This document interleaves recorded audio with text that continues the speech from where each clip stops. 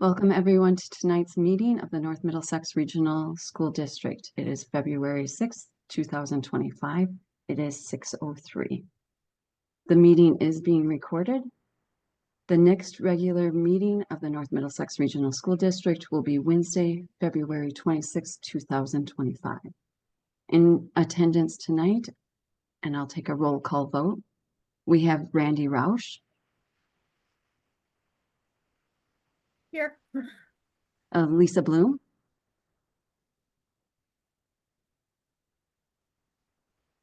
Patrick McPhillips. Here. June McNeil. Here. Tom Casey. William Hackler. Here. And Jill Twigg. Here. William Berg.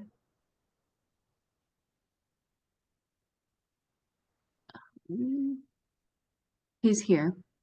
I didn't hear a here, but, and myself. He's here. You He might raised be. his hand. Sorry. And then we also have Brad Morgan, Superintendent, Nancy Haynes. Here. Gary Reese, Dr. Reese.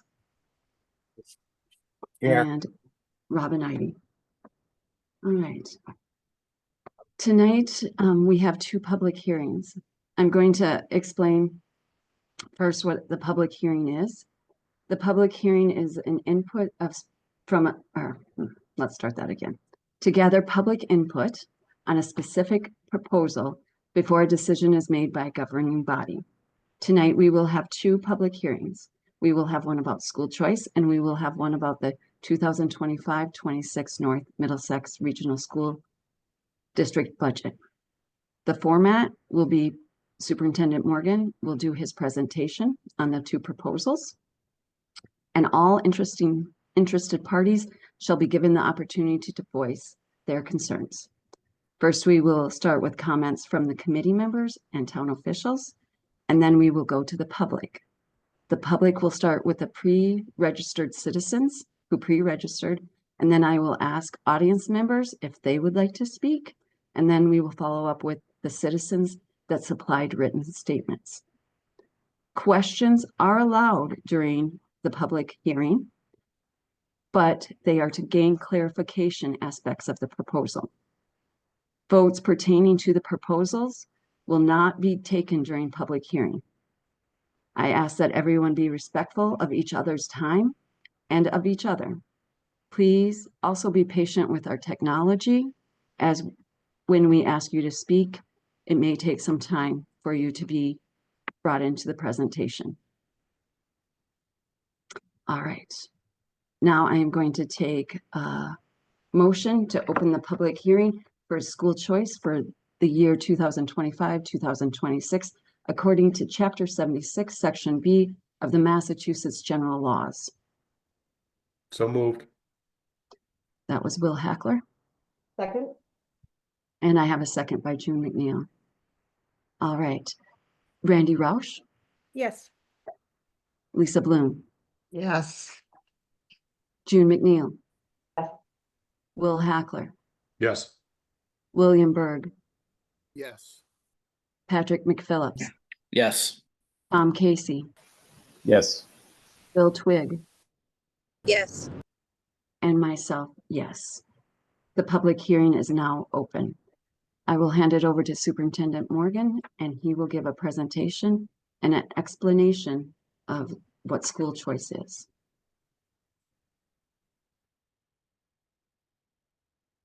Okay, can everyone hear me okay? So school choice basically allows students from outside the district, if there is space, to come into the district, and the district receives $5,000 from the sending district. So if they reside outside of our three borders. In the past couple of years, we have not gone with school choice just because it really does not match up to the per pupil cost, and it has been used historically to fill classrooms. Where we're currently at a point where next year's budget is in flux, I am recommending that we not have school choice next year. The benefit of a no vote at this point is that we can change. at any point in the spring and go back and allow for school choice. A yes vote locks you in and you cannot change from yes to no, but the no you can change to yes. So at this point, again, where the budget is still up in the air, we're not sure what direction we're going in with regard to buildings. We're not sure what class size is going to be like. I am recommending to the committee that we not move forward with school choice at this point in time. Any questions from anyone on the committee? Randy? I completely understand and agree for next year. I would like within the next year to have an analysis done on the choice that we've had in the district to see whether it's actually worthwhile to think about in the future, should we have room. We definitely had choice in our district for many, many years that we can pull some information just to see if getting that money actually helped us out or not. It would be a very interesting thing to do, that if we have some room in, because we've had one space in this class, one space in that class over the years. And if we can bring in a few students and it actually benefits us financially, it'd be good to know that for the future. Sure, we can do that. Anyone else? Patrick? Yeah, I understand that you said that it $5,000 is clearly less than the cost per student. I mean, those costs cover the overhead at, and et cetera of every building. Does it actually cost, if we bring in a student, another $5,000 more than, I should say, $5,000 for that student? Because I mean, the teacher's paid for, the building's paid for. What are the actual costs there versus, like, is there profit made, or does that help? So it's really totally dependent on a couple of issues. First and foremost, and what this is something that was happening previously, is that if you end up, say, with a class of 28 students and a school takes in an additional 2, historically, the class had then been broken up into 2 classes and an additional teacher was hired. So you have to make sure that if you are bringing school choice students in, that it's going to pay for the additional staffing. The other piece is that when students apply for school choice, you don't get to pick and choose the students. It is based essentially on first come, first serve. And what you don't know is whether or not that student is coming into the district with needs. Okay.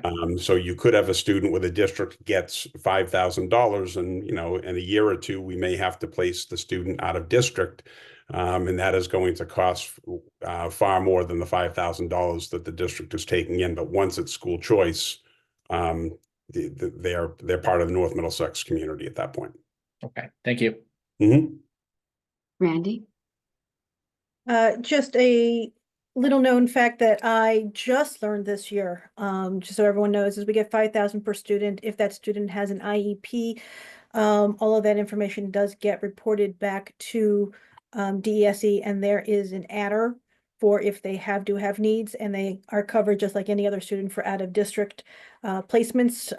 So the extra money we get for that does come in, which is why I asked for an analysis to see whether it truly is covering our costs, and whether it's worthwhile for the district. We should have enough information Sure. from the years that we can do that analysis now. And unless I'm wrong, Nancy, correct me on this. If the student does come with needs, is that circuit breaker money that we would be awarded? We actually do have a sped increment submission that we would submit for the students, like out of district costs or other, things that are related to their IEP. So we can request through the school choice process for those to be reimbursed. And what about in-district programming? I think that's a little more difficult. Again, usually it's, I think you don't capture all those costs when you're doing that, but everything that you're able to capture, you can submit for reimbursement on them. So I think the issue is whether you tip over the number of students in a classroom. That's the bigger issue. Right. And then that student stays with the district all the way through middle school to potentially high school, right? So I think it may not happen classroom they're in currently. It's possible it happens when they get to, say, 7th grade or something like that, where the number of students hit the threshold and requires some additional teaching. Right. Any more questions from the committee? All right, and I see we do have one hand raised from the audience.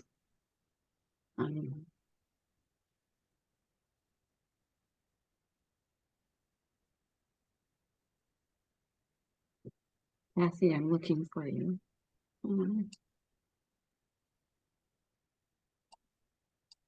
You're all set. I allowed him. Oh, to you do- got it? Okay, Yep. thank you. All right, Kathy, just state your name and your Yeah, can you hear me? address, please. Yes. Okay, Kathy Baloris, Erickson Road, Ashby.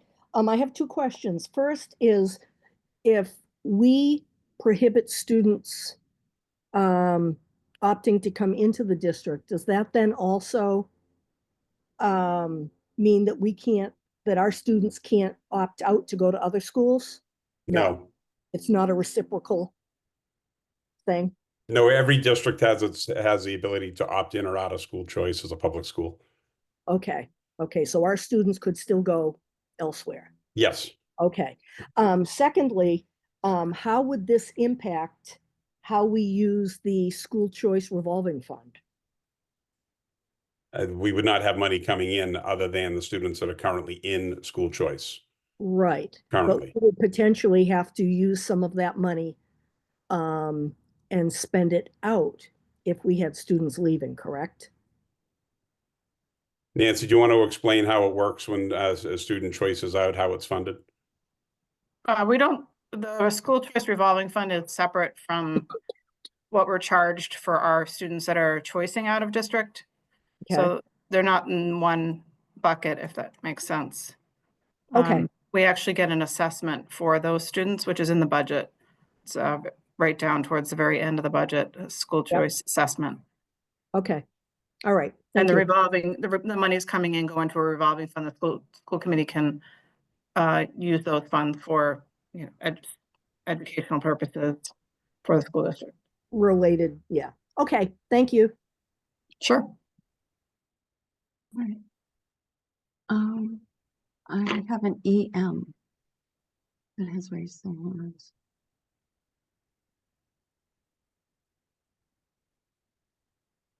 They should be all set. Okay, thank you. Hi, can you hear me?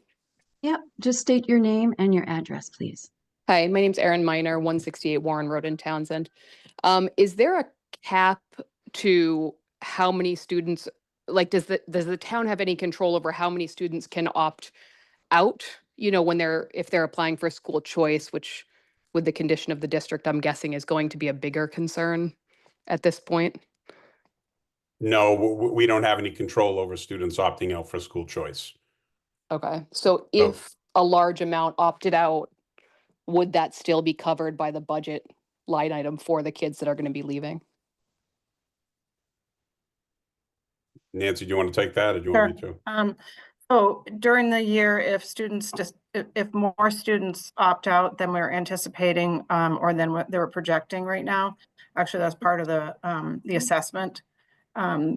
Those numbers can change, they can be adjusted, and it's usually based on the final actual enrollments in those schools. But the gating item for people opting to attend another school would be that there has to be room, and they have to have an school choice hearing and allow school choice students to come in, if that makes sense. It does, yeah. And I know like Swallow Union has a pretty high application rate already, but other towns.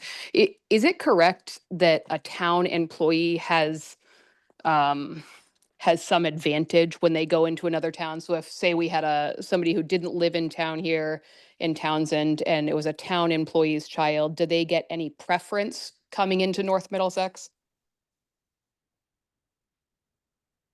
Are you speaking, say, of a teacher? A teacher, a firefighter, a police officer, or something like that. So teachers, we have in the past allowed students to come in if there is room. Again, we're not putting ourselves in a situation where where we're going to have to hire another teacher or additional staff. But if there is room, we have allowed for it in the past, just because the teaching profession has become so competitive and teachers are so hard to find that we do try to make it possible for them. Again, if there is space. The problem with that is that if we do not vote school choice in that year, the district does not receive the $5,000. Mm-hmm. Okay. Okay. Thank you. Appreciate You're it. welcome. Thank you. Anyone else from the audience?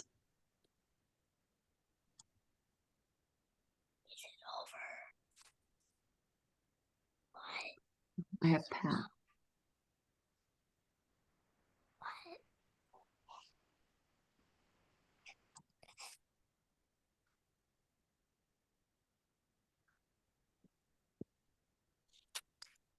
That should be all set. Okay, thank you. All right, Pat, just say your name and your address, please. Not unmuted yet. Okay, there we go. My question is pretty basic. Once they opt out to go to community choice, meaning to another, can they come back in the middle of the school year and then we have to put more money out, or do we still have to fulfill that obligation to the other school district and still let them back?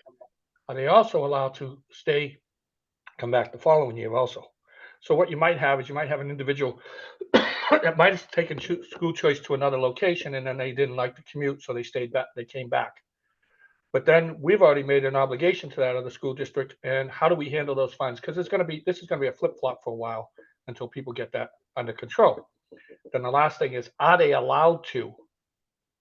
Do they have to stay in it all the way up to the 12th grade once they make that school choice? That's it for me.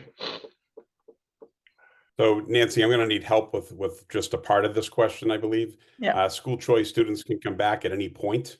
The issue is that after October 1st, the district is not, that student is not counted when it comes to the per pupil cost. So we don't get any credit for that student returning.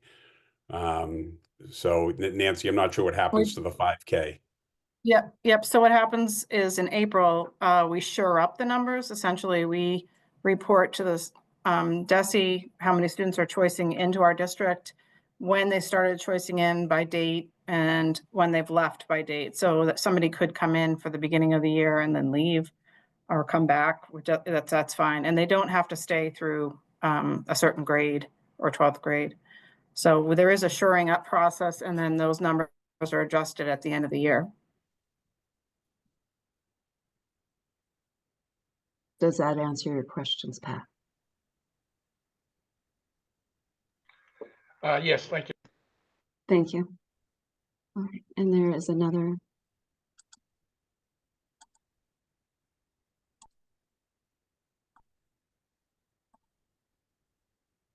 Amy should be okay to talk. All right, Amy, just state your name and your address, please.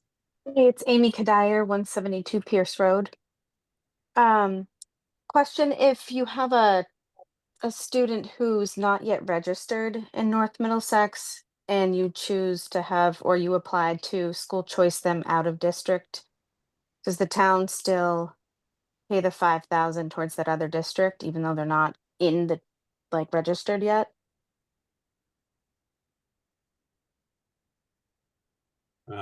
If they're not registered yet, I don't believe so, because they'd have to accept the student in through school choice. I mean, registered at North Middlesex. So they're registered at, go ahead, Nancy. Yeah, so like go ahead. Yeah, so when the child registers in another district, they would report that student. And if they're a school choice student, they would report it. And then, like I said, in April, if that student came back, we would report it. So it just depends on where the student is any given day up through April, basically, that would adjust those school choice funds coming in or going out. Okay, thank you. Thank you, Amy. Anyone else?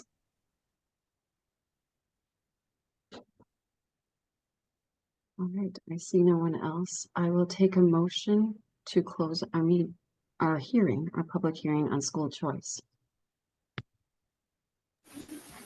So moved. Second, And Randy is a second.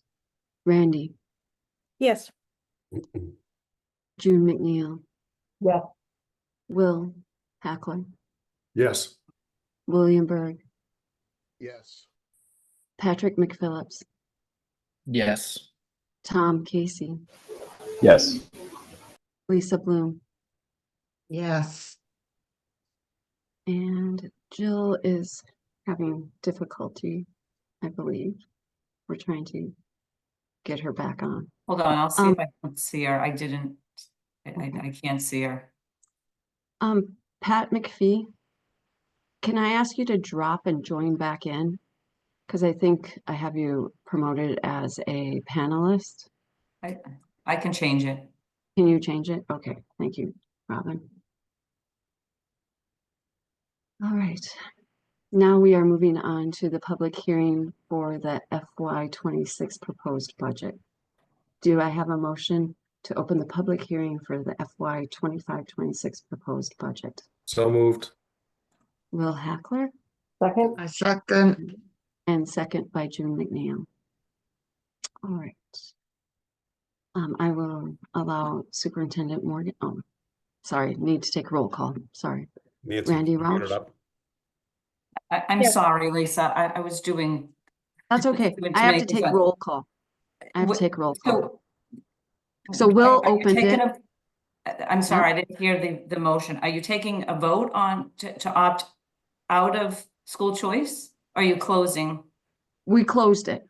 You closed, but now what's this motion? Are you voting on the school choice to opt out? That's usually what we've done in the past.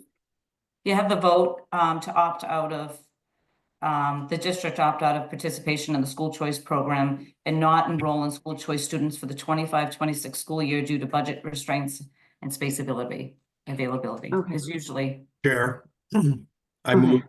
that we opt out of school choice for the 2025-2026 school year. Second. Thank you. Okay, thank you. So that was William Hackler and Patrick McPhillips. So this is to opt out. I jumped forward on my sheet. Sorry, everyone. Teamwork. All right, thank you. This is to opt out of the school choice for 2025-2026 school choice. Randy Rauch, Yes. June McNeil, Yes. Will Hackler, Yes. William Berg, Yes. Tom Casey, Yes. Lisa Bloom, Yes. and myself, yes. Is someone missing? Just Jill. All right. Now I have to go back to the motion that we had to open Open the public hearing, the public hearing, which I have a motion on the floor which was, by that was Will Pack- and June and McNeil. McNeil. All right. Roll call. Randy Rauch, Yes. June McNeil, Yes. Will Hackler, Yes. William Berg, Yes. Tom Casey, Yes. Lisa Bloom, Yes. Patrick McPhillips, Yes. and myself, yes. So now we are open to the public hearing on the proposed budget. I am going to hand control over to Brad and Nancy. Thank you. Just waiting for the slides to pop up.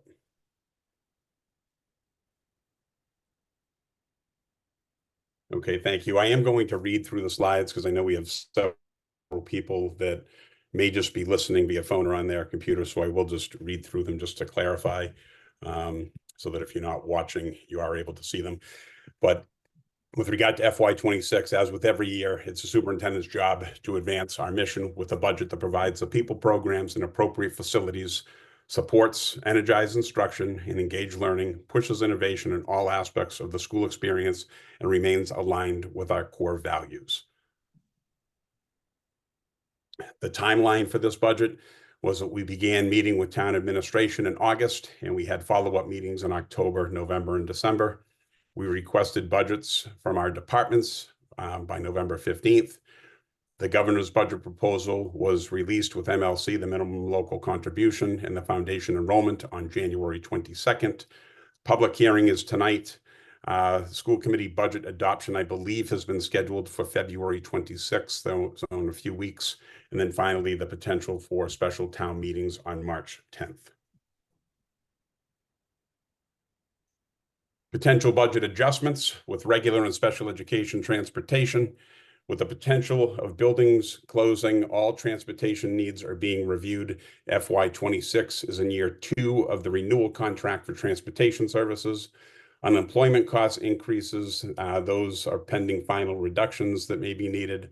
Retiree health insurance through the GIC assessment is available and came in much higher than anticipated. Staffing needs, the district has some positions that we have been unable to hire for. They've been filled with more expensive contracted services. There are a number of positions that may be hired or contracted. In addition, the number of students in each grades and the consolidation of Ashby and Townsend grades may impact staffing. Enrollments, our actual numbers are fluid. The projected K enrollment, we never really know for sure until the first couple weeks of school. That's a moving target. Homeschool returns. We did have several students return from homeschooling this year. And then we have move-ins over the course of this year and over the summer, and Department of Children and Family placements in the district as well, which could increase our numbers. Special education tuition, the increase in the number of referrals for evaluations and eligibility. This is something that has gone up over the past year. It's been particularly at the lower levels, it has gone up for students impacted by the interrupted and incomplete learning due to the pandemic. That is something that all school districts are still dealing with, and out-of-district tuition rates for FY26 are not available yet. But as you may have heard last year, those did increase by 14%. Our property and workers' compensation insurance are estimated to increase by 10%. Our elementary school enrollment levels, especially the kindergarten, again, that's not something that we are fully aware of until the end of the summer. And the legislature makes revenue changes, for instance, increases in transportation reimbursement, Chapter 70, or other funding. Ongoing staffing drivers that impact the budget. New students, federal and state mandates, the influx of pre-K students who are special education eligible, the increase in our special education population, out of district placement, transportation, and social emotional student needs and multilingual needs have basically had the district responding by hiring additional counseling staff to support our students, hiring English language teachers, which is a DESE mandate. Those are the multi-language teachers that we have in the district. Hiring additional special education teachers, paraprofessionals, behavior techs, and service providers to support our students and maintain compliance with individualized education plans, or IEPs. The result is an increase in mandated staff, which ultimately means that if the district does have to make cuts, we are making those cuts to general education content teachers, as opposed to other areas. Cutting in special ed is not something that we can do. Cutting in multilingual is not something that we can do per state and federal mandates. If you look at our per pupil costs, we are still below the state average by just over $1,500 per student. You look at some of the comparable districts that North Middlesex has been compared to in the past, and that is how we measure up with many of those districts now. State average is, again, just over $21,000 per student. Initially, the budget we were looking at to provide level services, so not level funded, I just want to be clear on that. Our level service budget initially was at 5.58%, or a $1.6 million increase. We have reduced that to 3.16, so we have made about $1.6 million in reductions. It's an increase in over $2 million for FY26. and it results in a reduction of 10.36 staff members over FY26, which means a total of 440.6 full-time equivalencies in the FY26 general fund budget. The reduction of one building is also included in this budget.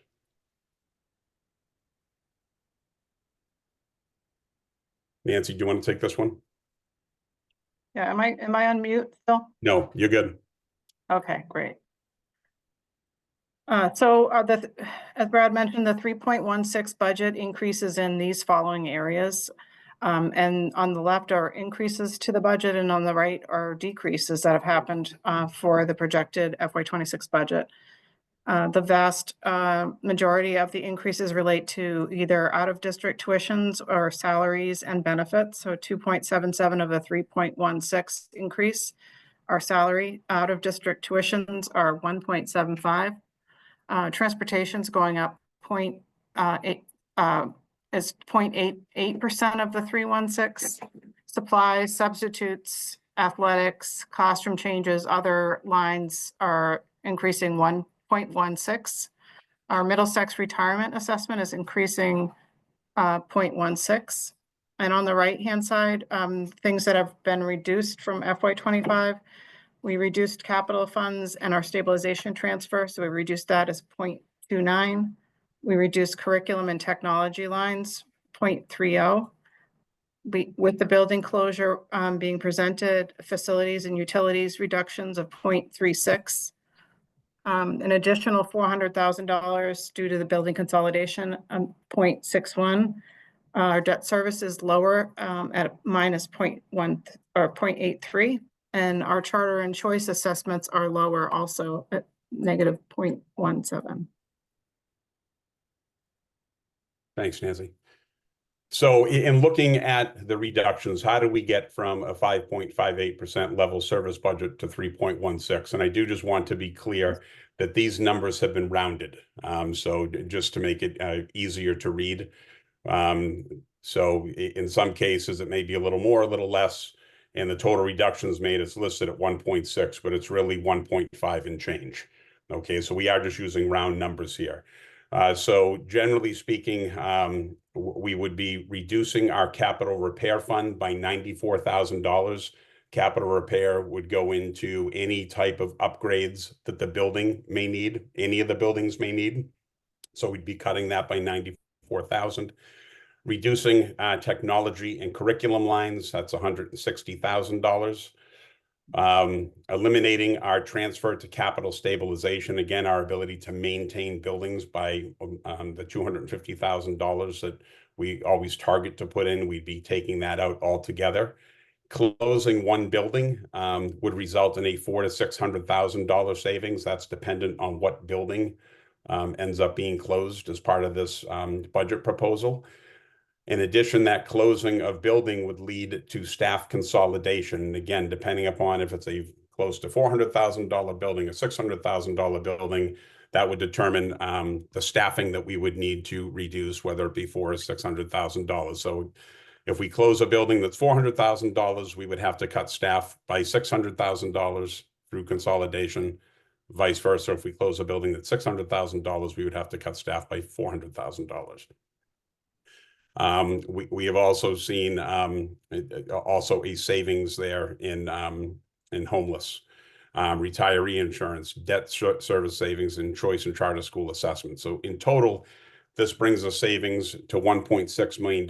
Again, this is no longer a level service budget. And the impact is that it would reduce and eliminate funding required to support our lengthy lists of capital needs, making our ability to stay current with technology more challenging, and the loss of important supplemental curriculum and instruction and assessment programming. So they are all cuts that the district would feel. And when you're looking at things such as class size, it wouldn't necessarily have a large impact on class size at this point. It would lead to more equitable class sizes across the district through the closure of a building. But in some cases, we already have some high class sizes. I just want to put that out there. The impact of cuts to reduce, again, as I already went over, the total reduction of $2.19 million would provide the towns with a 3%, excuse me, I'm sorry. I jumped ahead. Over the summer, the towns had reached out and requested that that they not receive assessments north of 3%, so a 3% increase. In order to make that happen, we would actually have to have a negative increase over this year's current budget.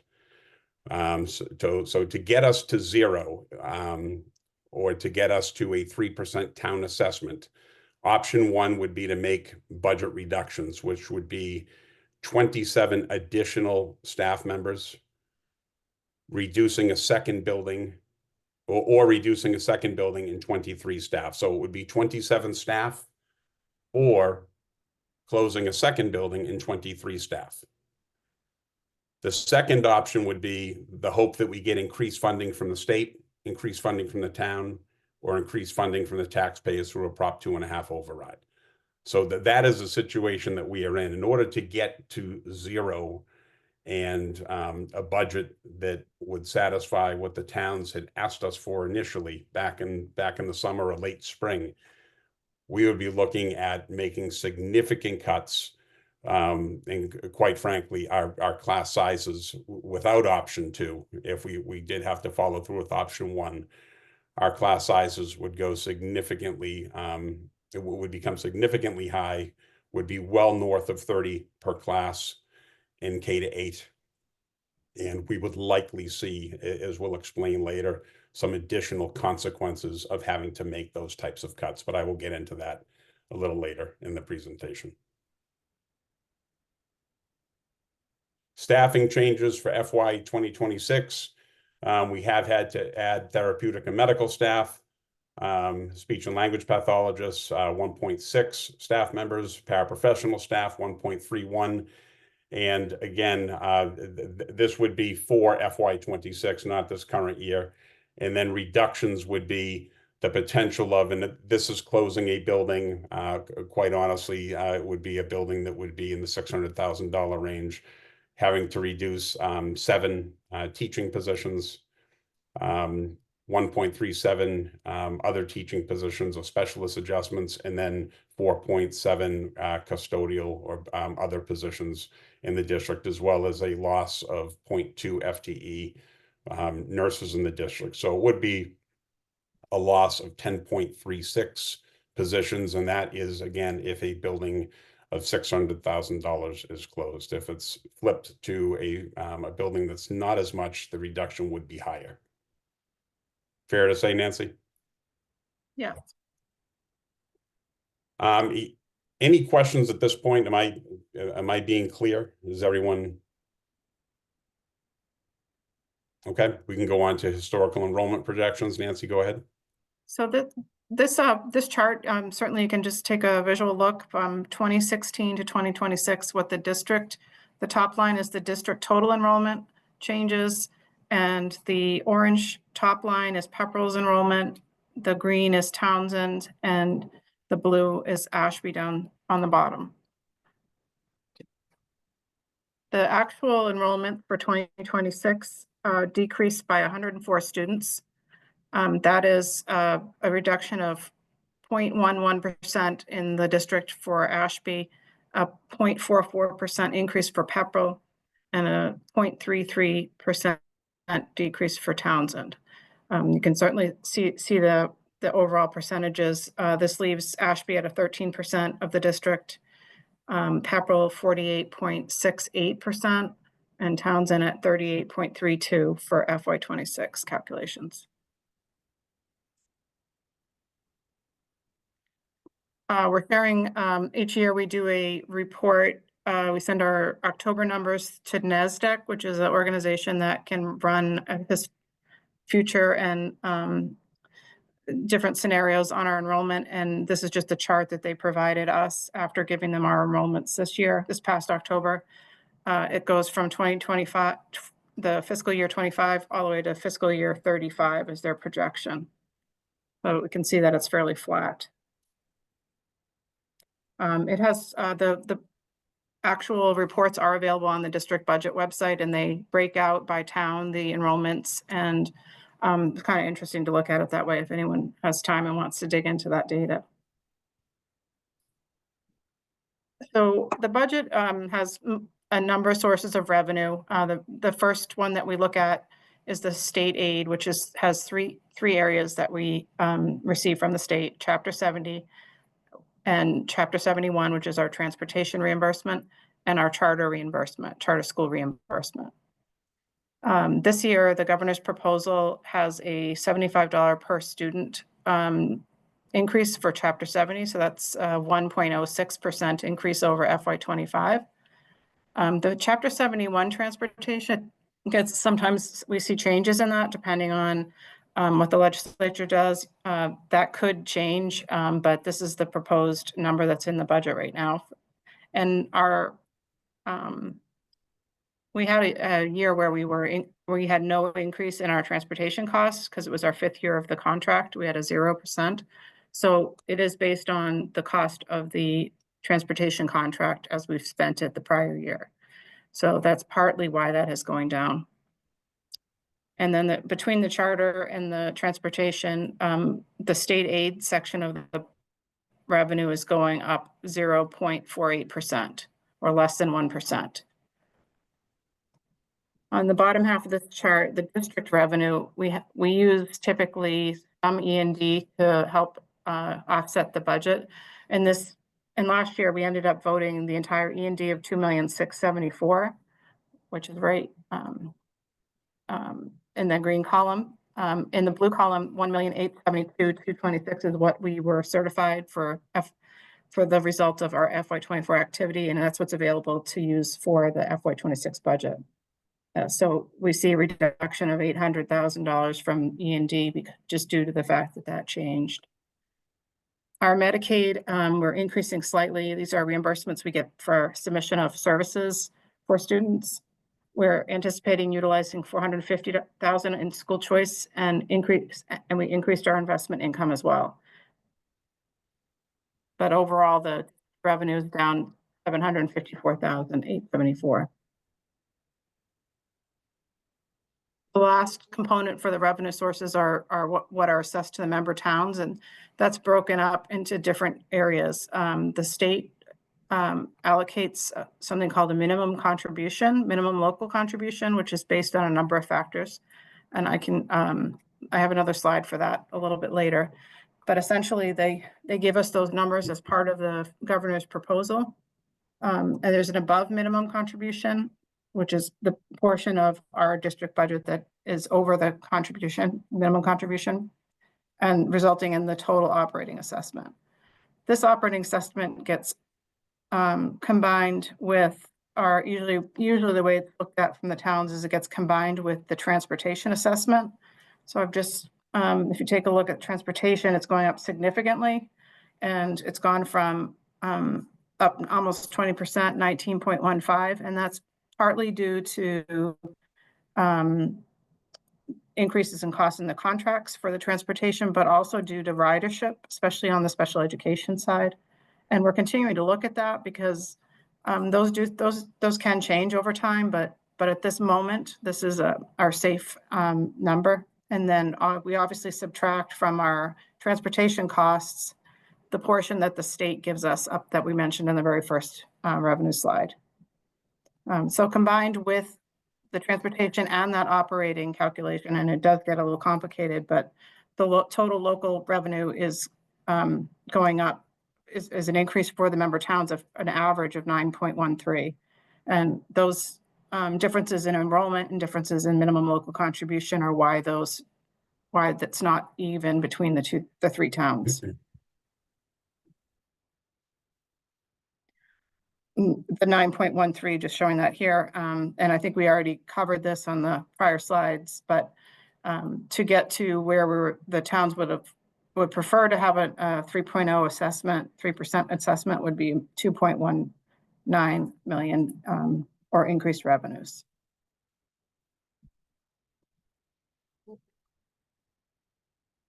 So I don't know how much detail I need to go in here, but the foundation budget that the state provides has been changed over time through the Student Opportunity Act. They do change, and like they look at where we are located for wages. Sometimes wages could be higher in certain areas of the state.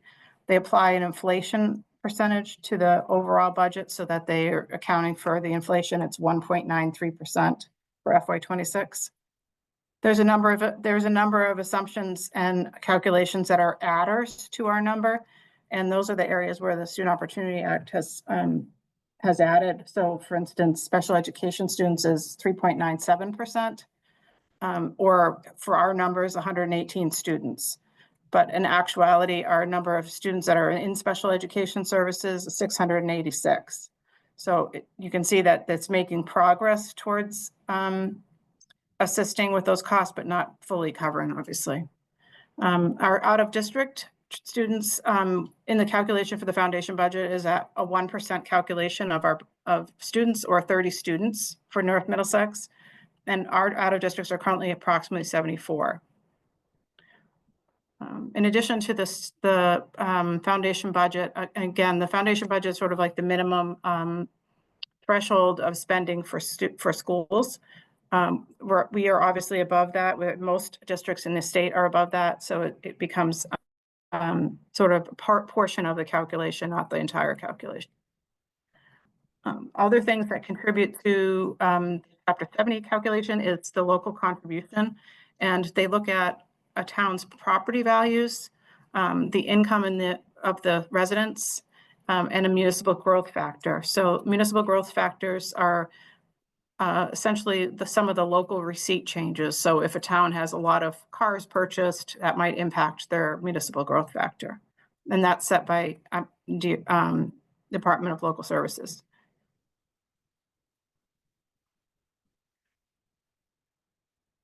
I mentioned earlier we were using excess and deficiency, or E&D. This is the essentially like free cash for our school district. And this is a historical chart of what we've been certified for E&D and how much has been used for the subsequent year's budget.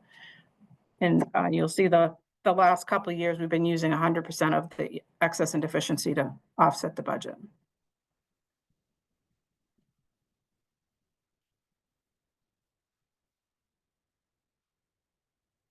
I did include a slide that shows what we're projecting for 2026 enrollment based on buildings. And this particular budget proposal is assuming a closure of one building, which we've represented with Spalding here.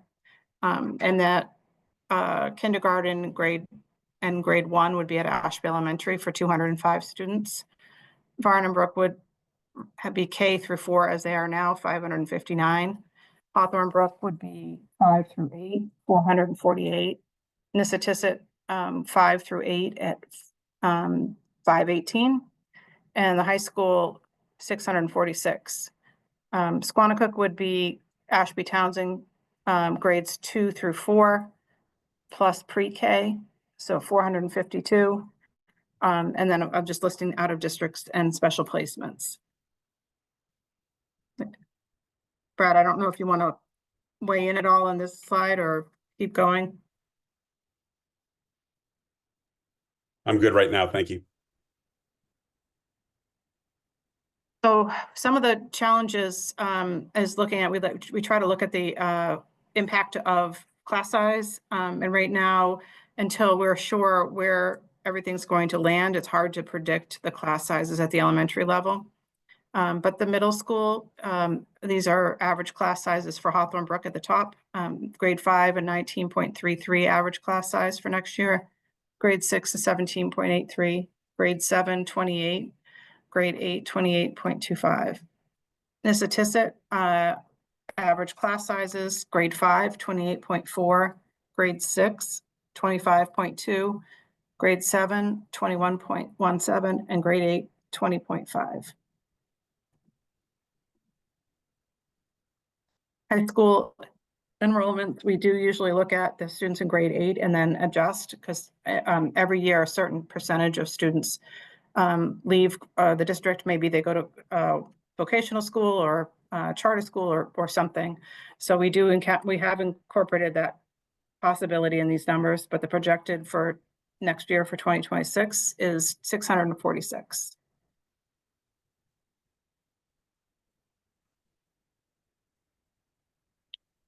So overall, the budget summary, we would be increasing from FY25 to FY26 3.16%, or 68,176 for 23. Reduction of 10.36 FTEs over FY25. And then FY26 appropriation categories. The bulk of the cost of the district are instructional support, which is teachers, anyone working instruction. In addition to that, if you add the 44% for instructional support, you'll see insurance retirement at 18%. And between the two, you're well over 60% of the budget is staffing related. We have 8% pupil services. Pupil services are transportation and nursing and things associated with that. We have operations and maintenance at 7%, debt service at 5%. Our out-of-district placements and the state assessments, 15%. We could see the reduction from the stabilization fund going that it's under 1% for our other post-employment trust fund transfer, and then administration at 3%.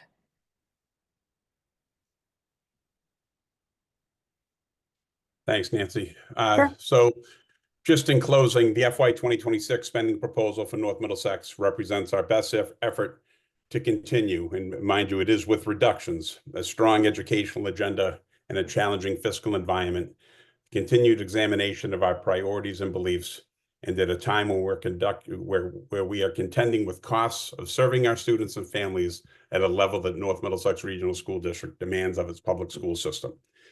And I talked earlier about the potential impact of having to make reductions beyond what we've presented tonight. We would be looking at large class sizes in K-8, making instruction and management extremely challenging with both the number and diversity of learners.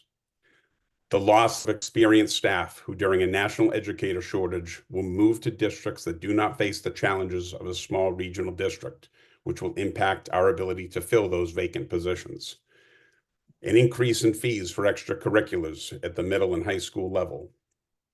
Continued loss of students who take advantage of better opportunities elsewhere. The loss of key curriculum, instruction, and assessment programming, which will impact student equitable access to essential high-quality instructional materials, resources, and supports. The inability to keep up with our lengthy list of capital and technology needs. And multiple building closures could handcuff the district if there is residential growth that does not line up with the NESDEC projections.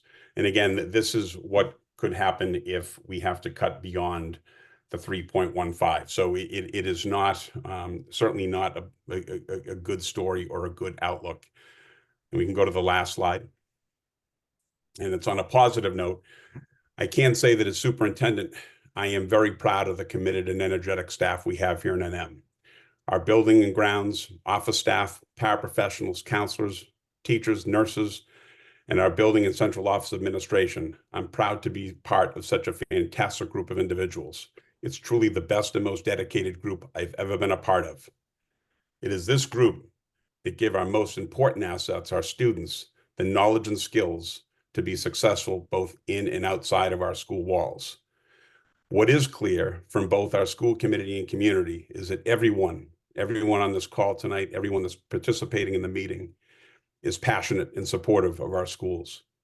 Everyone wants what's best for our students, but as we know, there are different paths to achieve our goals. What is most important is that we work together to determine the best avenue forward. Thank you. Thank you, Superintendent Morgan and Nancy Haynes.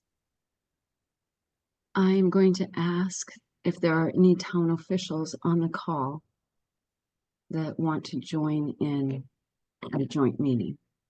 Would they please raise their hands?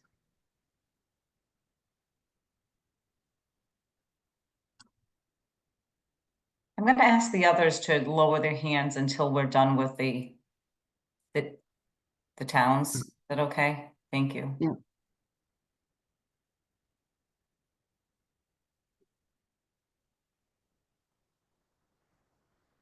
Just let me know who you want and I will. Yep, you can, we can promote them all there. Okay. They've all, Mary should be all set. Andrews should be all set. Nelson and the select board chambers. all right. I'm going to ask if any of them have to open their meeting because of who has joined the call. Purple does not. Okay, thank you, Andrew. Select board chambers. Does This FitCom is- want to open? We can, yeah. This is the Townsend Finance Committee, calling the meeting to order at 6:58 PM. Everybody's here in the room. I don't see anybody in our team online, so we'll still do roll call attendance. Carolyn Mazik is here. Mary Jane Churchville here. Carol Hobbs is present. John Hayes present. That is a quorum, so we are good to go. So we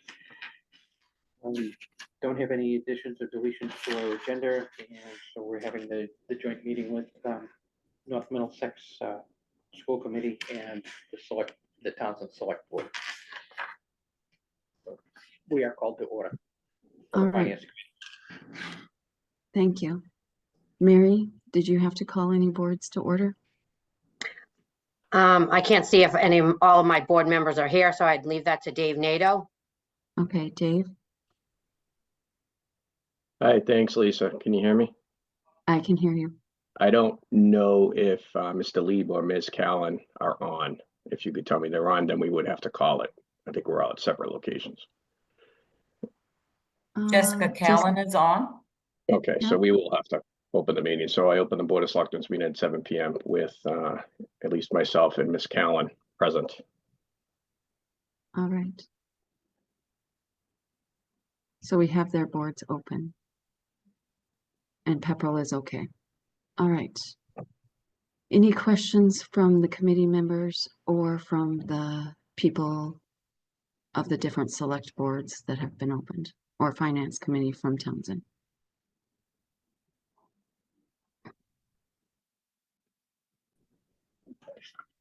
Nelson, you have your hand up.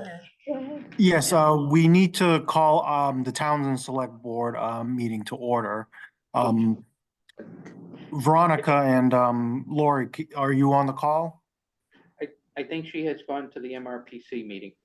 Laurie has gone to MRPC. This is Okay. Veronica Cal. I'm present. But Okay, we don't have enough for a quorum then. Laurie was on. So we don't Okay. have a quorum, correct? Okay, But then your select board does not have to be called, Nelson.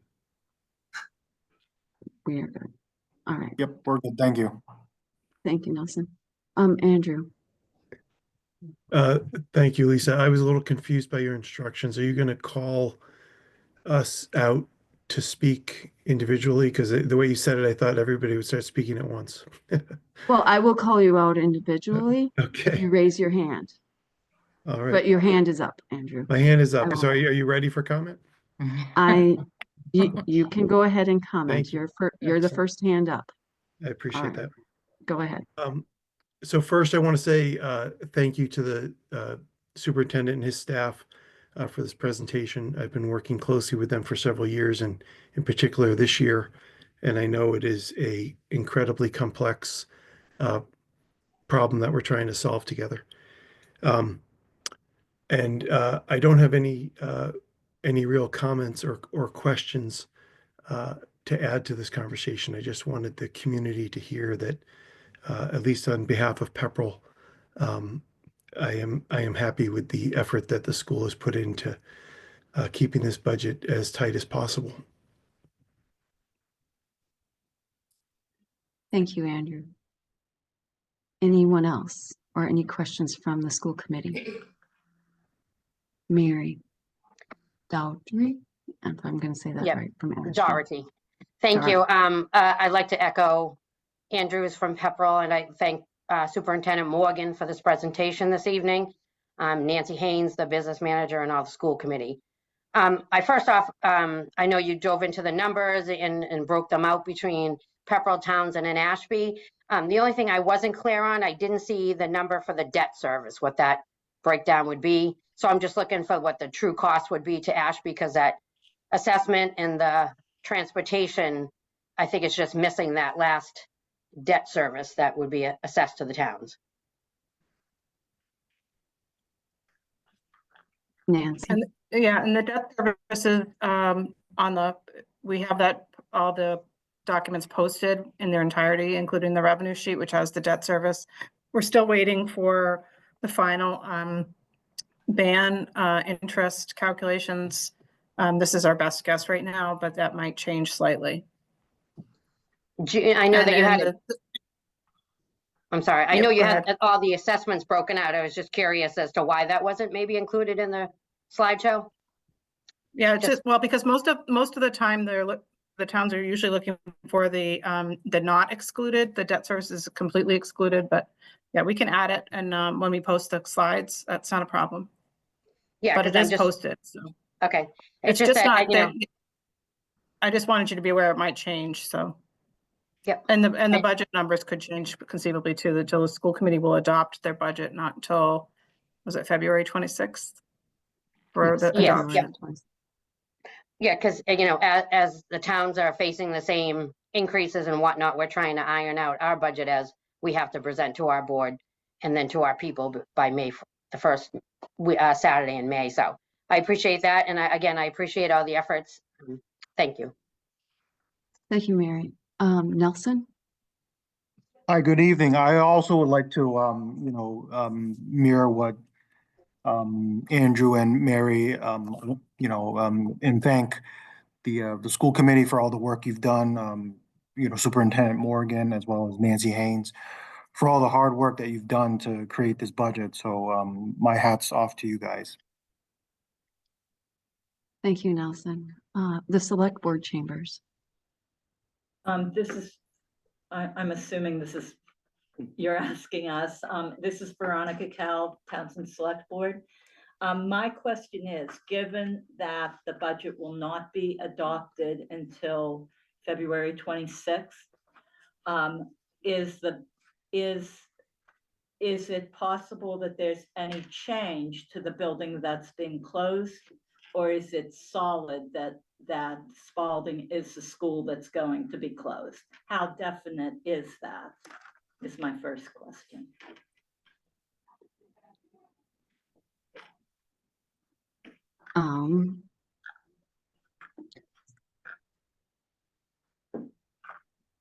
Nothing is definite on this budget until it is adopted.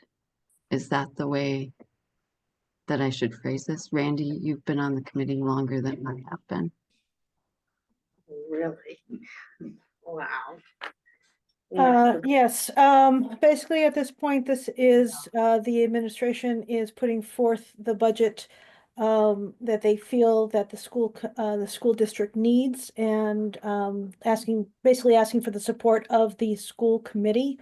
But the school committee has not voted, and I would say this year in particular, there are a lot of different views about what needs to happen, and we have not ironed that out yet. So nothing is definite until we vote. All right, because there are other considerations that Townsend has to consider. There are other considerations for Townsend if in fact we have an empty building. And so the sooner we know what you guys are doing as far as the buildings go, the sooner we can start to address things that we might need to take into consideration in our general government budget, given what you're doing.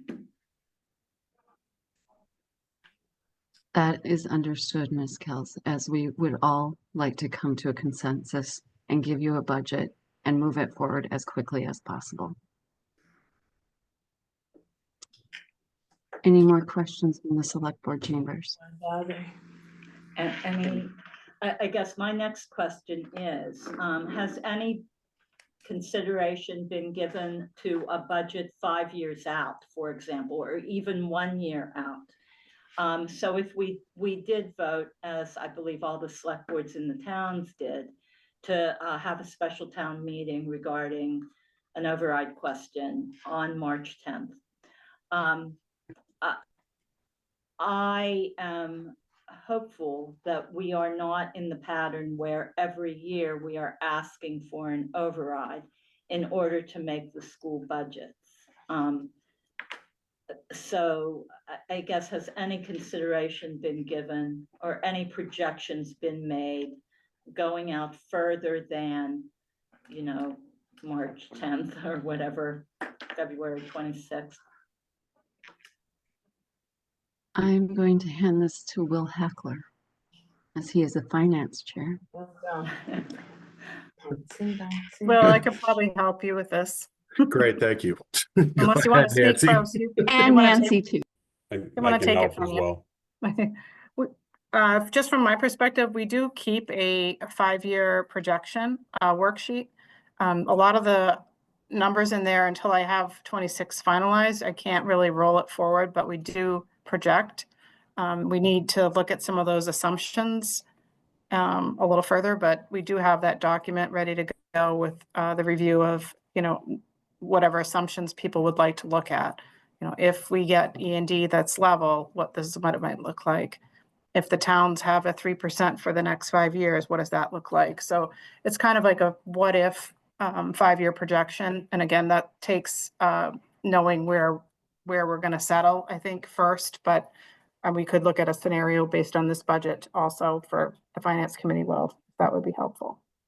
So you could provide those scenario budgets to us then? Yeah, and that won't tell you, you know, any particular town whether they're going to be able to afford the budget in that year. It just will give us a way to look at the revenue sources and make some assumptions going forward. Okay, thank you.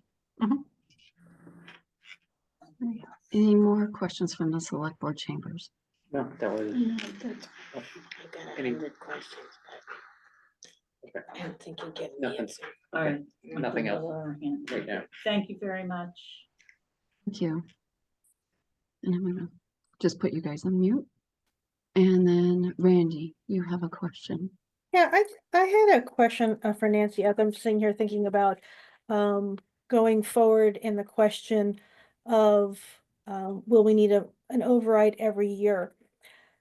Correct me if I'm wrong, but part of the money this year that's going to hit the towns is $800,000 that we spent in E&D that we don't have this year because we had less in our E&D.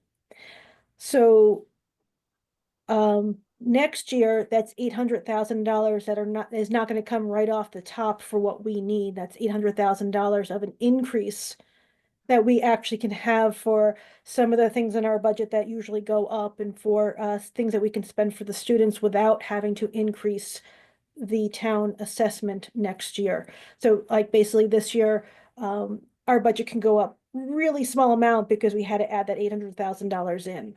So that won't carry over. Does that make any sense?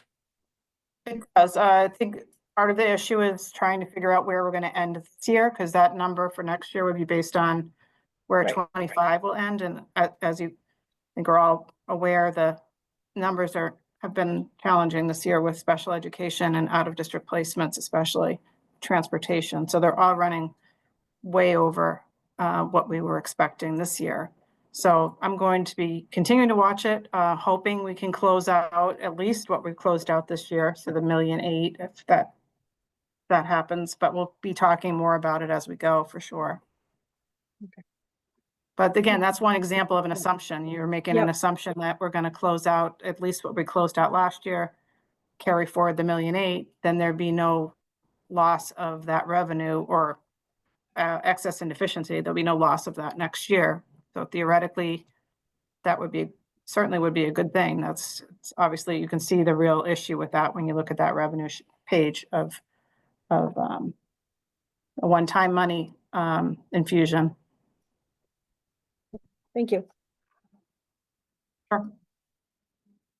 Any other questions from board members or the joint boards that have joined.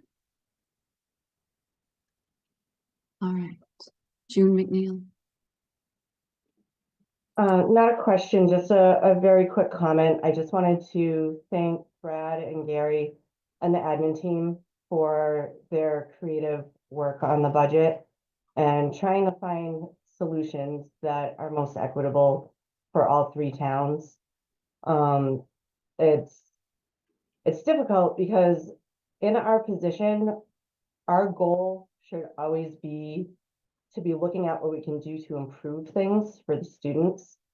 And due to the budget crisis we're in, our goal has been to have essentially the least of the worst impact on the students. It's a very tough situation when instead of trying to make things better for them, we're trying to make things like the least possible bit worse for them, because our only option is to keep taking from the students. And it's not fun for anybody on the committee, and it's certainly not fun for the admin team either.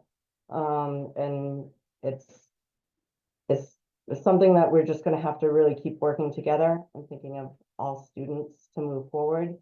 But my hope is that with the advocacy of the general public that's listening in right now and putting some more pressure on the state, maybe at one point we won't be in this position.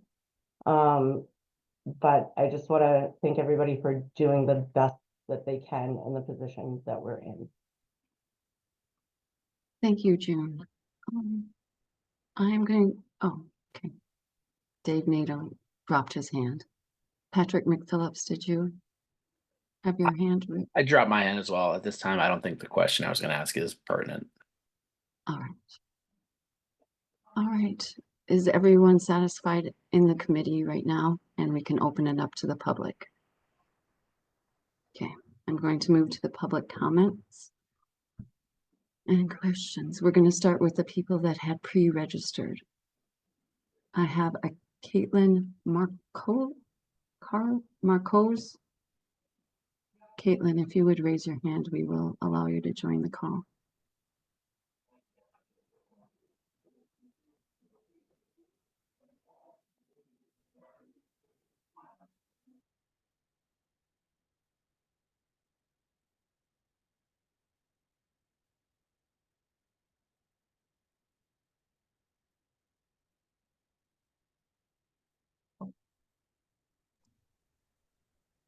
She should be all set. Caitlin, go ahead. Just state your name and your address, please. Hi, can you hear me? We can hear you. Okay. Hi, I'm Caitlin Marcos, 27 High Street in Pepperell. I'm speaking to you as a high school graduate of North Middlesex, a community member, a taxpayer, and my favorite role, a second grade teacher at Spalding. At NM, we pride ourselves by saying we are NM, which means that all of our students in Ashby, Townsend, and Pepperell should receive the same educational experience and opportunities. If we go with the option to close Spalding and move our K and 1 students to Ashby and our 2 through 4 students to Squanicook, this poses some inequities within the district. My hope is to keep Spalding a K through 4 school, but if we can't, my hope is that we can move our staff and students to Squanicook and still remain a K through 4 school. One thing about keeping us as a K through 4 model is that the teachers have opportunities to collaborate and vertical plan across grades to discuss curriculum, excuse me, identify common learning goals, and coordinate lesson plans to ensure smooth progression of concepts. At the elementary level, each school has an instructional support team. We call it ISST. We tap into the expertise of the teachers from each grade level in order to develop goals and monitor student progress academically and socially. The majority of these students that we bring up are K1 and 2 students. If we aren't in the same building, this will impact our ability to communicate and ensure consistency for the next steps. As many of you know, transitions can be very challenging to some of our youngest learners and can directly impact their social, emotional, and academic success. It's possible Townsend and Ashby students could attend preschool at Squanicook, then go to kindergarten and first grade at Ashby, and then go back to Squanicook and attend second, third, and fourth grade at Squanicook. They could transition up to 3 times before attending middle school. Students could face a temporary setback as they adjust to new routines, expectations, and environments. The anxiety and stress associated with such changes can lead to a decline in their academic performance, focus, and motivation. This poses inequity with the model in Pepperell as opposed to the model in Townsend and Ashby.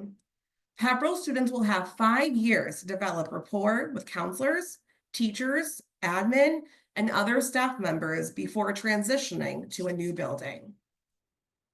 I urge you to reconsider closing Spalding and taking the time to think through this pivotal decision that directly impacts our youngest learners.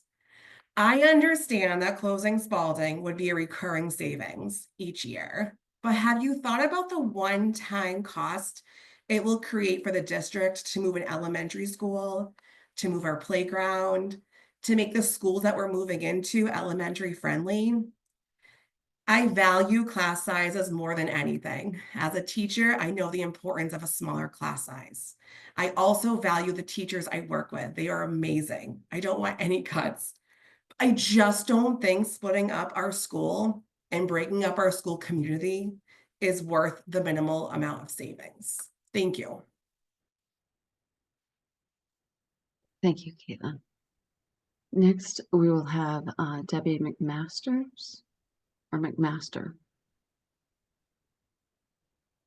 She should be all set. Awesome, Okay. thank you. Just state your name and address, Debbie.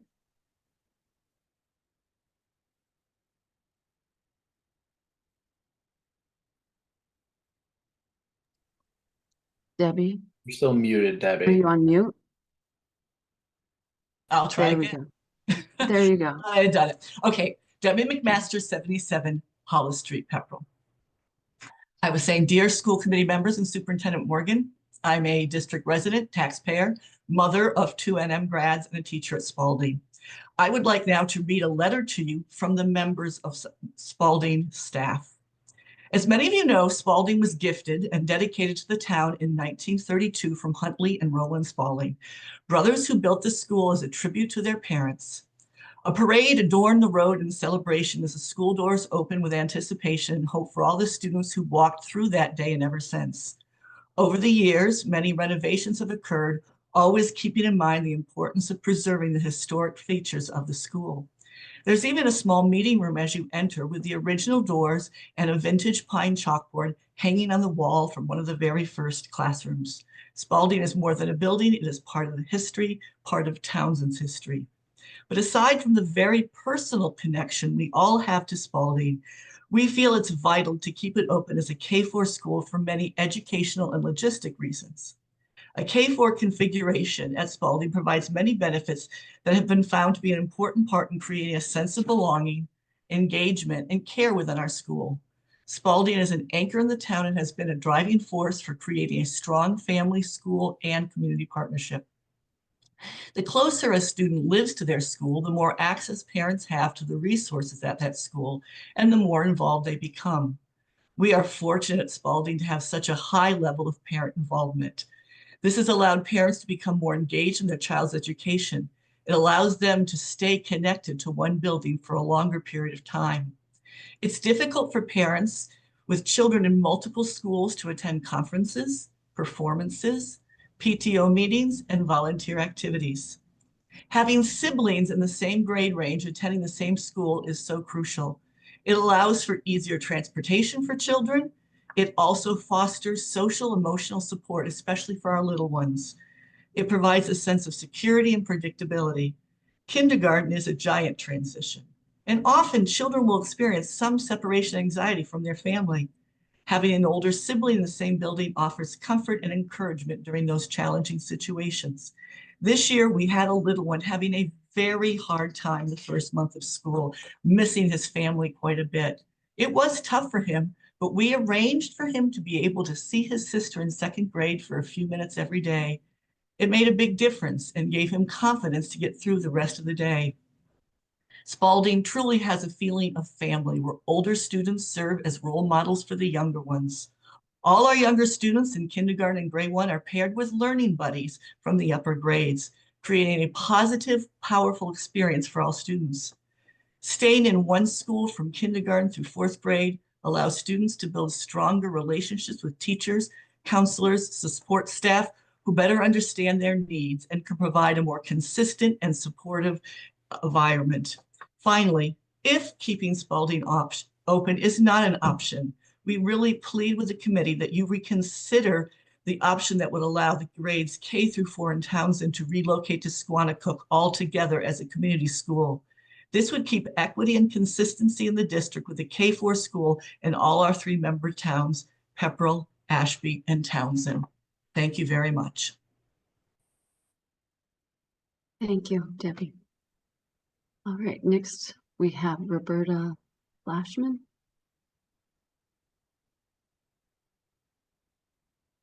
Roberta, if you can raise your hand.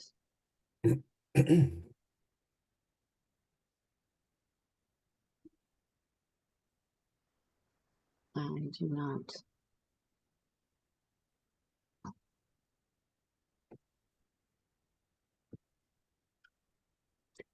June, do you know Roberta?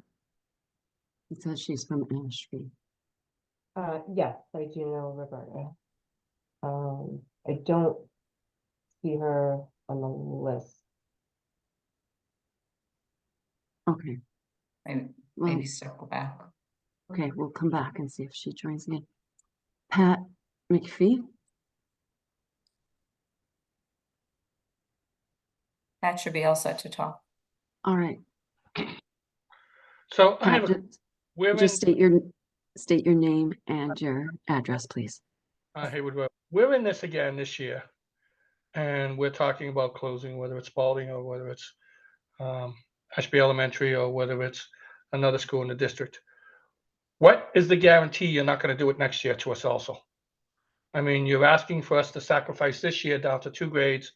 What are you going to give us for a guarantee?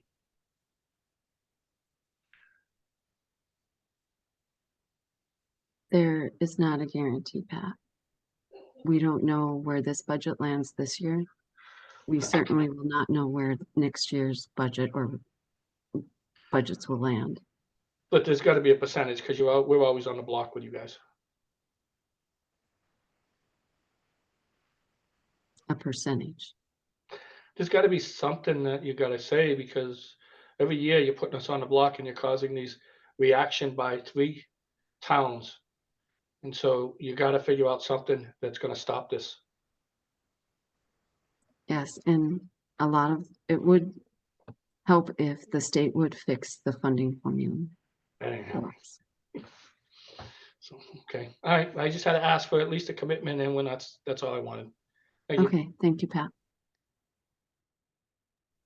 The next person on our list is Carrie Battersby. Carrie, if you would please raise your hand. Yeah.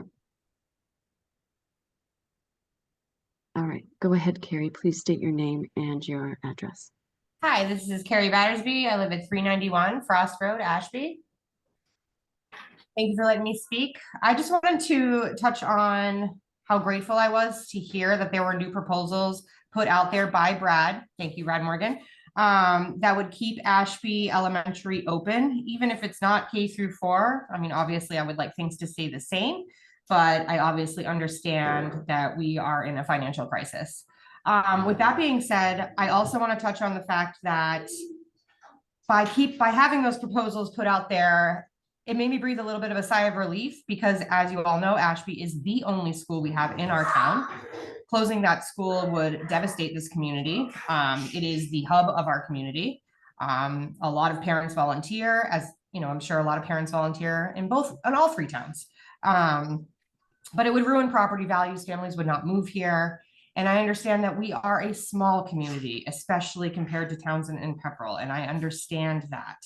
But I was really grateful to hear that we could possibly keep that school open. I have two kids. I have one in Hawthorne Brook, 6th grade. I have another one that is in 1st grade at Ashby Elementary. I like the fact of keeping Townsend and Ashby together at an earlier age, as it was a rough transition for my daughter going from K-4 Ashby into Hawthorne Brook with Townsend kids. I'm sure you know that age group can be a little rough, and combining those two towns can be a little rough. It was a little bit easier for my daughter because we do have Townsend Ashby sports, but not every kid plays sports or does any of that kind of extracurricular activity. So I liked the fact that there would be some cohesion between Townsend and Ashby, as we are already kind of intertwined with other things as well, like Townsend Ashby sports. So with that being said, I really just wanted to say how grateful I am and appreciative of all the hard work that you guys are all putting into this. And that is my piece. Thank you very much. Thank you. Patrick, do you have a question? Sorry, that was for the last Pat that was on, just to say that until the state fixes their funding formula for regional schools and until we do a better job in-house with all of our costs and transportation, especially, this is going to be an issue every year. We said this last year that it was going to be worse, and it's going to be worse next year unless something changes. So regardless of what happens, this is going to happen again next year without a major change. All right. On to our next community member. It is Selena Arone. Okay, Vincent Arone. All right, you're adding them, right, Robin? Yes, yep. She should be all set to talk.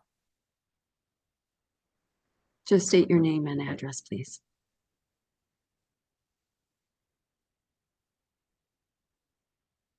I assume it's Vincent Arone or Aroni.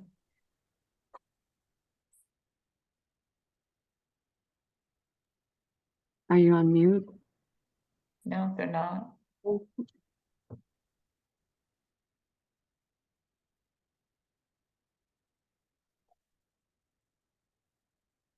We can't hear you.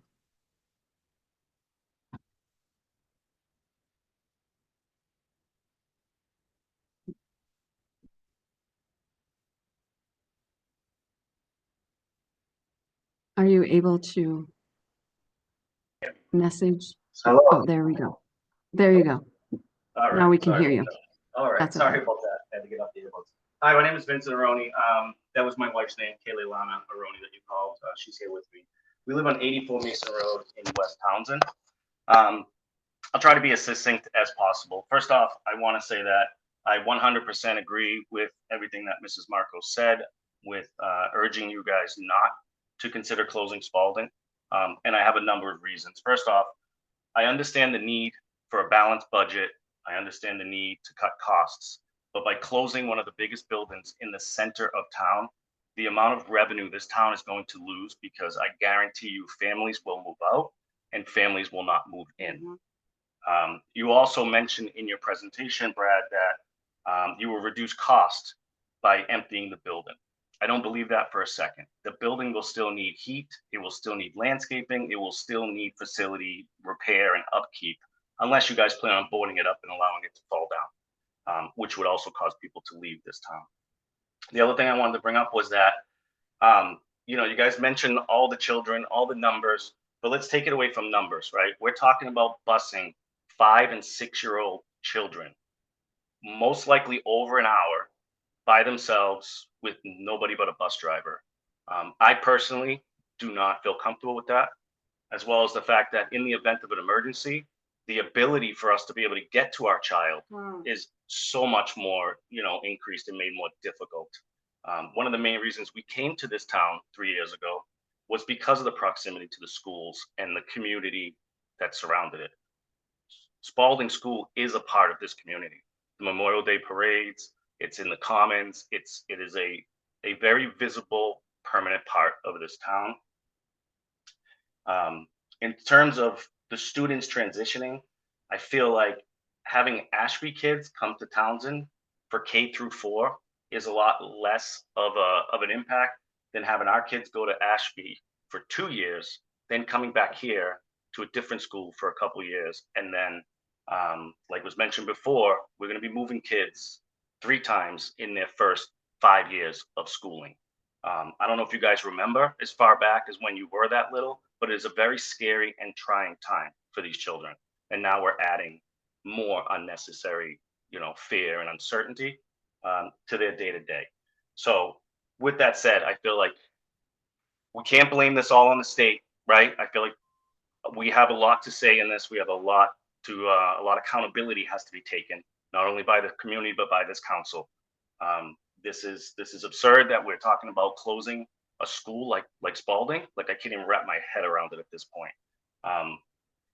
So yeah, with that said, I will strongly be one of the families considering leaving this town if Spalding closes, because I will not put my children. I have a child at Squanicook and I have a child at Spalding. My child that's at Squanicook is over the moon excited to be able to go to school with his brother next year. They want to be on the bus together. His brother has paved the way and will be able to help him transition into this new part of his life, this new phase of his life. And I'm sorry, without that there's the appeal of Townsend as a whole is drastically dropping for me and my family. So with that said, that's basically all I had to say. Anything you have to say? You said everything. I said it all. Okay. That's Thank it from you. us. I do have to correct one thing that you did state. The school district does not own Spalding. The building would be released back to the town of Townsend. And then what would be done with it? I didn't see that in your proposal. We will close it, and then what?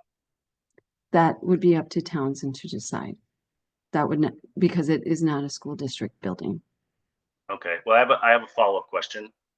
The proposal, I don't understand. We've already closed the senior center at Squanicook. There's room over there for these children to go, and consolidate them in one building, which sounds like what is your goal here is to combine and reduce, costs. Then I don't understand why that isn't part of the proposal.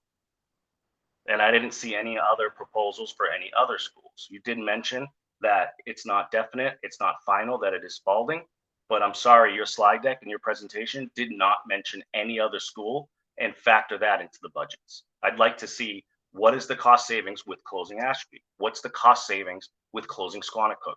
Where are all these numbers, as opposed to just let's close Spalding and save some arbitrary number of dollars? Will, I'm going to hand this to you. So just to answer that question, we did have a public meeting on it. We did display options on closing multiple buildings. I believe it's up, correct me if I'm wrong, Brad, but it's on the budget FAQ that's on the site. Those different options that we had gone over before. Is that correct? I believe it is. We did look at the cost of operating several buildings. Okay, so then I would urge you to come to us as a community with the truth, where there is no other school being considered at this point than Spalding, correct? If you've already assessed the others and you've already looked into all those numbers, this proposal is to close Spalding, period. Am I correct or incorrect in that assumption? This budget includes closing Spalding. As Randy discussed earlier, the school committee still needs to vote on a final number and a final decision that will, part of this discussion will come later. Part of it will just, come at the end of the month. Will, may I speak to this as a school committee member? Lisa.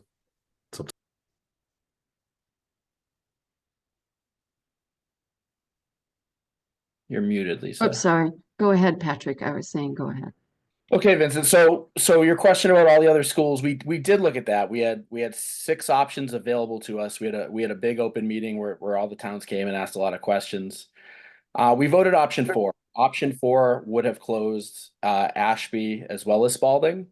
It would have kept Townsend students in Squanicook through K through 1, and then they would have gone to Hawthorne Brook 2 through 5. Since then, at the last meeting, there was a rescission vote while all the members weren't present to put Ashby back on the table. So this does impact Townsend, but that, just to answer your questions, we have looked at all these numbers. We did have a vote in place. Those are all available online. You can take a look at that.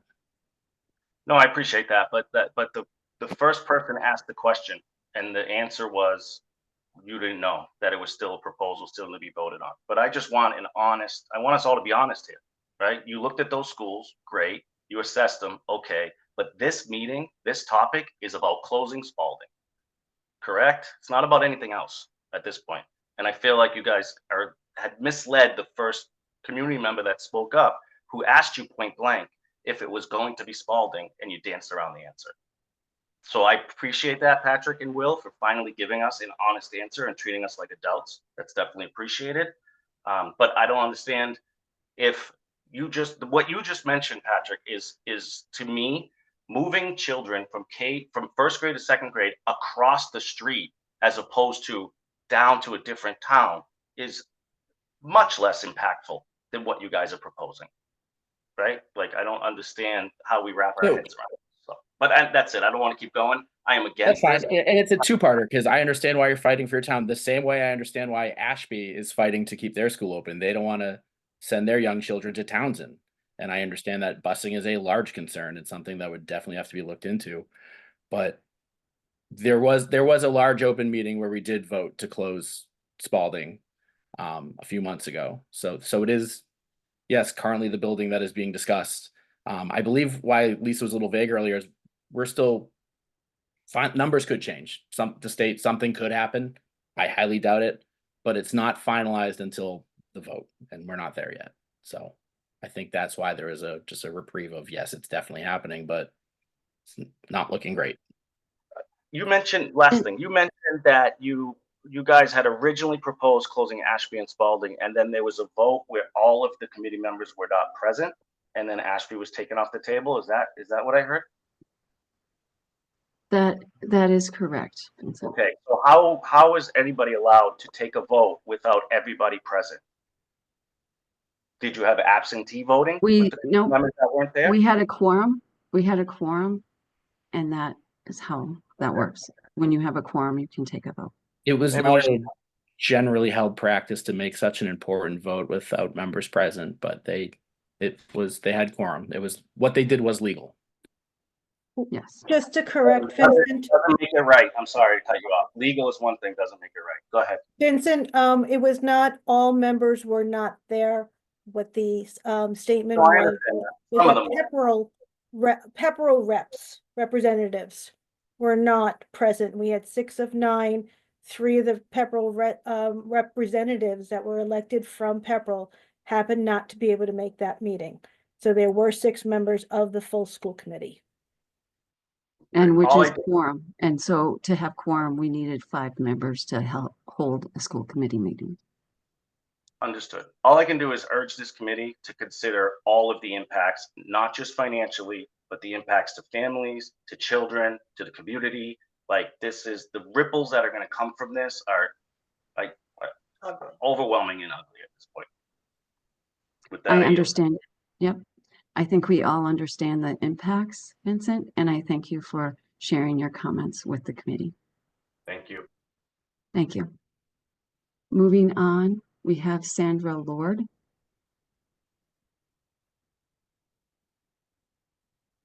Sandra Lord.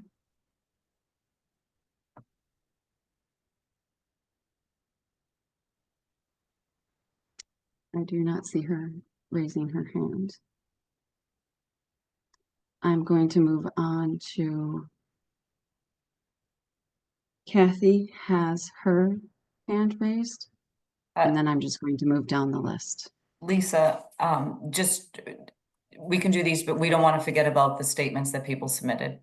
Yep. Or do we want to read the statements now, or do we want to wait until all public comment is done? Robin, Yeah, why don't you take the public comment, the people that are here waiting, and then we'll read the statements after, if that's okay? Yep, that works for me. Okay. All right. Robin, Yeah. Can you Kathy? exit the people? Yep. Okay. And then let Kathy enter. Yes. Thank you, everyone, for your patience.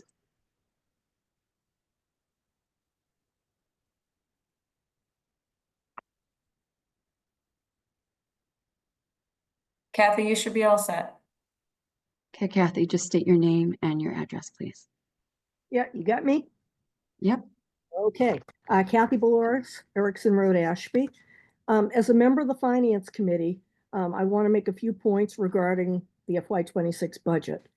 First and foremost, I want to extend my gratitude to Superintendent Morgan and his team for conducting a deeper dive into the budget and building closure options compared to those that were presented on December 3rd.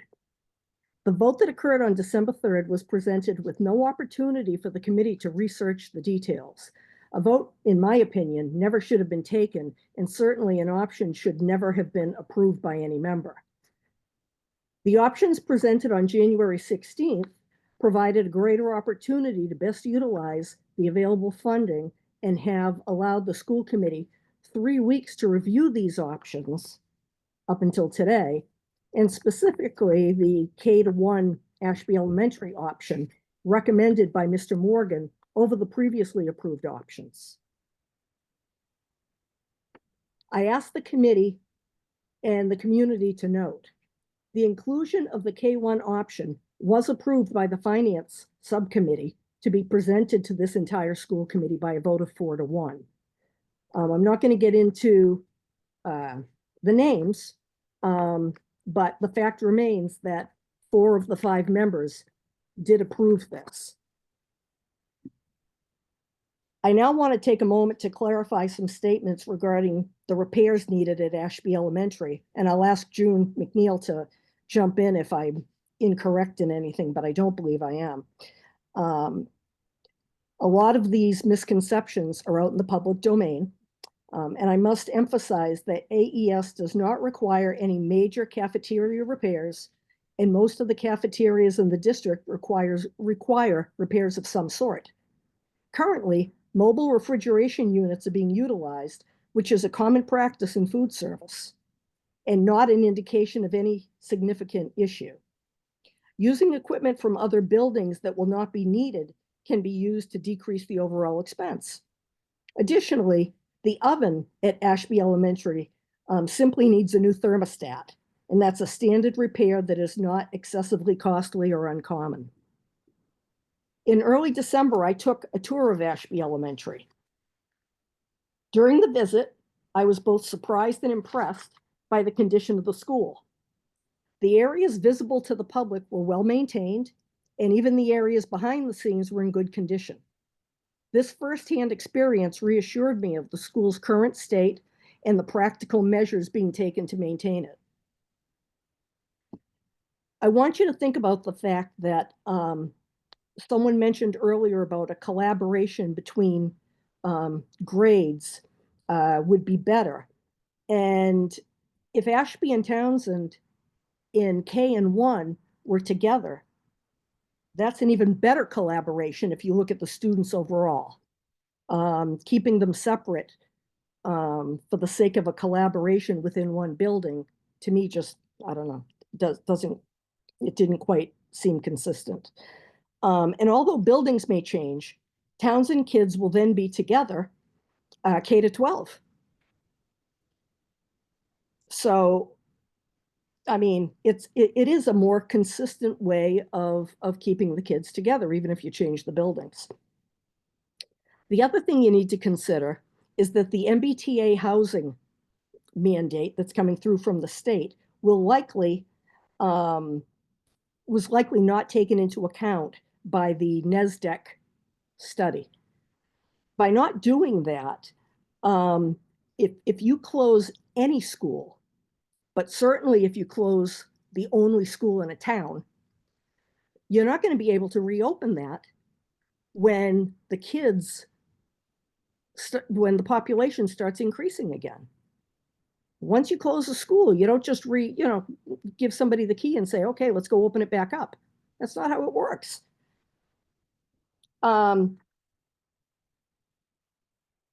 Also, in terms of other cuts, please do keep in mind that Randy Roosh has suggested that other cuts can be added back in when funding allows. And those would be the probably most sensitive and appropriate cuts to try to make.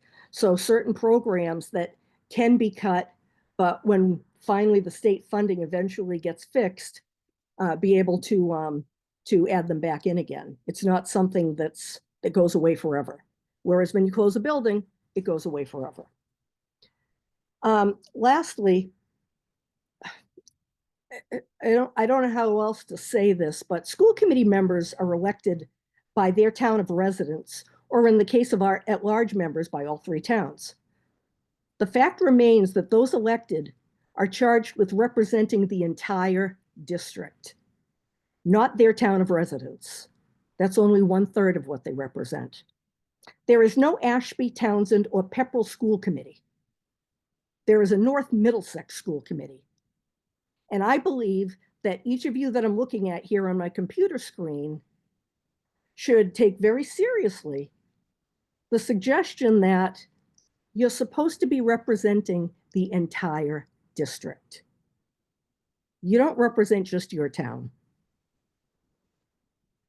It's anything else, any other kind of behavior, I believe, diminishes the ethical impact that you have on the district, and it should be discouraged. So, in conclusion, I believe that with the proposed budget and the prudent measures being presented, we're well positioned to ensure the efficient use of all our available resources. It's important to dispel any misconceptions and focus only on the factual conditions and the practical solutions that benefit all of our communities and students. Thank you. Thank you. Patrick, do you have just some follow-up questions for Kathy? Have you, in all of your research on Ashby Elementary, have you read the Habib? I have it right here.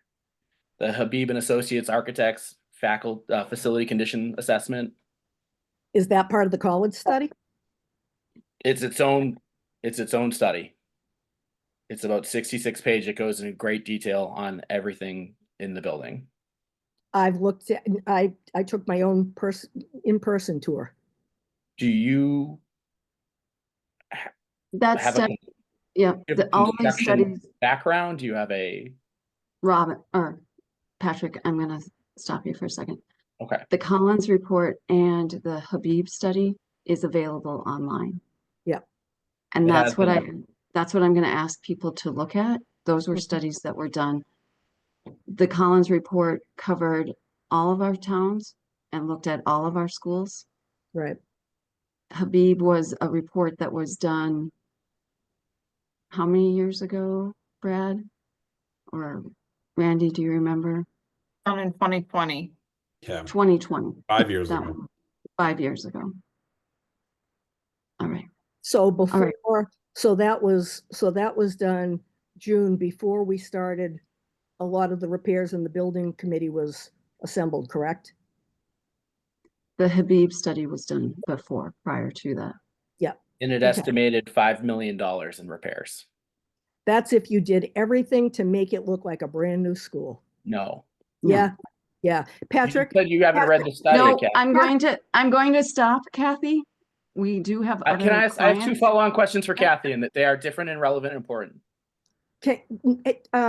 Lisa, can I ask a question? Was I supposed to put my hand on the Bible before I started talking? I feel like I'm being intimidated here. No, Kathy. All right. Can I ask one follow-on question? Just wait. What is your question, Kathy? I was done. Okay. I was done. But I didn't think I was going to be attacked. I'm using an indoor voice and asking very legitimate questions. Okay, Patrick. My next question is, if we do not close any more schools, where does the money come from? Do you expect there to be an override? Because I know in the past you were very passionate about no overrides. I was passionate about no overrides based upon the original numbers that were put forth. I felt that there were some cuts that could happen without closing buildings and without the total override that was originally put forth. There's a difference. If you were at the Ashby Town meeting when the override did pass, you would know that I stood up and I said, this was an honest effort to decrease, and Lisa was there. In fact, she came up to me afterwards. This was an honest piece of work to decrease the amount, decrease the override ask, and I encouraged people to vote for it. Okay, thank you, Kathy. Okay, Patrick, you're finished as well? Okay, we're moving on to our next citizen member, Jen Arsenault. She is our next. Thank you, Jen. Jen should be ready to go. All right, thank you. You're on mute, Jen. Hear me? Yes, we can hear you. Okay, first I would like to say, much like Vincent from Townsend, I was disappointed by the recent meeting that was held to undo the vote that was taken back in December, when I was one of many parents and residents who made sure they had childcare to go and sit through a meeting and look at everything that was presented and walked away feeling as though at last, after listening to this be ping-ponged back and forth for a very long time, a plan was at least in place. I know that just because you can doesn't mean that you should. I don't think that taking a vote without all of the Pepperell representatives being there was the right move. I think that it's only fair that every town, if you want to be quote unquote NM, every town should have a voice in the room.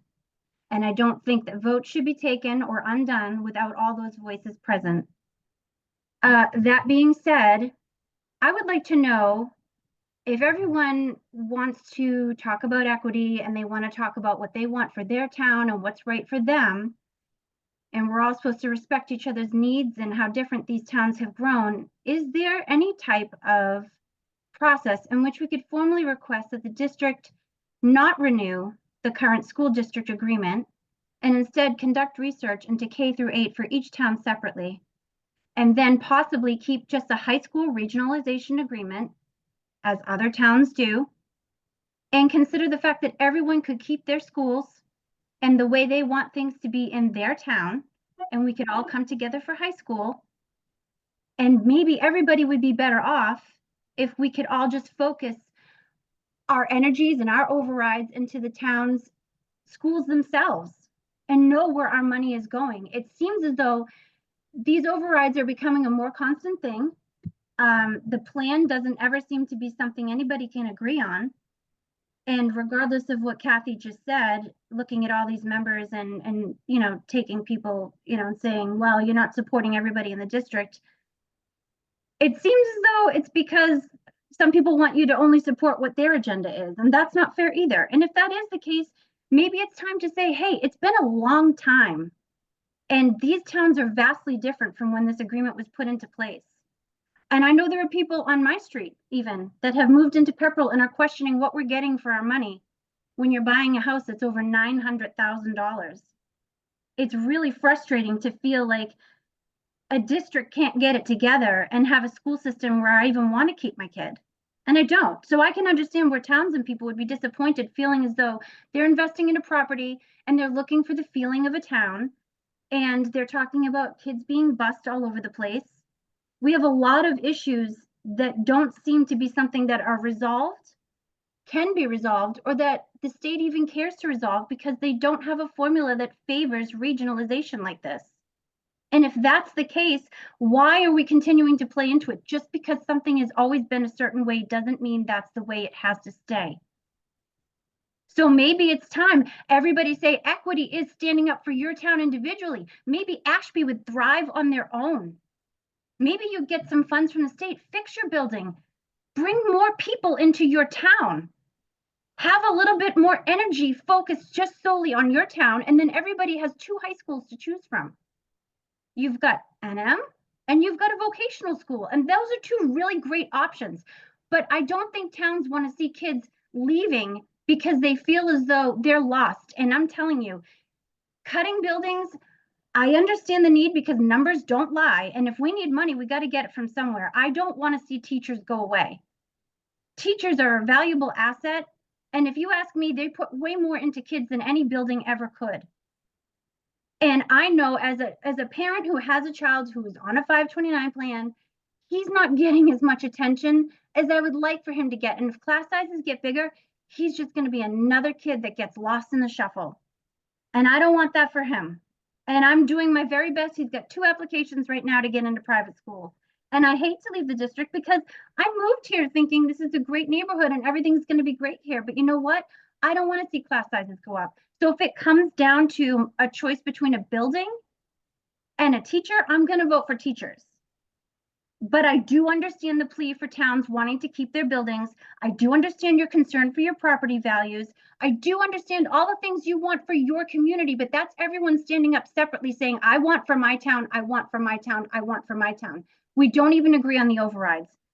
Why can't we look at separating K through 8 and keep your town, make your town more vibrant, put more into it, raise it up, have people be proud to be there, and let's have We Are NM be something we can come together for a high school that we're all on the hook for anyway, financially. So let's stick with that. But if it's not working, it's time to reevaluate. That's all I have to say. Thank you, Jen. Randy? So I will just simply address the question about leaving the district. That is not something that is the district's responsibility or that the district will ever spend any money on looking to separate. That is something that a town can look into, and there is a provision in the regional agreement for a town to pull out. That provision typically has a town will need to settle up any debt that it owes for buildings that it's not keeping. And then there are other agreements to separate. I will tell you that just about every district, single districts and regional districts are experiencing huge budget crisis. This is not something that's exclusive to a regional agreement as far as the money that you get from the state and the money that you need to put in. So just going on your own may not be economical, but you should feel free to have your town have Town of Pepperell or a group of citizens take a look into what that would cost. Regional school districts usually came together for the economy of scale for such things as the central office and other shared resources between the 3 towns. But there is a process to leave if you choose, but it is not something that the district will be paying for or looking into. Thank you. All right. Anything else? All right, moving on. Jerry Bear is next. Yes, hi, can you hear me? Yes, just state your name and your. Yeah, this is Gary Bear, Wheeler Road in Ashby. I think if you take a step back, a lot of us remember the discussion when the high school was proposed to be built. And there were graphs shown about declining enrollment, a lot of extra buildings, and structural costs going up faster than inflation and the Prop 2.5. So the flags were on the wall decades ago, right? And somewhere along the line, and I don't think it's any one person's fault, we've ended up in a situation where we're pitting town against town. There are some truisms we know. The state is not going to give us more money. We're going to get less as a regional system. So if you do strategic budgets and you've run multi-million-dollar things, you can see what's coming. We know there's cuts coming from the federal level. We know based on the presentation in Ashby last year that the negotiated contracts that we're negotiating for salary, for busing and everything are going up way faster than the town 2.5 prop. So we've ended up in a place where many people that I've talked to in Townsend and Ashby and Pepperell have lost confidence in that there's any kind of strategic plan. We're just doing Groundhog Day and neighbors are digging in. I'm not saying that closing 1 or 2 schools is the right or wrong thing. I'm saying strategically, when you go to town meeting, there is no belief from the people I've talked to that any 1-year override is going to do anything but piss in the wind. So the problem we have this year is now we've got neighbor against neighbor. People are talking willfully that some state rep somewhere is going to convince the state house to do something. We all call BS on that. We know the federal is going to cut us like no tomorrow. And we know the towns, Ashby, when I first moved here, was at 30 some odd percent of our budget. This year we're at 47%. We've thrown pretty much everything overboard we can, right? And I'm not saying this from an Ashby voter, I'm saying from a person approaching 40 years here. So strategically, if you want to get the voters that I've talked to on town, there has to be a plan that say, realistically, here's what we got to do to right the ship. And if we do this, back to an earlier comment that Nancy said, we have a 3 or 5 year projection this will right the ship. Because anybody that's been through this know, if it's not Squanicook this year, it'll be Squanicook next year. If it's not AES this year, it'll be AES next year. And that's why the voters have said no mas. We're done. So the problem you have is a political problem because there is no credibility that the current options are going to do anything but plug a hole in a sinking ship. So if I go back to first principles that I've had to do when I've cut big budgets, you say, okay, first principles are, we all know that neighborhood schools are good for young kids and bringing kids together at some point in a centralized school makes sense. Great. We all know that unfunded mandates should get the attention they deserve. Unfunded means we don't do it. We know when we negotiate contracts that are more than 2.5%, the school committee has got to take ownership for cutting so that the overall budget's back in the 2.5% envelope. So those are truisms that the voters are looking at and saying, if we have a plan that meets those strategic things, yeah, we don't want to cough up more money, but we will. But right now, I got to tell you, I've looked at all the options, and again, no disrespect for the committee. I know you guys are putting a lot of hard work, but none of the options say we're going to be back here fighting harder against our neighbor next year. That's what it's telling us. So that's why I'm saying, even if you put a plan together, you're going to come to town meeting and you're going to get cut down by a buzzsaw. So until we solve that problem, you're not going to solve this year budget problem. And a lot of us have talked to people in the 3 towns, and the common sense voter, I'm not talking about the people that are give the kids everything or the other people that are saying burn the schools down. You discount those people.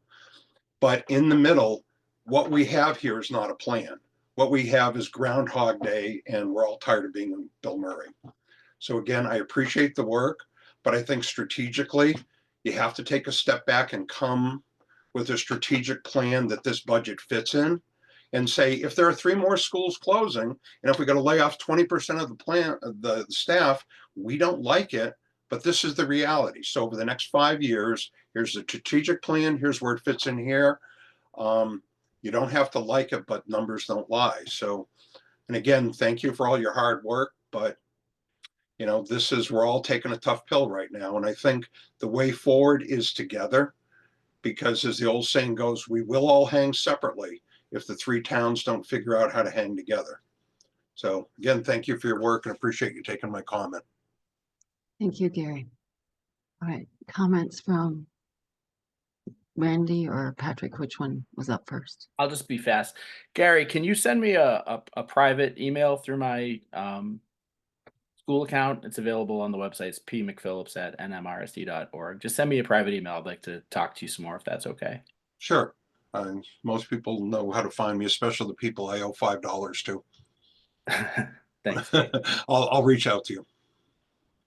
Randy. First, I'd like to say thank you, Gary. One, I really appreciate your calm demeanor and how you present everything. It is a very welcome change to some of the stuff that I have heard. So thank you for that. One thing I would like to just kind of add in, it always seems to kind of get lost, is year over year, if you take a look at the last 10, 15 years, the school district has presented a budget somewhere in the range of an average of 3%. We do fairly good at, after, doing manipulations in the cost efficiencies, some cutting here and there, getting our budgets to within 2.5% to 3% on average over the years. The problem is the state, go back 15 years, and Nancy, you can correct me if I'm wrong here, if my memory is wrong. But you go back 15 years, when I first came onto this committee, the state actually was giving us 60% of our budget. Year over year, we have gotten less than 1% of an increase in 60% of our budget. And so the towns end up making up more. We could be at 2.5%, but the towns end up paying more to cover what the state is not for that. We are currently now at 40% of what the state gives us in our budget because of that attrition and what the towns have picked up over the years. Honestly, as far as a year over year, increase, the towns would be so much better off if we already had the entire budget in their base. And all we had to worry about was, oh, the school budget went up 2.5%, the town budgets go up 2.5%, and things would work a lot better. But we constantly are in trying to make up for what the state is not giving us. Eventually we'll get there, but that is one of the huge problems that we have. And I appreciate your comments and I fully agree with you. But the reality is the state ain't going to make up the money. They're just going to cut us deeper, right? The town is required by law to stay within 2.5%. If a school is owned by the town, like several of my friends live in, yeah, you all meet and you come together with the selectmen, it's voted. When it's a regional, you have this kabuki dance that's like a circular firing squad, right? So the problem is you have to start from basics. We know the towns have to live in 2.5%, full stop. We know we have unfunded mandates, full stop. We know a lot of the contracts that were presented last way are way over 2.5%, right? And we know we have more buildings, we've known that for a while, than we have people and enrollments declining, right? So given those the hard facts, you're going to square that circle. And none of us like it, but we just don't want to be back here for next year, right? So if I saw a plan that says, if you give me X and over the next 4 years, right, this is what's going to happen. We don't like it either, but we don't predict any of this stuff's going to change, right? And we know inflation's not under control. So all that being said, this is going to be tough, and it's going to be tough for 5 years. The voters appreciate honesty. They appreciate a strategic plan, even if it's 3 to 5 years. And we might not like it, but we're all living that reality. We just want the North Middlesex proposal to have the same thing. We all have a budget for what's going to happen the next couple of years. We have a budget for, oh shit, this year, right? So again, I appreciate all the work, but I think that's politically where we are at town meetings this year. The voters are in no mood to say, yeah, here's 3 million, 2.5 million. And oh, by the way, no guarantees we're back here next year, right? That's going to go down in flames. So I don't have the answers. I just know what the constraints are. And having run, multi-million-dollar budgets, this is the time where those constraints are going to hit us in the side of the head, and nobody's going to like it. I don't think anybody in any of the towns are going to like it. And again, thank you very much for all the work you're doing. I appreciate it. Thank you, Gary. And Thank I may you, have yeah. to reference your saying about kabuki dance to this budget. So And thank you for the conversation. thank you. All right, EM, you are next.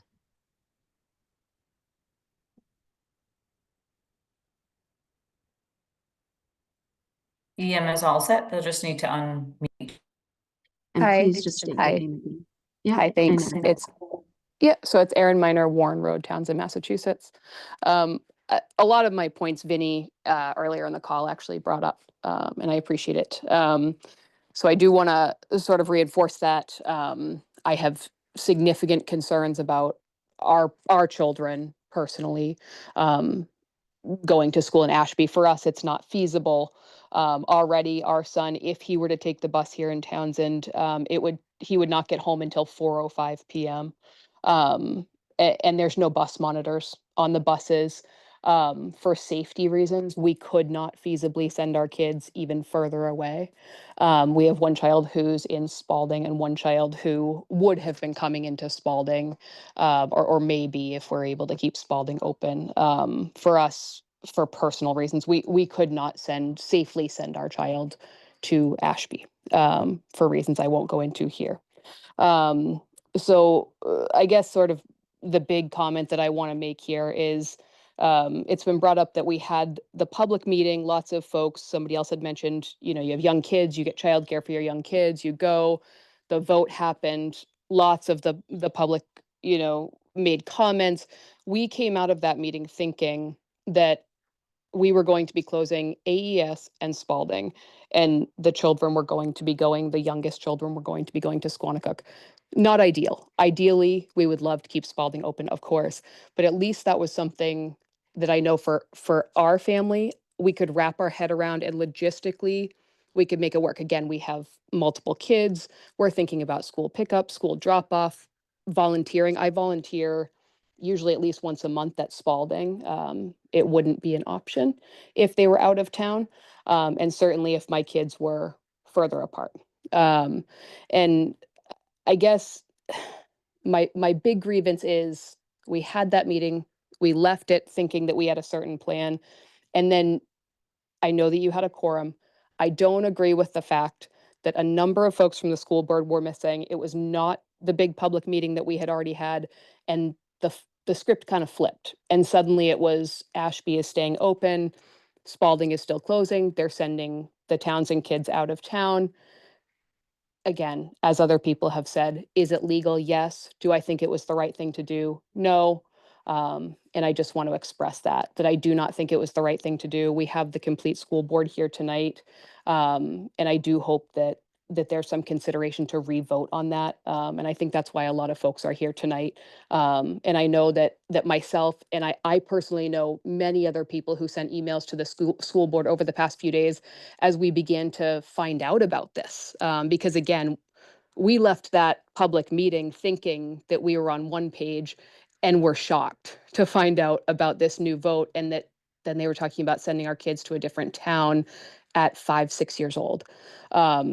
So again, I would just urge you to consider re-voting on that tonight. Consider keeping Spalding open, but if nothing else, I certainly want to express that I strongly object to sending 5 and 6 year olds from Townsend out to Ashby for kindergarten and first grade. Thanks. Thank you. All right. Moving on to Tara Smith.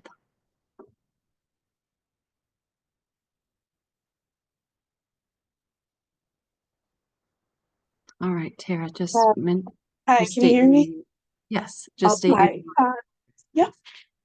Tara Smith. I live on New Ipswich Road in Ashby, and I apologize for my voice. I appreciate all of the information that you've provided, and I appreciate that this has been a much more I feel like dignified meeting than the last one I attended. Looking at the actual financial statements that you have audited and presented on your website, I'm seeing every year over year for the last 5 years, there being a negative net position of $7 million, or coming up to $7 million. So that's year over year. We're short $7 million in the North Middlesex District financial net statement of financial position. What difference is $600,000 going to do to that? And it's not going to be a lasting change, right? I'm from Ashby, so I'm thrilled that currently the school that my 2 boys are going to start going to school to shortly is still going to be there next year. But are you going to exit the next year for a 1% change in the negative net position you have every year? Like this is, again, a Band-Aid, right? Like this is not solving the problem. that we have here. And so my question, so actually I have a question, sorry guys. Is there some kind of like law that says you have to have a balanced budget in order to go to the next year?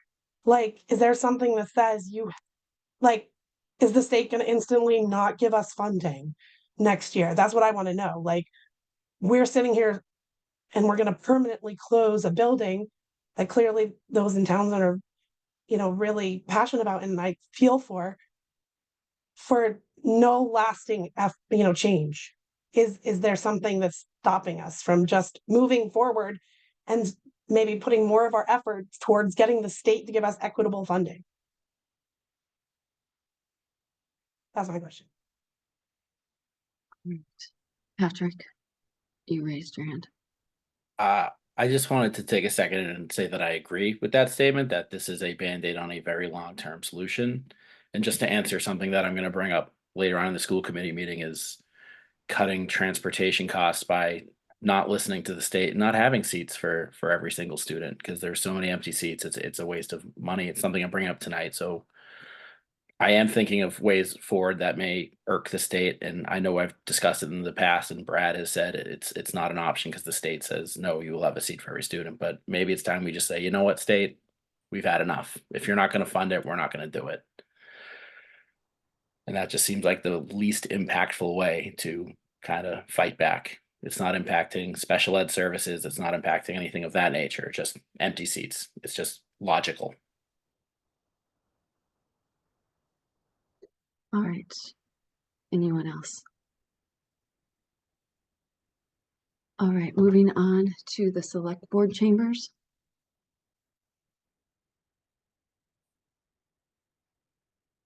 Select board chambers from Townsend. Oh, okay, yes, Mary Jane Churchville, from Main Street, Townsend. I was just going to, question you if there were plans to decentralize, but that's already been discussed, so you can ignore my presence. Thank you. Okay. We are going on to Brad Hahn.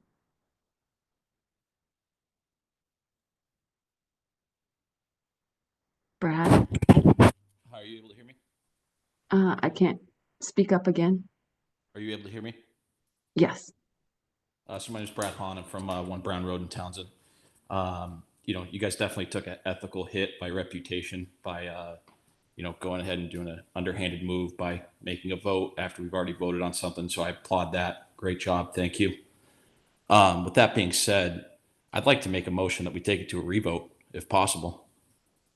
You can't make a motion as you're not a member of the board. Okay, so I would like But to. you can make a someone- comment. You Okay, can make I'd a like to comment. urge someone from the board to do that. I'd also like to thank everybody at Spalding. It's really unfair to them, to be honest with you. Such a great staff. I'll be honest with you, I don't know why you guys stick around, but I'm really thankful you guys have for this long. So thank you. And then the last question that I really have is, you know, kind of the same thing that everybody else is saying. What next? But more importantly, what's going on with the asbestos in Ashby? And the reason I ask that is because if you're asking me to send my kid there and he comes down with something as simple as asthma, you know, just as adamantly as some of the Ashby people have talked about going to litigation there, I would be just as adamant to do the same. So I'd like to understand some of that as well.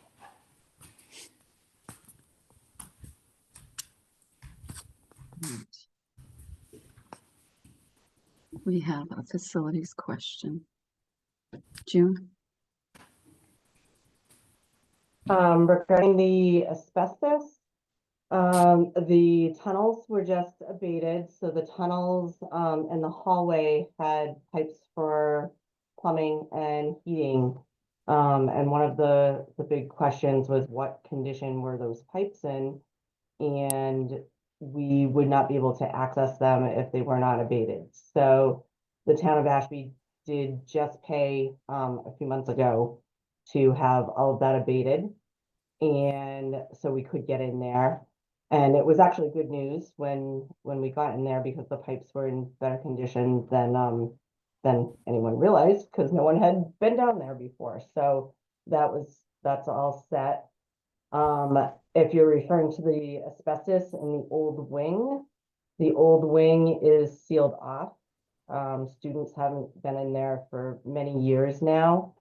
The town of Ashby has expressed interest in repurposing that wing at some point. So no decisions have been made by the town as far as whether they want to take down the wing or repurpose the wing yet at this time. But that is not a part of the school that students are in. And Ashby Elementary is one of, I believe, 3 schools in the district with known asbestos. And at no point would students be in the building if it wasn't safe. And Brad Morgan can probably speak to that a little bit more. But I will just say too, regarding the last vote, it's kind of clear who listened to the meeting and who didn't listen to the meeting, because what happened is the superintendent brought 2 new options that were not presented at the December meeting. Both options, which did include keeping Ashby Elementary open. He said he recommended that option over the previous option. So the committee, having a quorum, rescinded the previous vote. Another piece of that discussion was the vote did not make sense time-wise, because the wording of it was to proceed with option 4 as plan B if the override didn't pass. And the reason it was pushed to hurry up and try to decide this vote is the state would have to be informed by March 1st. There is no possible way to know by March 1st if an override would pass or not pass. So the actual wording of the vote did not even make sense. So by rescinding the vote, we did not make any new decisions. We just took a step back and said, there are more options on the table. We asked a lot of questions, such as, is the possibility of Squanicook closing rather than Spalding being explored more? And personally, that would be my hope, because if we could sell a district building, then there would be revenue from that sale. The problem is, or as of 3 weeks ago, we didn't really know where that money would go from the sale. There's special legislation required. The building is also tied to Hawthorne Brook. So there was a lot of information to find out, which we were told we would not have that information for at least 3 weeks. So there's still a lot of factors at play. By rescinding the vote, it was not voting that we would close Spalding. It was not voting that we would not close Ashby, and it was not voting that we would not close Ashby or not close Spalding. It wasn't any of those. It was taking back that vote to put the options back on the table to get further information based on the recommendation from the admin team, who has been working tirelessly on the side, trying to figure out the feasibility of these options and the added costs of these options. So at this point, it is not set in stone in any one way or another. The finance subcommittee did have a meeting about a week ago where 4 of the 5 members of that voted to proceed with recommending the budget as presented tonight for Superintendent Morgan to present. With that is the approximately $600,000 from the one school closure, Spalding, and $400,000 of a reconfiguration, which was the option that the admin team recommended. But again, the school committee has not yet chosen and not voted on. So June, with all that being said, why wouldn't we move everybody from Spalding over to Squanicook and then leave Ashby as is, as it stands today? Well, It's it's just funny baffling you me if say we're gonna that. close I a school. actually just sent an email. Unfortunately, it was a little close in time before the meeting because I was trying to get more information about that same thing. And ideally, it sounds good. So And just before you answer that, if we're gonna close a school, why would we close one that's in pristine condition like Spalding is? Especially when you're telling me that there's a wing of Ashby that does have asbestos, and we're all in the same boat with this MBTA community. If you think that's not going to drive more families with kids here and we need room for expansion, you're sadly mistaken. And then again, we're going to be back in the same boat with piss poor planning. Okay, let me answer your question. First of all, I don't want to close any building. So let's start there. Closing buildings is not a good option. We're not in a good situation right now. Every building in the district could use 5 million in renovations. There is not necessarily one that's in much worse condition than another. Hawthorne Brook has a great need right now. Ashby, we did address any of the safety concerns with the asbestos in the hallway, under the hallway, excuse me, where the tunnels were, and with the boiler redundancy. But there aren't any other major, there's no safety concerns at Ashby at this time. And there's, as far as the amount of money for the building, every single building has a wish list like that. So going back for just a second to your idea before, and I'm looking to the side because I was just trying to pull up the email where I said this, but I really would like to explore a different option that we haven't talked about. And explore, let me see, additional exploration of sending West Townsend only to Ashby, K through 4. So let me tell you why, because it would help with the class size balancing, which is one of the perks of the configuration that they were talking about, the K through 1 and then 2 through 4.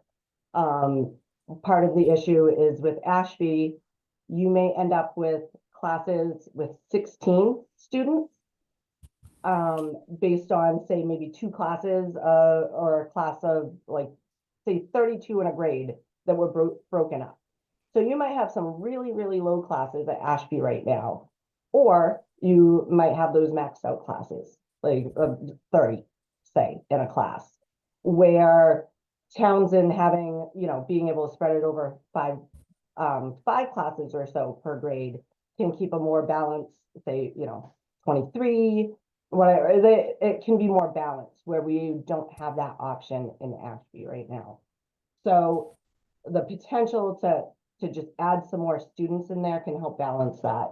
But let me just see, So with that balance is the staff reduction. So that's where that 400,000 comes out of the budget that was presented today, because balancing the classes could reduce some staff kind of organically that way without overflowing the classes. And with that option, bus times would stay in check. We wouldn't have people on the far side, like the Shirley end of Townsend, coming all the way to Ashby. We wouldn't have people on the Ashburnham side of Ashby going, all the way to Townsend, or worse, Pepperell, which was what the option was voted on in December before. So I really would be interested in the savings of that option as well. So it's something that we can discuss. Typically, during the hearing that we're in right now, that's the opportunity for everybody to give feedback.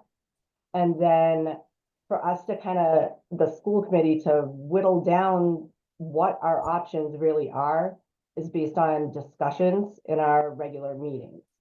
So I believe later tonight, we'll be discussing some of the pros and cons, and we may not vote on any of that tonight because we're still gathering more information, and we might have more questions for the admin team. June, I appreciate it. I just want to say thank you. It sounds like there are some more options that we can explore. So maybe it was a little bit premature to put up on a slide that Spalding's going to be the one that's closing like we did today. So I really appreciate that, and that there are some other options. I would really urge you, as people have talked, if you want to go far, you go together. You want to go fast, you go alone.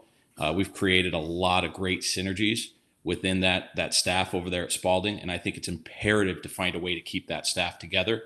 So if that's moving them over to another school in Townsend, then fantastic. And then last thing I'll say is, to Mr. Brad Morgan, I really appreciate everything you do. I appreciate all the effort that you put into this, and good luck, my friend. Thank you. Thank you. I am going to remind the committee that we do have another meeting after this, a regular meeting. And so I'm going to remind the public too, we do want to hear all of the comments, but we do need to consider time. All right, next on the list is Michael Kelly.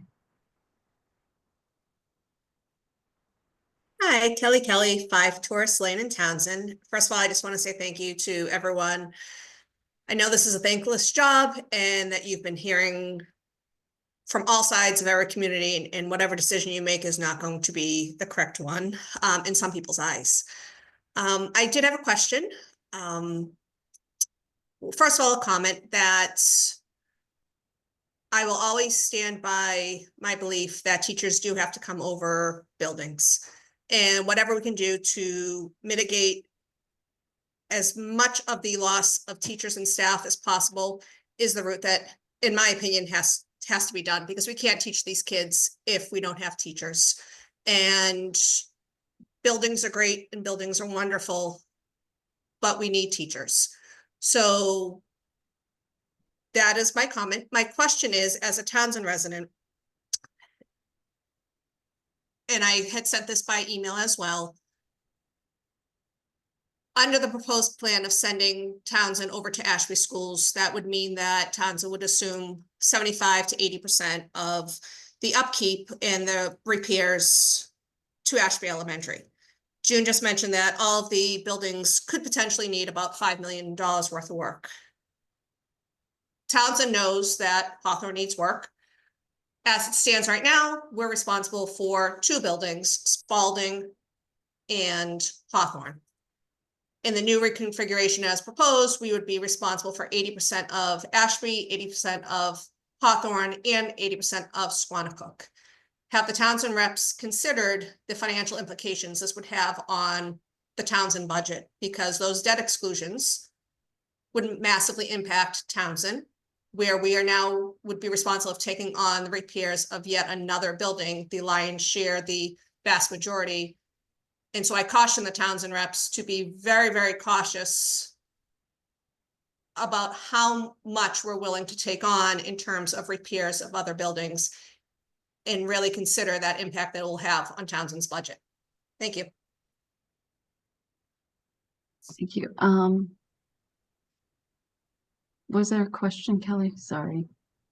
Primarily just a comment, and whether or not the Townsend reps have really looked into the reports and have an understanding of what Townsend would be assuming if we went through with sending Townsend K-1 over to Ashby, how much of a financial stake they would be putting Townsend into if we are going to be assuming that building. Are we looking at also now taking on, if we're using June's $5 million, $4 million unexpectedly of building repairs for Ashby Elementary, in addition to $4 million for Hawthorne Brook and $4 million for Squanicook?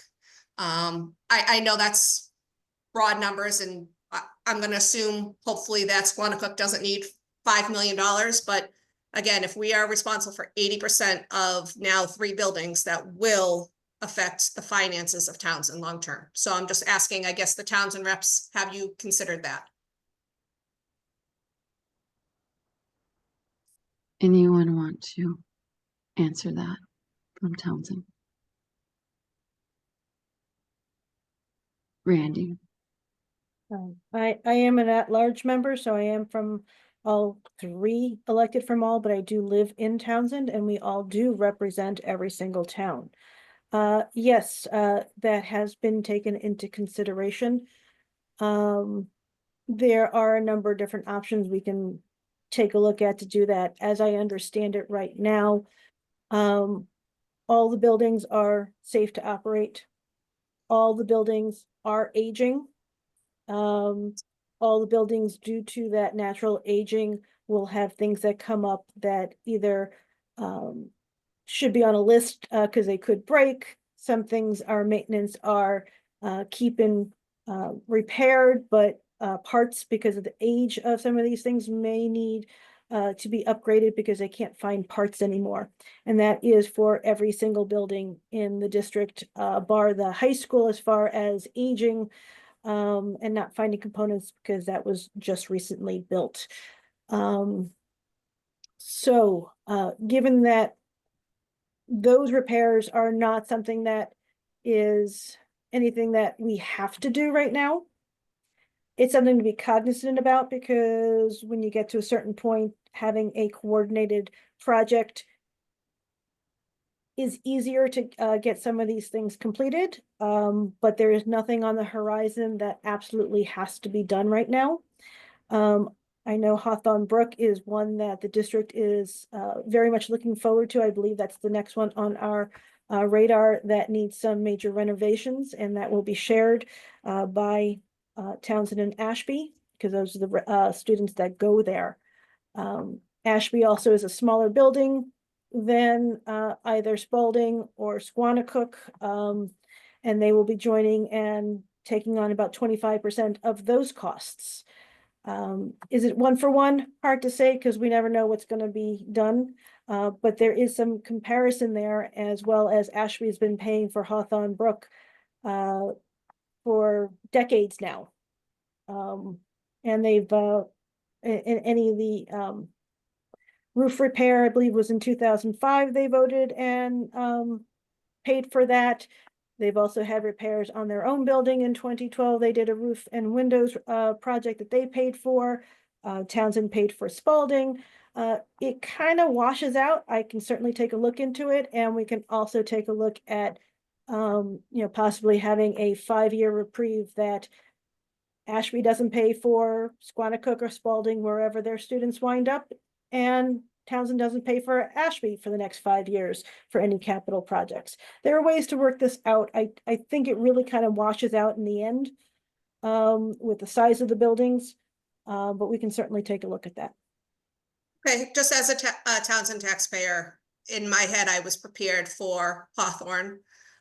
Everyone in Townsend kind of knows it's due for some upgrades, and to now also realize that we could be sitting at town meeting voting for substantial repairs to Hawthorne at the same time as voting for substantial repairs to Ashby is kind of hard as a taxpayer. And while I agree that Ashby has been paying into Hawthorne, they've been attending Hawthorne for 4 decades. So the building has aged as their students have attended. So it makes sense, whereas we're kind of being picked up in the middle here and now being responsible for repairs that have accumulated over the last 40 years where our kids haven't been attending. So I do understand your point where hopefully there's ways of balancing this, but as a Townsend taxpayer, it's a little concerning that. It also is just as likely that you're voting on Hawthorne Brook and voting on Squanicook for repairs. We don't know what's going to end up happening. Squanicook has repairs that can be done and has things that are aging and that will need to be done at some point as well. There is nothing on the horizon right now. We're not doing any studies at Ashby to find out costs to go forward with any projects. We're not looking at Squanicook at the moment, as far as I know, for any studies to go forward with any projects. And it's a very long process usually, because we have to get a feasibility study.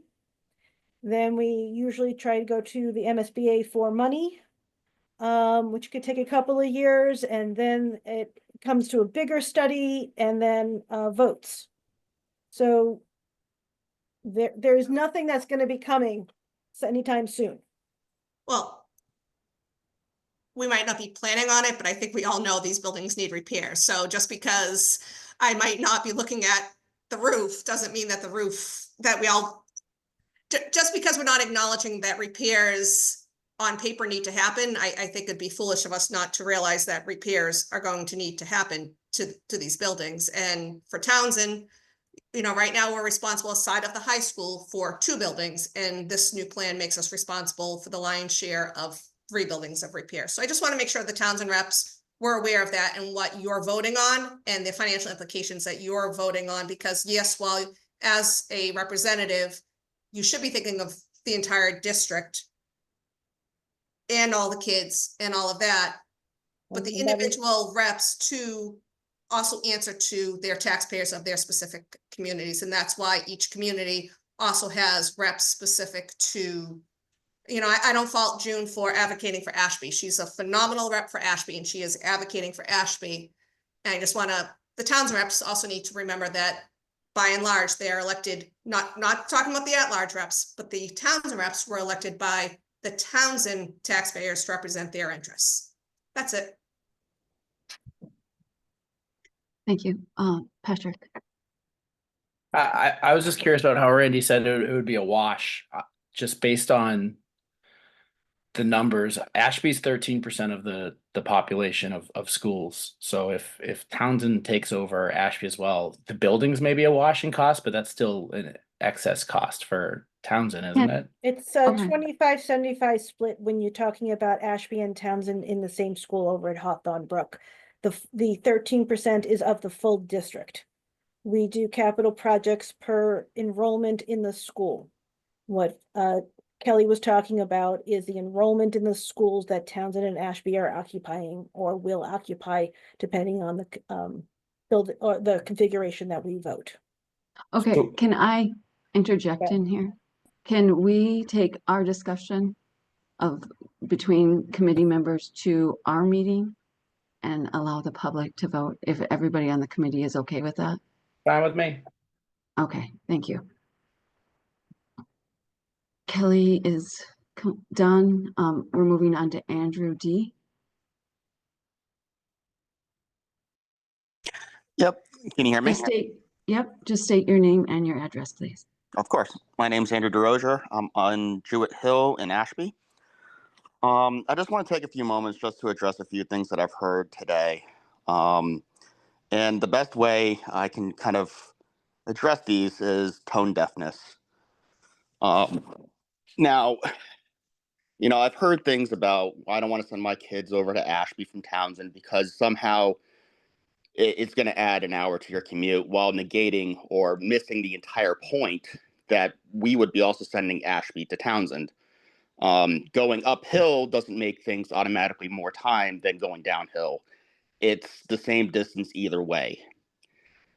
When also looking at all of this, you know, we're talking about integration.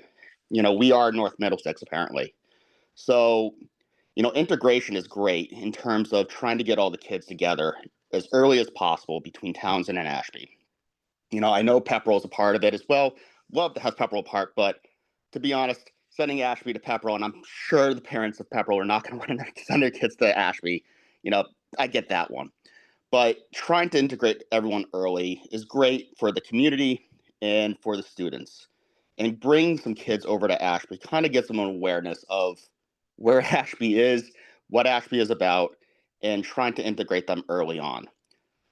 You know, I've heard a few things as well about, you know, we're worrying about closing one school in Townsend, whereas currently Townsend sends all of their kids for all grades in Townsend for the whole duration of their schooling.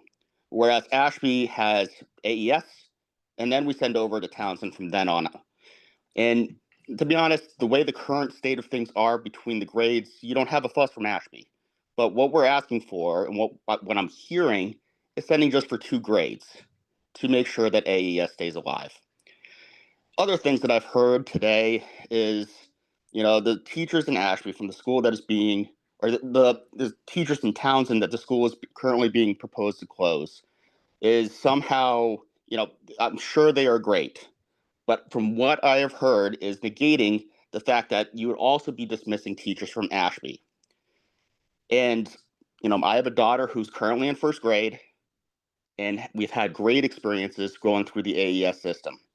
You do not need to worry, Townsend, for missing teachers in Townsend for Ashby, or I'm hoping that there'll be integration between the two towns when consolidation comes.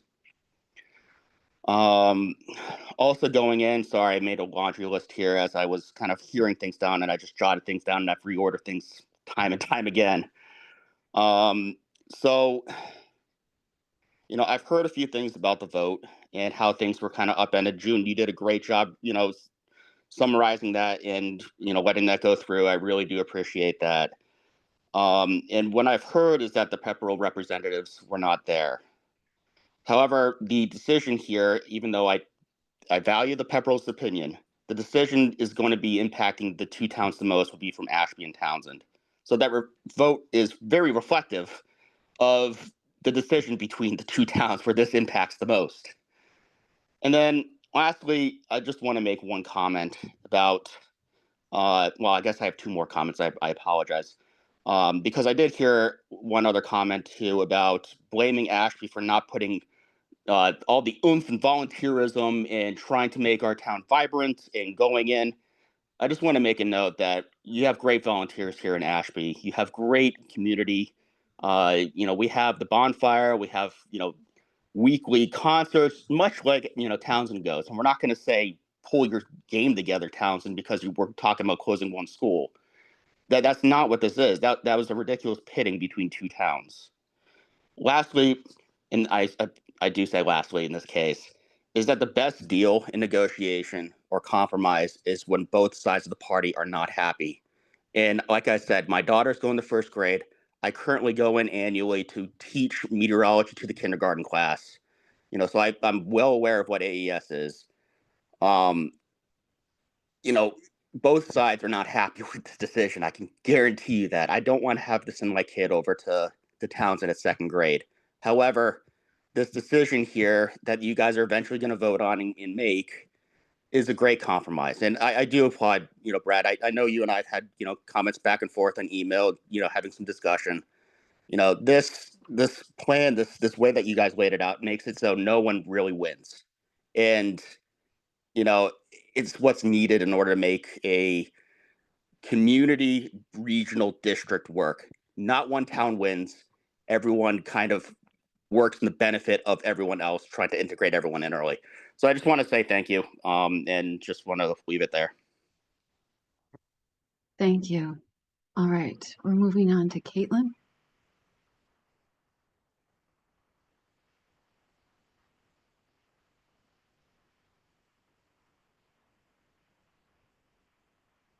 Caitlin should be ready to go.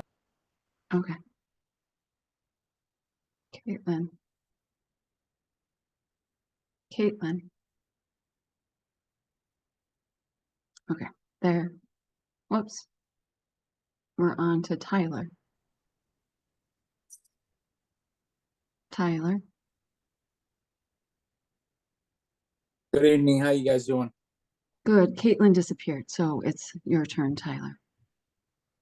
Point blank, I want to say we got to show up for our kids, and with this override vote, that's the first thing that needs to happen. I understand that's not the popular opinion, but we're talking numbers here, and that's what needs to happen. In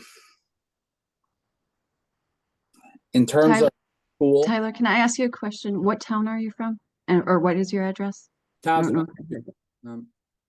It's Townsend? Yeah. Okay. I guess when it comes down to decisions that need to be, well, the other thing I want to talk about is the 3 members that didn't show up to the last meeting. I'm not sure who they were, but like that seems shady. I'd like to know who were the 3 that didn't show up to the last meeting for the vote. It was Tom Casey, Patrick McPhillips, and Jill Twig. Okay. So essentially, you know, when we have important meetings like this to discuss decisions that impact all 3 towns, you know, I just think it's a priority to show up. Anyways, end of the day, I just want to know what makes the most sense to close Ashby versus, because that's what it seems like it's at. It's like town versus town. It's like Ashby versus Townsend. And like Pepperell's not on the block right now. So what is the cost associated with closing Townsend, and what is the cost associated with closing Ashby? Tyler, those are disclosed in the options that were presented earlier in different meetings. And those numbers are continuing to be developed as Brad and his team are working on them. Randy or Patrick, which one would? Randy, like you to- can go first. I just wanted to just address as far as 3 members not being able to attend the meeting. Life comes up, we're volunteers. I don't hold anything against anybody who can't make a meeting. And votes were not necessarily on the agenda to be done. We were talking about things. So unfortunately, things came up and it seemed like an important thing to vote on at that moment to open up the options, because the administration needed some direction, just like they needed a direction in December on what to start looking at. They needed direction from the school committee about whether they can go down the new recommendations that they had due to things that they found out and more information that they had. The vote happened not with their knowledge that they were going to be missing a vote. That said, by law, committees like these and lots of other committees have the right to conduct their business when there's a quorum present. And that is what we did. Thank you. Patrick. Yeah, I'm sure just like a lot of other people in here, finances aren't the greatest thing. I mean, not only for the school district, but for all of us personally as well. I picked up a second job. So I work most Thursday nights. I had to get coverage tonight to be here. If you go look at my track record, I've been at a large number of the meetings, if not close to all. I did check the agenda. I called ahead and spoke to Lisa. There was nothing of that on there. It was brought up through old business, which I get it. It came up. That's on me. This is a volunteer position. It does not pay. Trying my best. I've spent well over a couple hundred hours just researching every budget, every meeting, between reading the policy stuff. That this is a lot. And like everyone in here, nobody wants to close schools. I want to be voting on who gets the next playground upgrade. We have no funding. There's no money left. That's what I've walked into for 2 years in a row now. So, Tyler, I'm sorry I wasn't there. Had I known that vote was going to happen, I would have taken work off and been there. And that would have made the difference. But that's my answer. So, As a Townsend resident, in both decisions, Townsend was voted to be closed. It's just that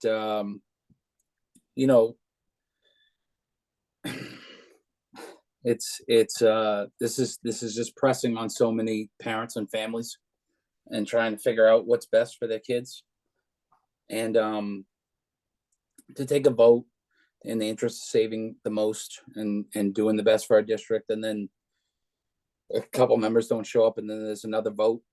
You know what I mean? It's just it seems like there was malintent, but I understand life comes up and we're all here to talk about it. Like I said, I think we have to, as citizens, like as for this region, like we got to show up for our kids. We got to vote, and we got to fund our school. And you guys are tasked to come up with a backup plan. Essentially, it doesn't look good in either direction, but I just I don't know. I just really hope we can figure out something that works for the majority of the students in this district, and not necessarily based on geography. Thank you, Tyler. All right, moving on. Craig Hansen, I believe that is you coming in next. Am I correct, Craig? Does it not say my name? It just says Craig H. Oh, okay. Okay. As long as it's not So something- just state your name. All right, and Craig your Hansen, I'm address. from Pepperell. I'll make this quick, just a few comments. So first, I do want to thank Superintendent Morgan, Ms. Haynes, the rest of the admin team, and the school committee for your diligence during this difficult process, to put it mildly. I know it's an iterative process. I appreciate you continuing to explore options and ensuring we get the best bad option. There are no good ones, but I appreciate you continuing to look at other ways coming at it from different angles.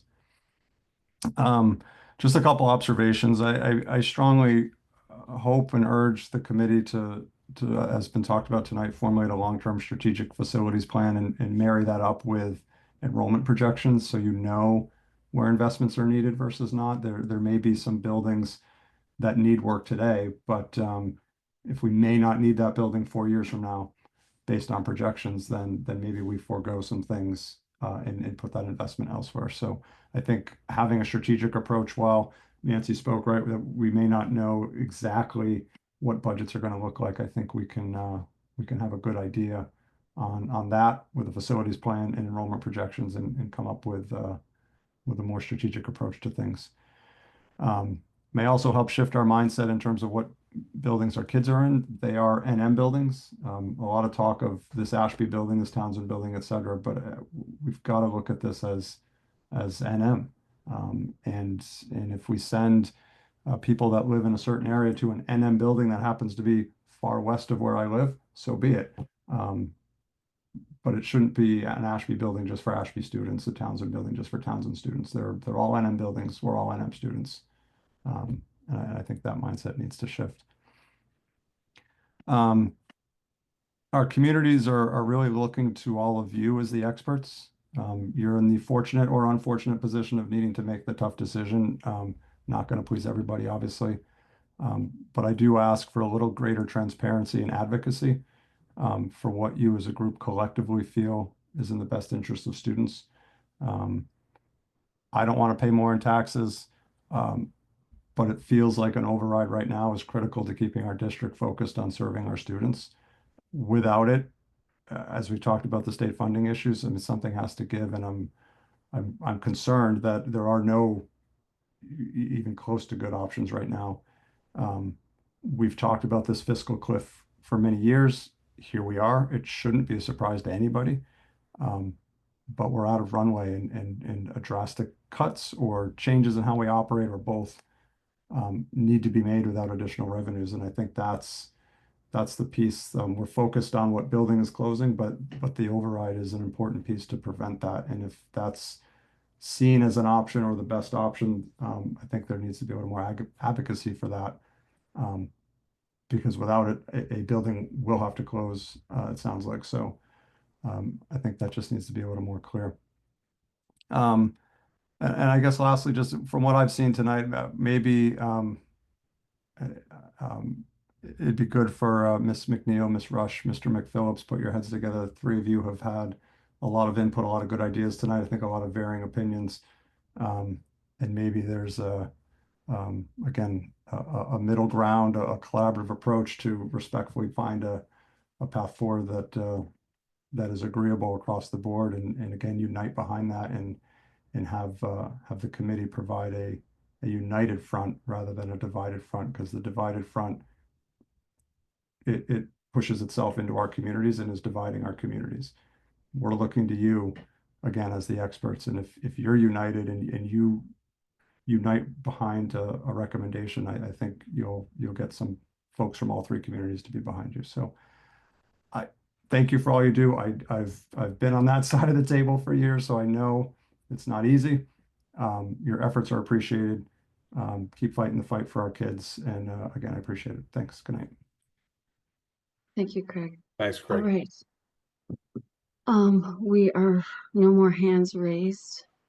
We are going to the public statements that Miss Ivy is going to read. We have 4 of them. The first one is by Jen Silva of Townsend. Are you ready, Robin? Yeah, let me just find which one. I'm just gonna read them in a row that I have them, so, Okay. And it's late, so forgive me if I make a mistake. This one here is from Jen Silva, resident of Townsend. Dear members of the school committee, I'm writing as a parent who is deeply invested in the well-being and education of my children. I want to express my concern about the impact school closures and reallocations may have both academically and socially for our children. I am the mother of 2 girls, a 2nd grader and a 5th grader. Both of my daughters have been lucky enough to attend Spalding Memorial School. They have developed meaningful connections with their teachers and peers.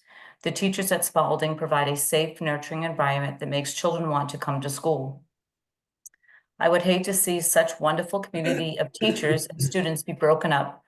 Additionally, my 5th grader has had a wonderful experience beginning middle school at Hawthorne Brook. Her teachers go above and beyond to teach with enthusiasm and passion, often using project-based learning and real-life experiences. As a teacher in another district, I cannot say the same about other schools and communities. While I understand that difficult decisions need to be made, we must consider how displacing these students from the nurturing environment they've built could hinder their progress and cause unnecessary anxiety. These school closures would result in long bus rides, separation of peer communities, and large class sizes. It will force children into schools that are not built for their ages. It is not fair to send young children to a school with no playground. I ask that you carefully consider these factors as you weigh your options. Thank you for your time and consideration. I trust that you will take the necessary steps to ensure the best interests of all students are kept at the forefront. Sincerely, Jen Silva. The next is from Lori Kingston. Good afternoon, this is Lori Kingston, 65 West Street in Pepperell. I would like to submit a comment in support of the North Middlesex Regional School District budget for fiscal year 25-26. I would prefer if the total amount was smaller, but I know the board has done a tremendous amount of work to maintain level services within budget constraints. Those budget constraints are not going away. It was extremely difficult to pass a town budget override in 2024 and downright impossible in Ashby. The school committee should do everything in its power, including closing facilities and consolidating resources to provide the best education possible for our kids while living within a very tight budget. I fully believe we will not pass a district-wide tax override vote again in 2025. We continue to need more funding from the state, which I know is in progress. Thank you for your time. The next is from Carla McLeeman. Hello, first I would like to thank you for being part of our school committee and for doing what's best for our community. I would like to express my opinion about the rescinded vote about keeping Ashby open and shuttling our Townsend student kindergarten through 1st grade to Ashby. I grew up in Townsend my whole life and decided to buy a house and start my family in Townsend. I have 2 children. One will be a kindergarten next year. I would like for him to go to school in the town that we live in. My expectation was when I bought this house that my children would be going to school in Townsend from kindergarten to 12th grade. I understand that residents of Ashby still want a school open, which I get because I have a young child who I would not want to shuttle to another town, but logistically, shuttling all the Townsend kids up to Ashby doesn't seem to make sense. It seems like there would be more busing costs associated with this option. Thank you for your time. The last is from Caitlin Russell. Hello, I am unsure if I will be able to log in at the meeting. It's smack in the middle of dinner and bath time at our house, but I wanted to share my frustration at the proposed closure of Spalding. My son is a kindergarten student at Spalding. My husband and I both grew up in Townsend and graduated from NM. To say we are disappointed in this community and its continued refusal to fund our schools is an understatement. Spalding is a sweet elementary school with exemplary teachers, administrators, and a cozy, safe atmosphere.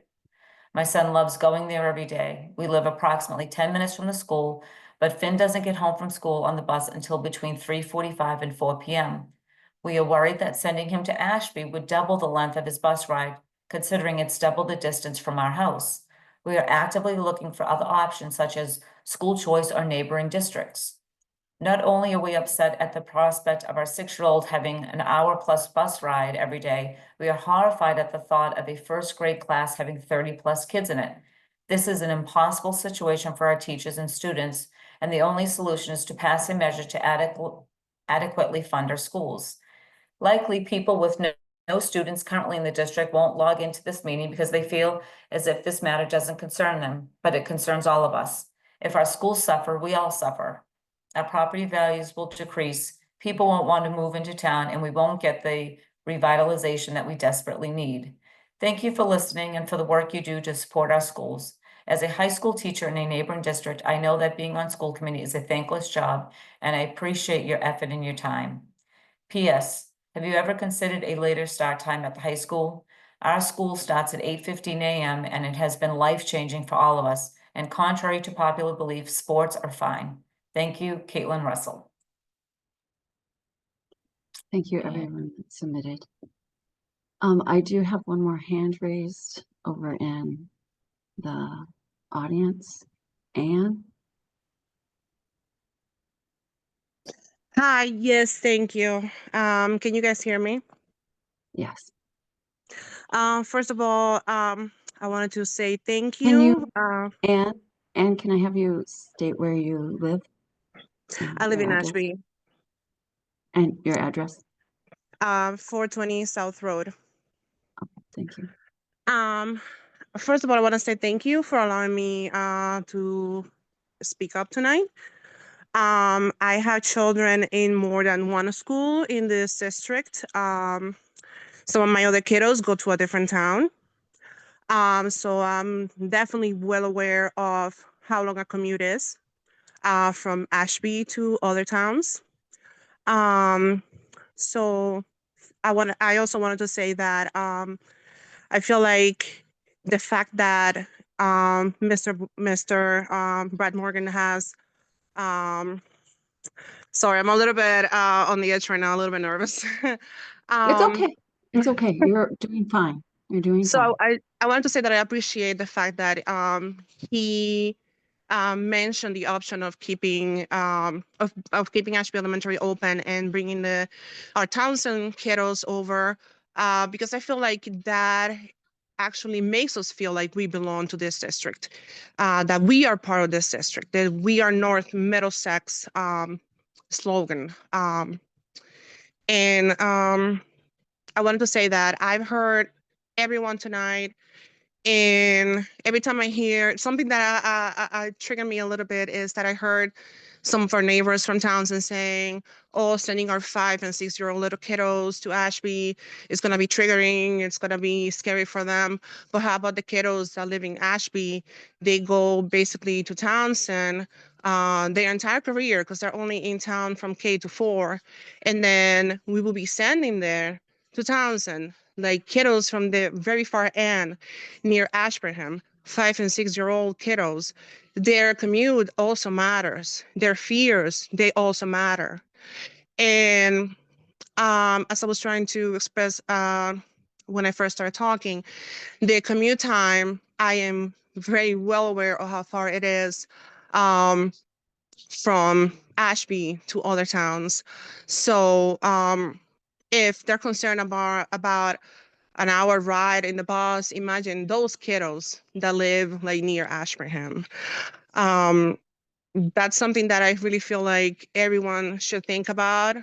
I don't even live that far into Ashby, but I'm thinking about those kiddos because I feel like we all should think about the kiddos in the district.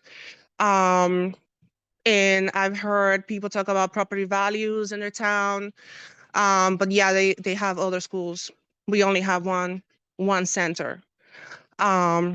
Just wanted to leave this out here. Thank you very much and have a good night. Thank you. Then there is one more person on the list. It's a Zoom user.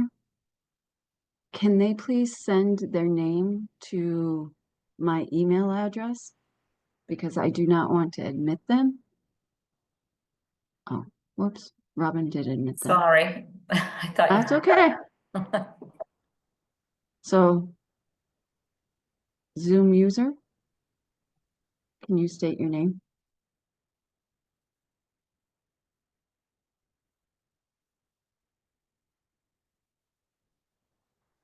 Are you on mute? No, they're not on mute. Can you hear me? I can hear you now. Hello? Can you state your name, please? Yep, I'm Terry Gardner from Turnpike Road in Townsend. Okay, thank you. So I'll be quick. I know it's been late, or it's getting late. You know, I just paid my second mortgage payment here in Townsend. We just moved to town. We just we settled on Townsend. I don't mean to say settled, but we were lucky to find Townsend, a nice house with a nice piece of property that we wanted to raise our family at.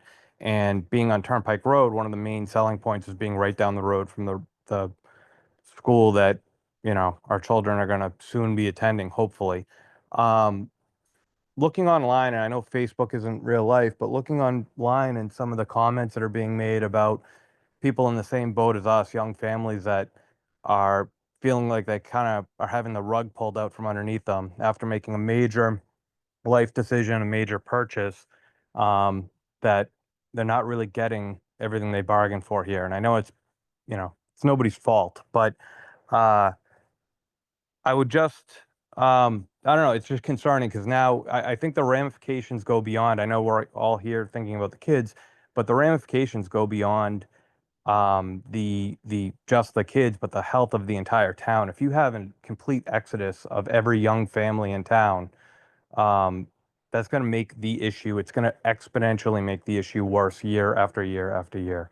That's all I have. One thing I would just like to say, Patrick's idea about kind of not doing the busing, I don't know how much money that would save, but if we are paying for empty bus seats right now because the state says we have to, but the state's also not willing to meet us, you know, where we need to be to keep the schools open, then I'm totally in support of his idea of starting to just not follow their mandates if it helps the budget situation at all. Thank you.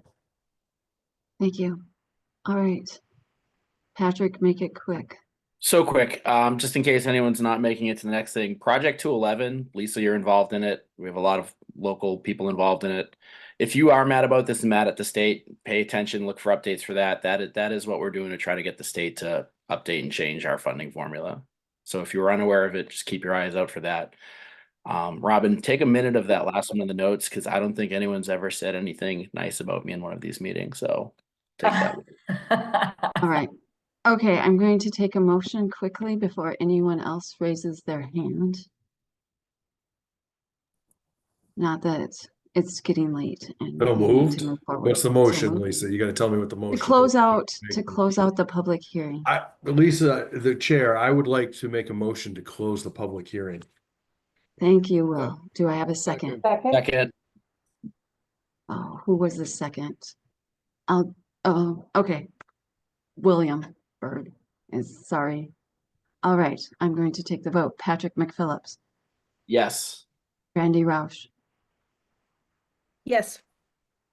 Tom Casey, Yes. June McNeil, Yes. Will Hackler, Yes. William Bird, Yes.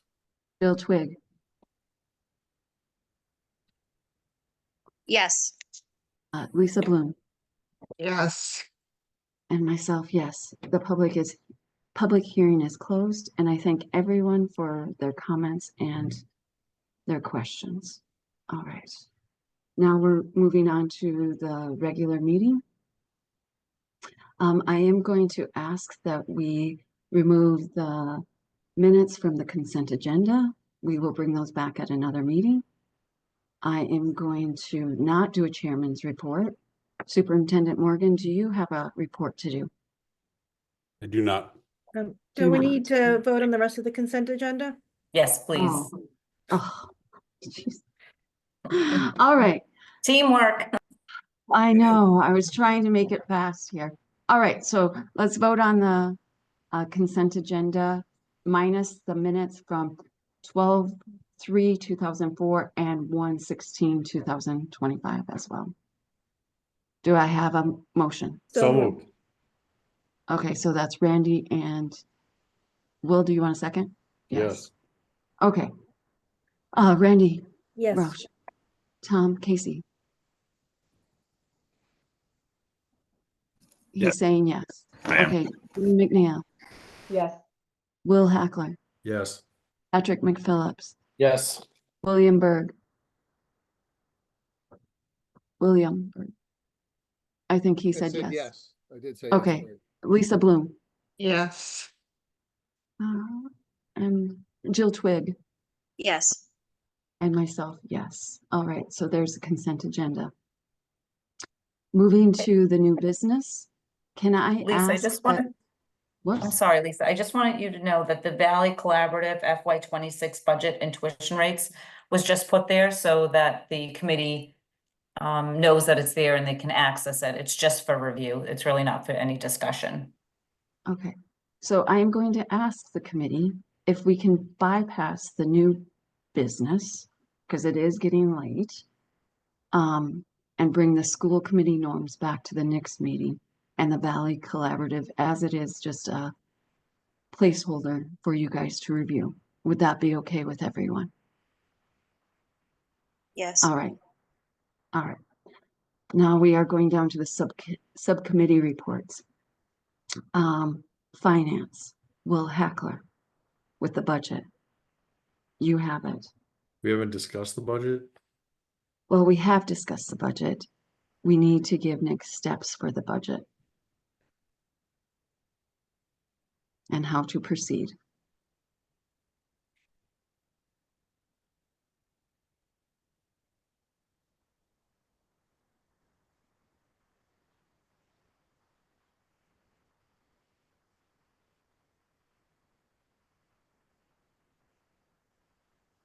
All right, so the Finance Committee meeting last week, we were discussing the 3.16 budget that was proposed by superintendent today in his message.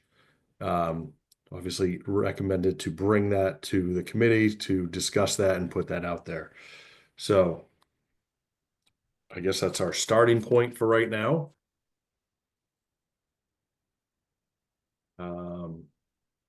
I have lots of thoughts, but Okay. June McNeil. So we have been receiving a lot of feedback from multiple towns, both in favor and not in favor of the new configuration. And I spoke to it briefly earlier, that I had another idea that we hadn't talked about, but I think it's it's smart of the committee to kind of entertain every idea and look at every option and gather as much information as we can to try to find a solution that essentially works for everyone. Again, this is not one town against another. We really need to find a solution that we can work together to move forward. So I did have an idea, and again, it's not perfect, and we would need a lot more information from the admin team if we were to explore a whole different idea. But my idea was to take the West Townsend students, which is approximately 60, give or take 60 to 70 even students to add to Ashby Elementary, K through 4 model, and then keep Townsend K through 4 model in one school or another. I know there's probably not enough room in Squanicook for a full K through 4. So we might need to get creative for potentially moving central office, moving the preschool. I'm not really sure if it would work, but my idea would still help balance the class sizes, which may still allow for that class reduction. It would still keep reasonable bus rides, possibly even shorter bus rides for some students. We wouldn't have people come from far side of one town to go to a far side of another town. It would still include one building closure. And I just think it's worth discussion, and I really hope, you know, whether it's this idea or any other idea, because anything's kind of on the table at this point, but I really hope that we can have some discussion about the pros and cons of different options. And that if there is more information needed, that we can allow the admin team the time to look at that and not necessarily have to take a vote today. The budget has already been presented to the towns at this point at a certain number. So we would want to hold it to within that number, or, you know, bringing it down further is favorable for the towns as well. But I think everything should still be everything should still be fluid while we're gathering information. So anyway, I just wanted to throw out that new idea because it does check some of the boxes. It might open up a new can of worms. It might open up more issues that we haven't considered.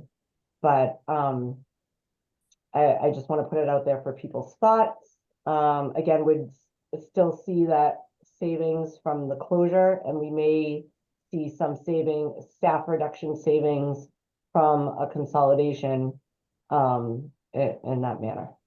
So I just want to start by just putting that out there.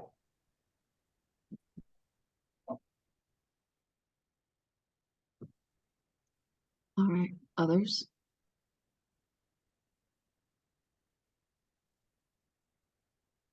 Others wanting to make comments? Tom, Casey. Thanks. So Brad, it's more for you. So it's February 6th now. We initially voted kind of 2 months ago on, you know, kind of moving forward. And I know you were looking for a decision, you know, pretty quickly in December. 2 months later, you still don't have it.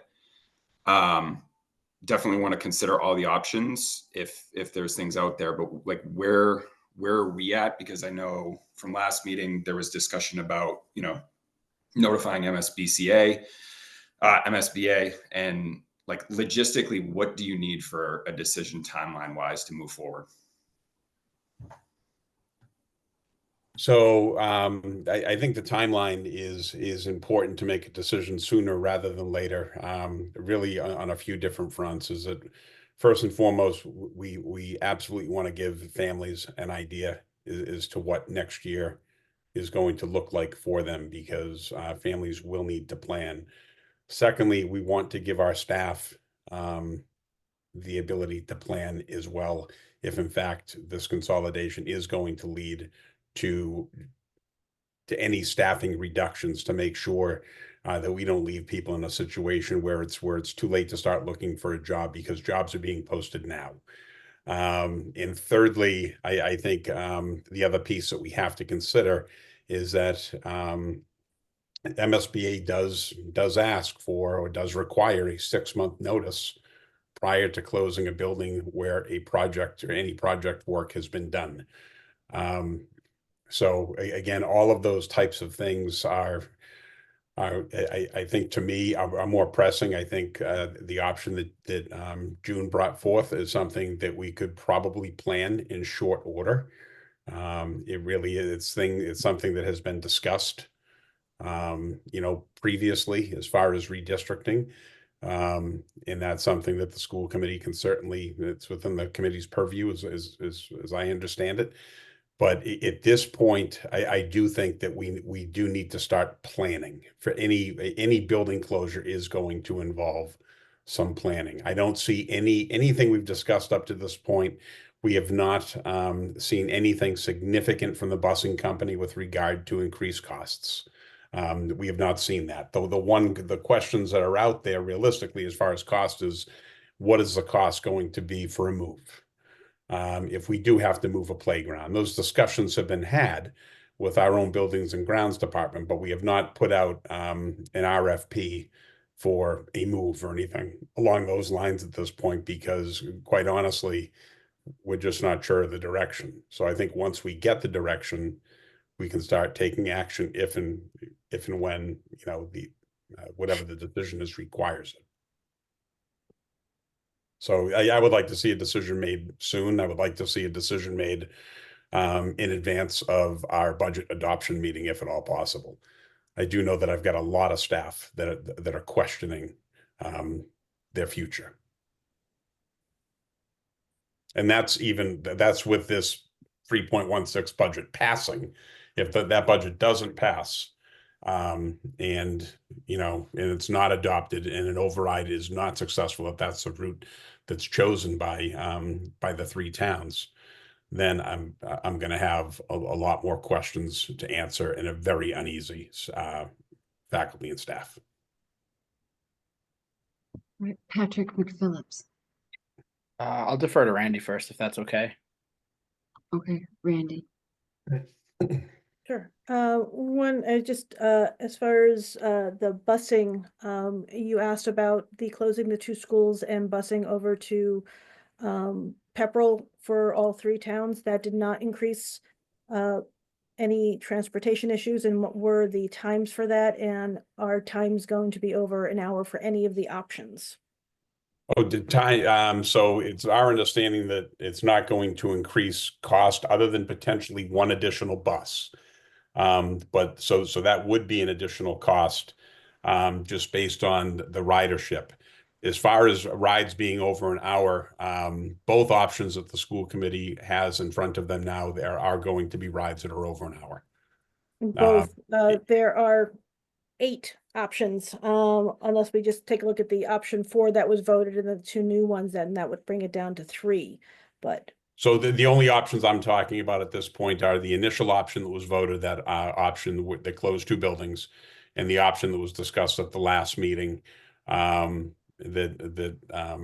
seemed to be the one that would at least balance the class sizes out to the best of our ability. There's D-Bus feels very strongly that the students that live on the Shirley side of Townsend would be looking at minimum a 70 to 75-minute bus ride, the K1 students. So I think many of these options are over an hour already. Okay. But Ashby doesn't have over an hour going to Nissitissit for middle school? Oh, they would have over an hour. Yes. Mm-hmm. All right, and do we know how many buses it would be to get everybody under an hour? I don't think it's possible to get everybody under an hour. Just with stops. I mean, there are certain things that the bus company has to consider right now. You For put few enough kindergarten kids on a- drop-offs, they do. You put few enough kids on a bus and you can get there under an hour. That's usually how it works, is you just add another bus, you have less kids on there, there's less stops, they can make it there quicker. Yeah, that's not something, I don't honestly believe that would even be affordable for the school district to be adding that number of buses. Okay. So that's not something that's been explored, because quite honestly, we're trying not to add buses and add tiers, because that's going to come at a cost, and it's going to make closing buildings a moot point over time. Randy, can I jump in with you on this one here? Sure. As a team player? I agree that a bus ride for Ashby or Townsend students of that length is unacceptable.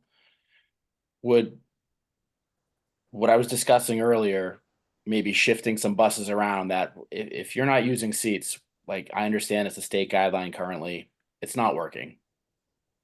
It's a cost. It's a wasted cost. We're talking about closing schools when we have buses with empty seats because we have to have a spots for every kid. I mean, if the state's not going to pay attention to us, maybe they will if we break a rule. I don't know what else to do at this point. So I really think as a school committee, it's something we consider. And I know it's not going to be a fun, popular option, but it's a common sense option. Logically, why do we have seats for kids that aren't taking the bus? I mean, the high school alone, how many cars are in the parking lot? Every one of those cars has a spot on a bus. That's 2 or 3 buses right there. That'll help Townsend and Ashby kids all day. Just my 2 cents on that.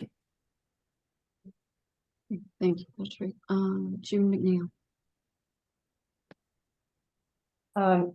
Yes, I was wondering if there was any additional information yet about the potential sale of Squanicook rather than closing Spalding, because again, I know there's special legislature required. We were kind of unclear as to where the money would go. I'm also curious the value of that building and potential revenue from a sale. Do we have any additional answers since the last meeting on that front? I reached out to our legislators, also reached out to the MSBA, and I know that our legislators are looking into it on our behalf. I don't have an answer at this point in time, but I did do the outreach and reached out to MSBA as well. Did you find out any additional information about disconnecting the lines? I know that's a concern too, as far as electricity, water, whatnot. Yeah, so or if it would have to be disconnected to sell, or how that would work.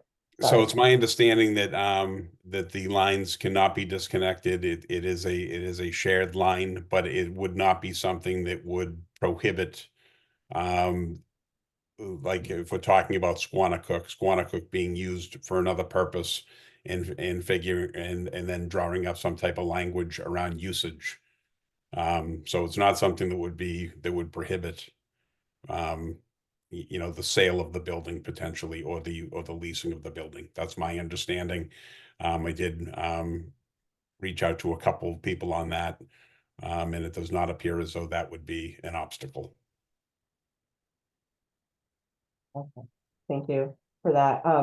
And I mean, I guess, do we have any sense of a time frame as to when we might hear back regarding the legislature piece? We don't. I can certainly reach out again, but I know that they've reached out on our behalf, and I just don't have an answer at this point. I mean, because overall, if a solution, again, that would be favorable for everybody, for all three towns, would to close a building that's, I don't want to say not being used, but it would be likely easier to shift central office to perhaps the high school, and shift pre-K to maybe each of their own towns again, or the high school with some kind of cool co-op program where the high school kids could have some, you know, hands-on with the little kids, something like that. And then essentially Ashby could stay in Ashby, Spalding could stay at Spalding.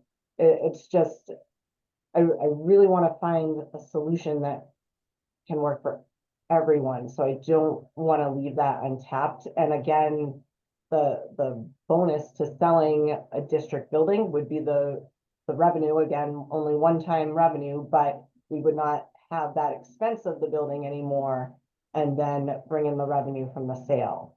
And that might be enough to help us through a little bit of time anyway, if again, if the money could come back to the district, or if it was going, you know, to all three towns somehow, and they could use it to help offset some of the district costs, something like that.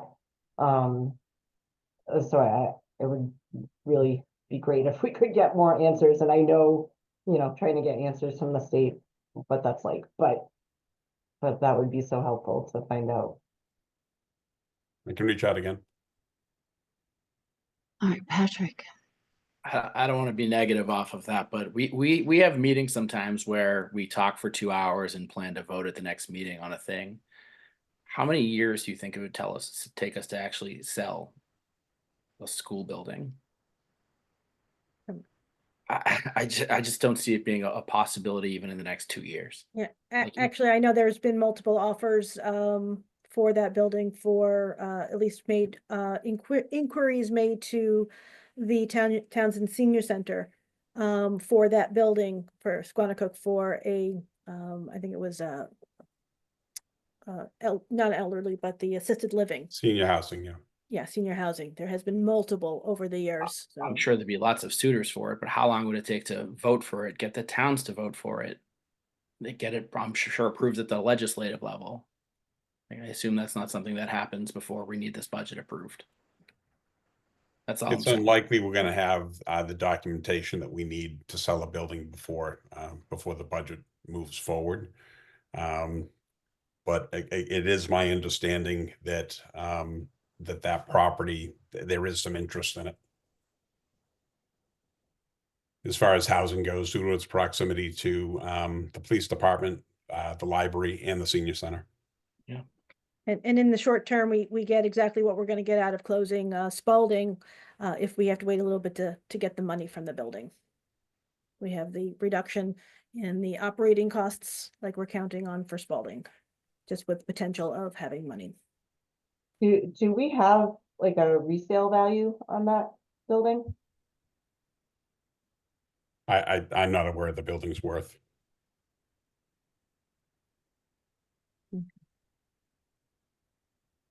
So how do we find that out? By actually paying for an assessment, or is there another way to determine the value of that building? I would imagine that there's an assessed value at the town hall. Okay. But I'd have to look into it. We can certainly do that. I mean, I think it would be worthwhile. I think it is an option that, again, could bring some money back to the district. We could take that building offline. And I don't think anybody from any of the towns would be overly upset about it. It's an idea, but I'm glad this dialogue is happening and that we can, you know, kind of bounce off different ideas and really try to come to a solution. All right. Anyone else?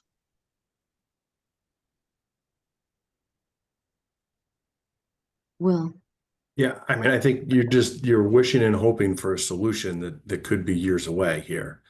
From the comments that I've heard, from the logistics of this piece of it, I can't vote as a Townsend resident, a Townsend, you know, representative for this, for the option that keeps Ashby open and sending Townsend students to Ashby, when for years kick the can down the road on capital projects that need to be done and haven't been done.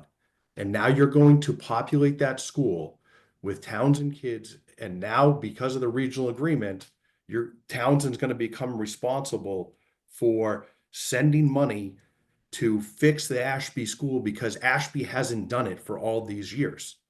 Who kicked that can though? Because Ashby approved every let me project. finish, I'm just June. saying Ashby Let said me yes. finish, June, please. Hey, June. What I'm June, saying to you everyone's is, going to speak one at a time. One at a with time. that being known, I cannot vote for a situation that keeps Ashby open and sends Townsend kids there, because now, because of that regional agreement, the Townsend residents are going to have to spend money for capital projects that may or may not come up, whatever, but that have been kicked down the road for years when we know it's happened. Craig made the point about talking about strategic planning.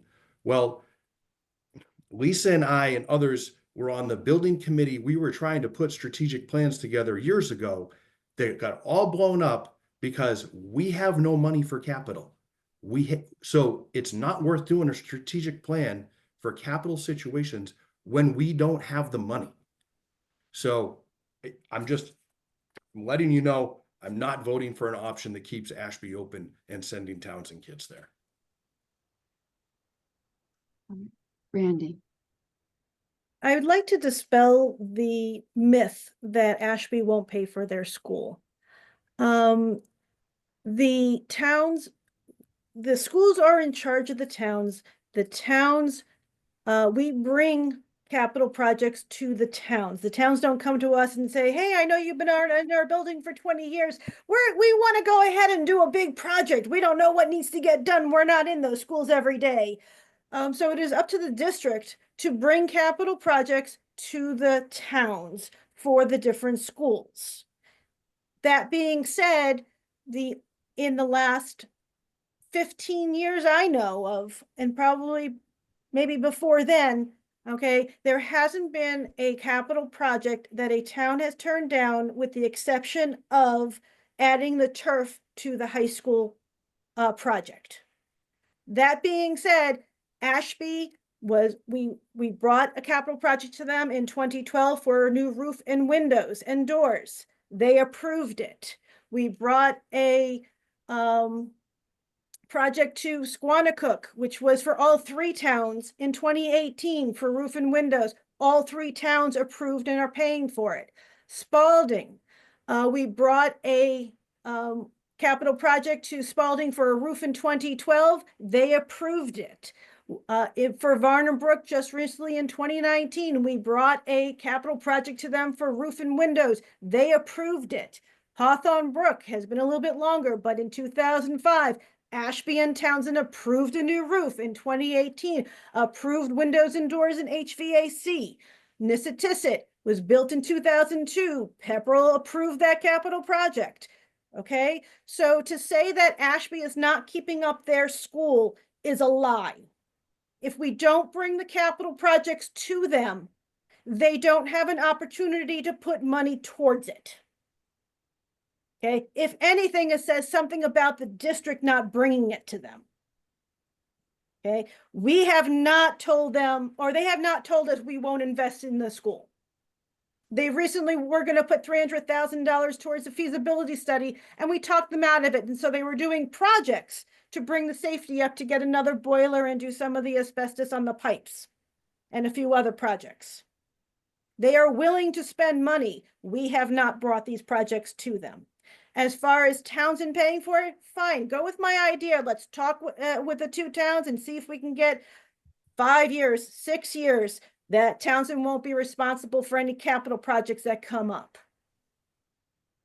If that is all that is keeping you from sending Townsend students there, we can solve that issue, but don't put it on the town that they are the only one that's not approving and improving their schools. Every town has accepted and taken on the cost when we've brought them to them. Okay, I do have to correct you on one thing, Randy, and Yes. it's when we went to them through Ashby 3 years ago, we asked them to do a feasibility study. Ashby said, no, we can't afford the feasibility study, or their selectman and who was the chief at the time, the fire chief, I think he was the acting admin, said, no, we can't afford it. Please, we will give you the ARPA money and move forward with that. And that's when the building committee was created in Ashby to move forward with those projects. So we have talked, the district has talked to Ashby saying they do have, you need to take care of this wing. We need you to look at it. The wing has been shut down for how many years? 12, several years. That wing has come up in discussions with facilities. Ever since I have been on the board, that wing has been brought up. This district has put money into the wing to keep it from falling apart. They've replaced the roof or helped patch up the roof. We've put the siding or the windows, which I know was paid out through Ashby, putting the plywood on the windows. So the district has done things in Ashby. And Ashby, when we asked them to do a study 3 years ago, they said no, that they did not need a study. Then they became reliant on Nancy Haynes and Dave Amari to be project managers, which has taken away from the rest of our district because we have had 7 buildings to be responsible for. Nancy and Dave are great and will do anything for the district, but they are not project managers that can control one huge building project. So I don't like to hear that the district has not paid attention to buildings, because we have, and we have asked people, and they have turned around and said no. So I'm going to clear that up from that, and you can go back and you can look at the recordings and even the big presentation that Ashby came to us and said, we will give you this ARPA money if you don't do a study on our building. All right, that being said, I'm going to June McNeil. Okay, that's not exactly what happened, but the building committee did recommend a feasibility study. It was going to go before the town. The acting town administrator at the time and a select board member, perhaps select board chair at the time, met with Superintendent Morgan and discussed, you know, what are the biggest concerns right now, discussed the safety concerns, and essentially came to an agreement that Ashby could supply ARPA funds to address the safety concerns, and that it was something that they mutually agreed on to bring before the committee to present to the committee. The committee was in agreement with that, but again, the townspeople never had a chance to vote on it. It was not that the town said, no, we don't want to do a feasibility study, because the townspeople did not have that opportunity. It was town leadership saying, hey, why don't we address any concerns for the students now and make a plan to go forward in the future? And it was something that everybody was in agreement with at that time, but we still have not gone back to the town and said, okay, we've addressed these concerns, let's do a feasibility study. It's never, ever come before the town to vote on. Anyhow, that wasn't why I put my hand up in the first place. I put my hand up because at the last meeting, Brad made or brought forth the two new options. And at that meeting, I asked, do you recommend this option over the option that was previously voted on? And they said, yes, they would recommend not closing two schools. So at this point, I would like to turn it to Brad and to Gary to elaborate on the options before us. They've been exploring the feasibility of these options, and I want to hear more about why it was recommended, the plan that was presented to the finance subcommittee, that again, the finance subcommittee approved to bring forward for this presentation. So Brad, if you could kind of run through the options again and the benefits, pros and cons to them, so that everybody on the committee can have a full kind of glimpse of this, and everybody who is on the call still, please. Sure. So I was asked by a few school committee members to come up with an option that that kept Ashby Elementary School open. So I met with a small group from central office, and we started looking at some potential options. And the option, I just have to change my screen here so I can go back to it. We were looking at two potential options, the first of which would be keeping Ashby open using it being a K-1 Ashby Townsend model. Both, again, all of Ashby, all of Townsend. Squannacook would remain open with a pre-K being district-wide in grades 2 to 4, Ashby and Townsend. And then Hawthorne Brook would be 5 to 8, Ashby and Townsend, as it is now. There would be a potential savings in staff, as we talked about. There would have to be a staggered start time with the shared campus of Squannacook and Hawthorne Brook, but it would be a singular bus run, grades 2 to 8. Again, keeping that pre-K essentially located is pretty important in that it allows us to ensure that we have typical students in our pre-K programs. They max out at 13. You have to have 7 typical students, so students that are not on individualized education plans, and 6 students that are on individualized education plans in order for it to be considered an approved integrated program by DESE. Again, another potential positive would be merging students early would create more of a community between Ashby and Townsend. There would be no changes in the structure at Hawthorne Brook. It may help eliminate the annual question around closing Ashby. The other option that we presented was the keeping Ashby K-5. Again, that really does not eliminate the issues around equity when you look at Ashby and compare it to both Spalding Memorial and Varnum Brook. Keeping Squanicook pre-K district-wide, and then K3 Townsend. And then Hawthorne Brook would be 4 to 5 Townsend, 6 to 8 Ashby Townsend. And again, this would, increase Ashby's enrollment, much like the first model, but not by as much. You'd be short about 20 students. A potential savings of 4 staff as opposed to 7 in the first model. Keeps Ashby open, but little changes and less savings. And then Ashby and students will be entering Hawthorne Brook at different grade levels in that model, because again, Ashby would be K-5, all Ashby. So Ashby students would not enter Hawthorne Brook until grade 6, and Townsend students would enter Hawthorne Brook in grade 4. So those are the two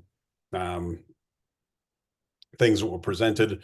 Part of that was, certainly still concerns around the Ashby Elementary lease with regard to the water supply having to be tested, which comes at a pretty significant cost to the district, and then the vacated wing still being on the lease, as well as other parts of the property that the district does not use. School committee would have to take action on policy JCA, student assignment to schools, in redistricting in at least an option 1. And again, the first option I shared provides more equity with regard to balancing class size. The second option really doesn't. It just adds another grade level. Moving West Townsend would likely, again, it certainly would fill Ashby Elementary, but I think it's moving West Townsend. It's not an exact science every year. I think we'd have to look at it from one year to the next to make sure that we're not putting ourselves in a situation where we're going from Ashby can really only handle if you're going K-4, 2 sections at each grade level. It would leave them with 1 extra classroom, I believe. So that if you get to a point where a 3rd classroom is needed at more than 1 grade level, it would not be doable. So that could create issues with moving West Townsend. So we may have to look at the map and how West Townsend is defined on an annual basis based on space and Ashby from one year to the next, if that makes sense.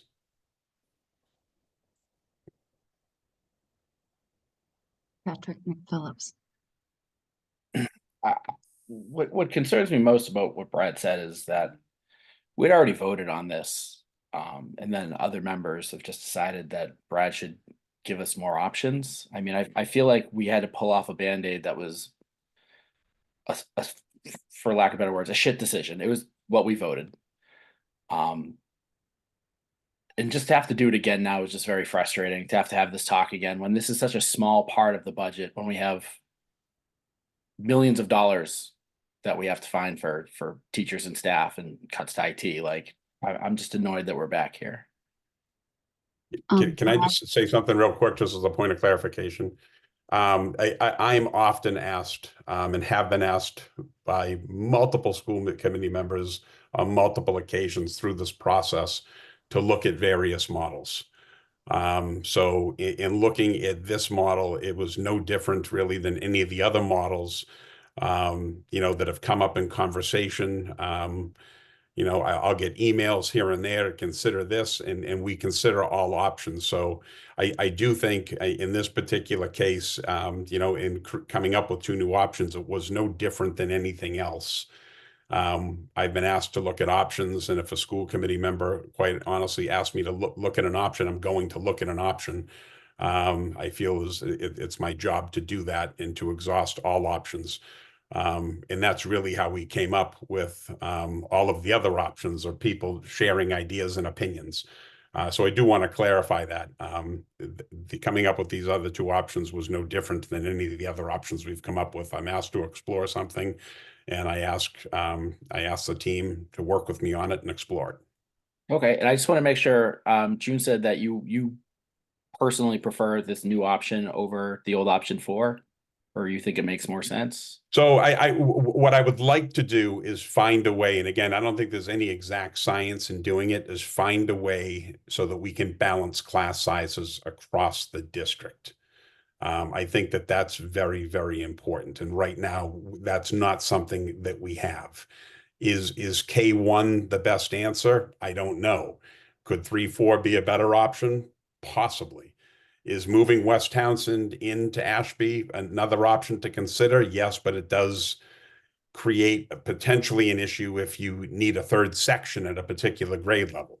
But I do think what's very important is that when you have 3 elementary schools, it's very hard when some schools have classes of 27, 25, 24, and then others have class sizes of 16 and 17. That's a significant difference in an elementary school classroom. Not that it's not at the middle and high school level as well, but at the elementary level, it's significant. I agree. And it's always been something quite honestly that has come up from town leaders when we present the budget to them as well. So just trying to find a way to best balance class sizes, but also recognize the fact that all 3 communities want to maintain a school in their community as well, which I fully understand. I would want the same thing if I was a member of any one of the 3 communities to maintain a school in the community in which I lived, especially at the elementary age. Thank you. All right. Randy, were you? I think it was you or June. June, is it okay if I speak? Okay. One of the jobs of the school committee, and it is in our policies, is that we must look at the long-range educational plan for students. Okay. It certainly is a tough job, especially when there are immediate budget issues and immediate needs. But it is our task and our task alone to make sure that the long-term feasibility of quality education can occur 5-10 years from now. With that said, you know what? With that said, we need to take a look at that. So my 2 other comments after this basically pertain to that. Is one, in December, we had very little information on even having time to sit down and take a look at what the capacities in the district were. We were given a document, but even to be able to sit there and look at what that meant for the future, we didn't have much time. There's been 2 months since then. The administration has been able to look into a lot of different things as they go down on how they can make that feasible. Committee members have had time to look down to kind of come up with some other ideas and look at and put things together and process everything that's been happening. We've had a lot of time to sit and listen to the community members and hear a lot of different things. To sit back and say, we made a decision in December. We must stick to it no matter what information we get. We must stick to it no matter what else comes up, is irresponsible for this committee looking to keep the quality of education as high as we possibly can. There's nothing that a committee can do worse or a group can do worse than to ignore new information when it comes up and better information when it comes to us. I have had the opportunity to sit and create a table on what the configurations and what the enrollments at each school would be for each configuration. If I'm allowed to share my screen, I will share it with everybody so everyone can see a visual. Okay. Let me see.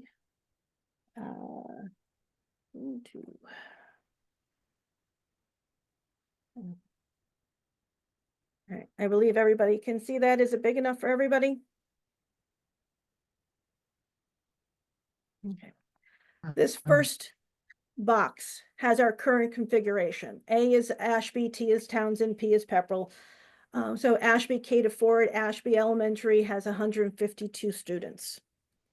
Squanicook currently just has the pre-K with 89. Spalding has Townsend K-4 with 413. Hawthorne Brook has Ashby and Townsend 5 through 8 at 449. Varnum Brook is Pepperell K-4, 606 students. Nissitissit is Pepperell 5 to 8 with 494. This second box here is the option for configuration that was voted in December that closed Ashby and closed Spalding. What it would create is Ashby and Townsend K-1 with the pre-K at Squanicook would increase the enrollment to 295. Hawthorne Brook for Ashby and Townsend would convert down to an elementary school 2 to 5 with 498. Pepperell and Varnum Brook would have K-5 instead of K-4, increasing their enrollment by 80 to 684.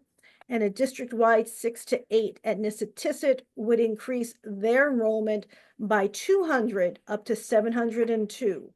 All of these enrollments keep all of the special education programs that are there now, and Nissitissit will be getting a new LEAP program, middle school LEAP program starting next year.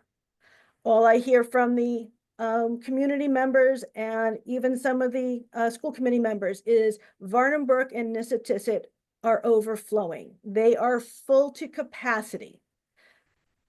So that's fine. Our numbers from the administration say that they can fit in these schools, but it is adding 80 students to Varnum Brook and 200 to Nissitissit over what they currently have, which means a lot more buses. And we'll ignore all the other issues that we've already talked about as far as busing Ashby to towns and things like that. Looking at option 1 of the 2 new ones keeping Ashby open. Pepperell and Varnum Brook and Nissitissit in both of these cases remains exactly as they are now. K-4, 5 to 8, with the special education programs with the same enrollment. It's 548 and 484 because that's what the predicted for 2026. It goes down a little bit in all the towns. Ashby and Townsend, K-1 in Ashby, the enrollment goes up to 204. Ashby, Townsend, 2 to 4, and the pre-K at Squanicook, and it goes up to 466. This model also could work going at Spalding, whereas Spalding and Squanicook are basically the same size, but the current option has Spalding closing. Hawthorne Brook would remain the same with Ashby and Townsend 5 to 8, 477. The last one is Ashby K-5 at Ashby with 186. Townsend K-3 and the pre-K at Squanicook for 423. Hawthorne Brook would have Townsend 4 to 5, Ashby Townsend 6 to 8 for an enrollment of 538. And like I said, the Pepperell schools remain the same. All right. My concern with closing 2 schools is the capacity issues. If we have expanded students in our in-district special education programs, do we actually have rooms available to create another special education class?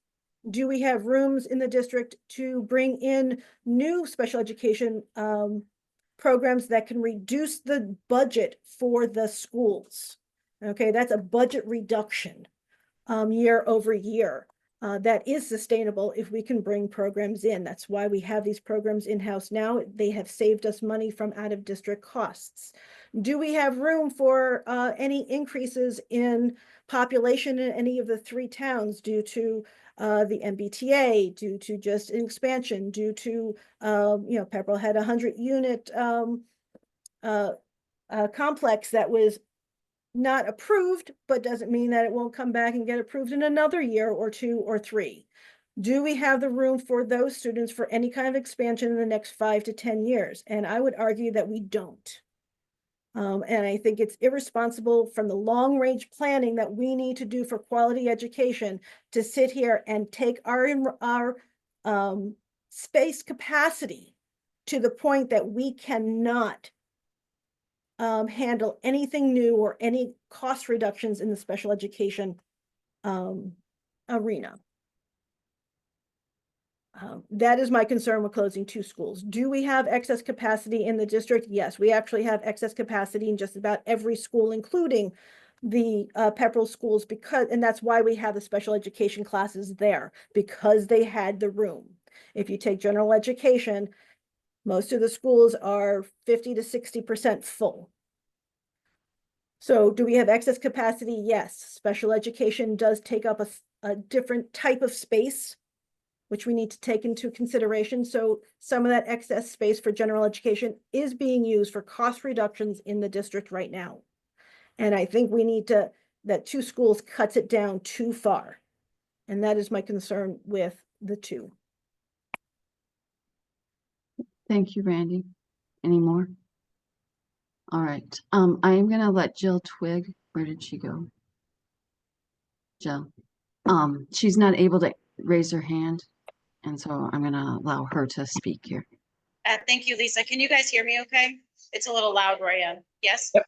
Yeah. So one thing I wanted to say about special education, as a special education advocate and a special education parent, one of the things in Ashby that the STEPS program had was K was in a classroom by itself, 1 and 2 was in a classroom by itself, and grades 3 and 4 were in a classroom by themselves, which only took up 3 classrooms. It allowed for less transitions for the kids, less teachers for the kids, more paraprofessionals, and therefore would add a ton of extra space in a school that you're saying is way too crowded. You know, now you're freeing up 3 extra classrooms, which are super large anyway, as you know, if you go ahead and look in the Barton Brook schools, it can more than capacity hold 2 different grades. So, you know, that's my 2 cents about special education. You know, we can definitely start pairing them up, save with, you know, teachers, add paraprofessionals, and save space so that there is extra room, say for grade 5 at Vandenberg. That's it. All right. Thank you, Jill. Patrick McPhillips. You're on mute. Yeah, sorry. Question back for Randy. When you did that spreadsheet, did you work with Brad and his team to go over those numbers? Because I know when they came up with these options, they looked at all of that. And my just concern going through your first 2 options quick is the sums don't even total the same amount, I don't believe. So I'm just like, I have more faith in Brad's numbers that the option works than. Those numbers were straight from projected enrollments from Nancy. Okay. It's just strange to me that they change. Okay. The current configuration is FY25 numbers. The other ones are FY26 projected. Okay. Okay, that makes sense. So as far as expansion, as far as expansion for Pepperell, if Pepperell gains more students,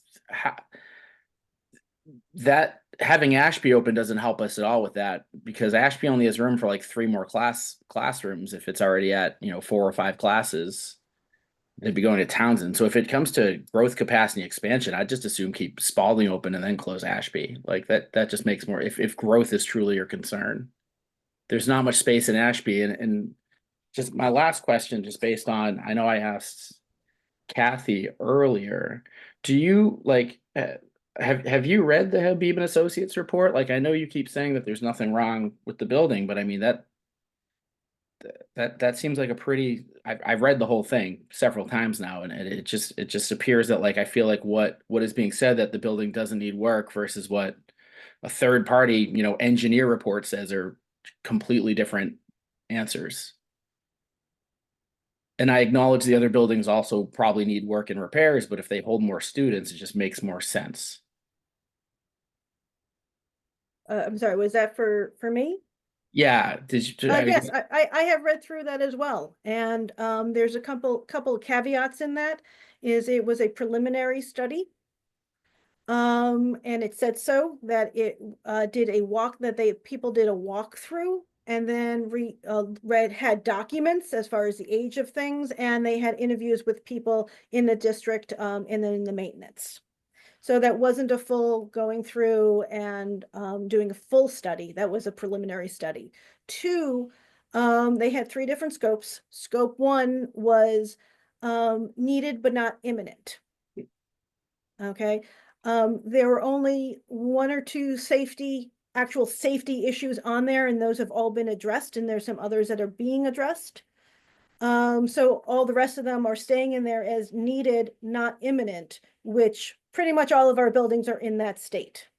Once you get up to scope 2 and 3, you start getting into more would be nice things to have or to change or to enhance. So yes, there was a lot of things in there, as well as scope 1 on what is needed was only $2 million. Okay, and then you had the others on would be nices. So yeah, I have it open here. It's scope Okay. 1 was necessary, not yet critical. Scope 2 is recommended, and scope 3 does not meet current code. So scope 2 is 2 million. Scope 3. The current code was in there because when you hit a certain threshold in renovations over a 3-year period, you have to bring things up to code. Yeah. So those are all grandfathered in. There's nothing wrong with those things unless we hit that threshold in that last column. But the code exists for a reason. So I mean, yes, you don't. It's grandfathered in. You don't Can I necessarily. ask when your house was built? I'm in a fairly new build, so that's Okay. not going to work. I understand what you're saying, and I understand how that works. Yeah. But some of those things that are code that we are grandfathered in on could still be a safety issue. If they were a safety issue, they would have been called out as a Okay. safety issue. Well, this report's still, 5 years old now, and post-COVID construction's up 40%. So these numbers are larger now than they were then. Like, Okay. it's just a risky building. And I feel like all the buildings have those things in them. You have, I believe, Varnum Brook just had a major renovation, and they still weren't able to address the front of the building. Yep. And that may be coming up for another study on more money to put into that building, because that couldn't be done. Pepperell tends to vote yes for their buildings. They Okay. wouldn't have an opportunity if we don't put it in front of them. Okay, we're going to. You've been here for we're 15 going- years. Why We're haven't going you to put it in front stop. of Ashby? Yeah, we're going to stop right there. It is getting to, it's 10:15. We need a plan to how this committee is going to move forward, because the clock is ticking, and our families and our teachers and especially our students need a decision on what this committee is going to move forward with. That being said, I'm going to hand it back to Will. That's what a chairperson does, is they hand it back to whomever they feel is the best suited to help with the situation.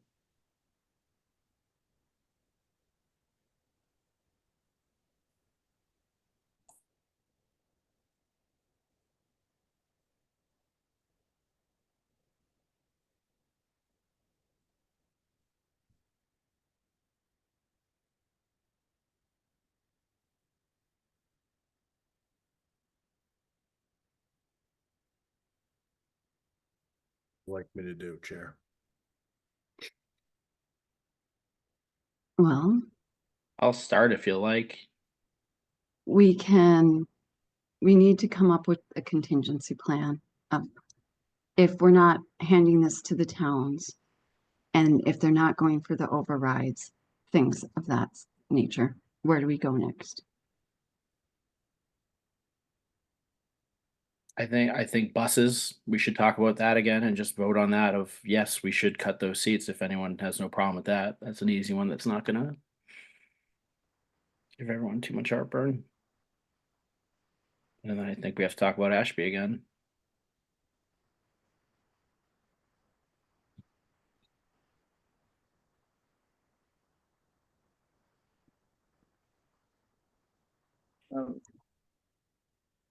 we have a budget that was put together by the superintendent for Ashby and Townsend at AES for K-1 option.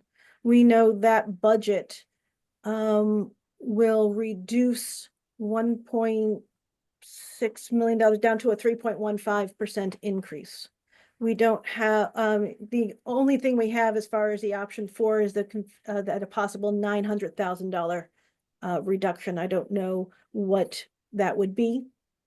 Kind of hard to compare apples to apples as far as if you're just going to look at dollar signs. I would argue that when you're looking at education, dollar signs cannot be the very first thing at the top that you look at, because you're going to end up just cutting off your nose to spite your face. You're looking just at the immediate for the money. I think there's other places that we can cut and that we should look at cutting that we can actually easily get back if we get more money versus things that are permanent and that impede us in the future. June, you have your hand raised. Yes, at this point, we did put some more questions to the administration. It's nearly 10:30. I don't know about you guys. I've been sitting in front of the screen for, gosh, over 15 hours at this point. I think we need to get any other answers that we've asked for, and stick with our standard process, which is the hearing night. It's kind of put out there and presented. We have this discussion or the continuation of this discussion when it's not very late and we haven't already been talking for 4.5 hours, whether it is at another meeting prior to the adoption meeting or whether it is at the adoption meeting. For the adoption, the committee has to vote by a 2/3 majority, correct? Yes. So, as of the last option, we were kind of split almost 50-50, you know, a 5-4 split, regarding the options. My guess is if the option remains the same, that's kind of where we'd land with the budget, which would not pass the budget, which would mean it would not go forward to the towns. And then we're really kind of spinning our wheels a lot more. So what I would recommend is we kind of all just step back again, get any other information, have an additional meeting either before then, or we just, you know that our next meeting may be just as long as this one and we'll have more discussion. But as it stands, I think if we're trying to, again, force some sort of vote tonight, we're not gonna move forward in any direction. And if we don't have a budget that we agree on for the towns, then we're not even going to be giving them an opportunity to vote on an override until we do have one that we agree on. So I recommend that we do kind of just step back and give ourselves a chance to sleep on this and open the discussion again on a fresh day. We can schedule another meeting. No. No, we just did this for 4 hours. We can't leave with no more results. I mean, We need to have other discussions. but Randy, we've been having other discussions since November. We haven't been, we've been Keep having the looking same for discussion more over and over again. information, more this, more that. Education the can again. It's Yeah, exactly. we have just been having the Okay, same. stop. It's the Stop. same Stop. conversation. Exactly. We need to have For 4 conversations on months. other cuts. We need to have conversations on what the number for the override is going to be. We need to have discussions on lots of other things in this budget other than just the buildings. I understand what you're doing and I respect it. Randy, is there any scenario where you close Ashby? Or is this just the hill you die on? Because I don't understand. You said we all need to work together and that it's about figuring out what's best. Like ripping the Band-Aid off this again, pushing this till when? Till it's too late to do anything this year? Like no one's even talked about the 2.1 we're still looking for. Right, No and one's those are concerned conversations about we need to have because no that one's impacts concerned a about lot all of the other teachers we're things. letting go. No one's talked about the staff at all. It's been Ashby for 5 months now. Can you stop? That's all you And it's spoke not about, just, Randy. That's all you spoke and about for staff 5 is months. not the only way we can cut. There's more than 2 ways that we can cut money out of our budget. It's not I buildings know or you used staff. all the There's E&D lots of last other year, things. which kind of caused this even more. So like, yeah, no, I get there's other ways, but they're not good ways. There are good ways. Then why haven't you told them to us yet? What are you waiting for? Because I'm waiting for the administration to put them together and give me an estimate on some of what they were. I have suggested a insurance opt-out again. We did that twice in the last 10 years or so. Which saved the district, at least the first time, it saved a significant amount of money. Wasn't as popular the second time, and we're gonna try that again to save several $100,000. Or actually, rather, I don't know if we're going through with it, but it was a suggestion. Okay, we have to put our heads together. We have to work together and not just sit back and say, staff, there's no other good ways. $10,000 here, $50,000 there, 100,000 won't do anything. It saves staff. Okay, and it's worth the work to save staff, to find, even if it's little things that add up. But nobody wants to put the work in. The easy things is buildings and staff. We all had to sit down together and went through the line items. We have Brad, we have Jeremy, we have a great team working on this budget. Like you keep saying these things are going to appear. When are they going to appear, Randy? And the answer is they're not going to, and I'm sorry. Well, I need the administration to chime in on that because I can't talk for them. They've done a great job on all the budgets. They have been doing a fantastic job. I have no complaints. They have been working tirelessly trying to find ways to save staff and save this budget and save education for the students. So let's start with an easy one. So for next year, for 26, do we want to look into the option of foregoing the state and busing differently? Is that something we want to consider? That could be a big money saver. We can consider it. I'm not sure how much of a savings. I would need to find out from the administration, because even if there's no bugging savings, them means we don't get the reimbursement, then that's going to be a bigger cost. I agree. But how's it going to look when the state's not funding and we're closing schools? And that's what they're going to pick a fight on? Again, I'm willing to talk about it if I have the details. I'm not going to go ahead and vote for something as a purely first time thought up thing without having the details.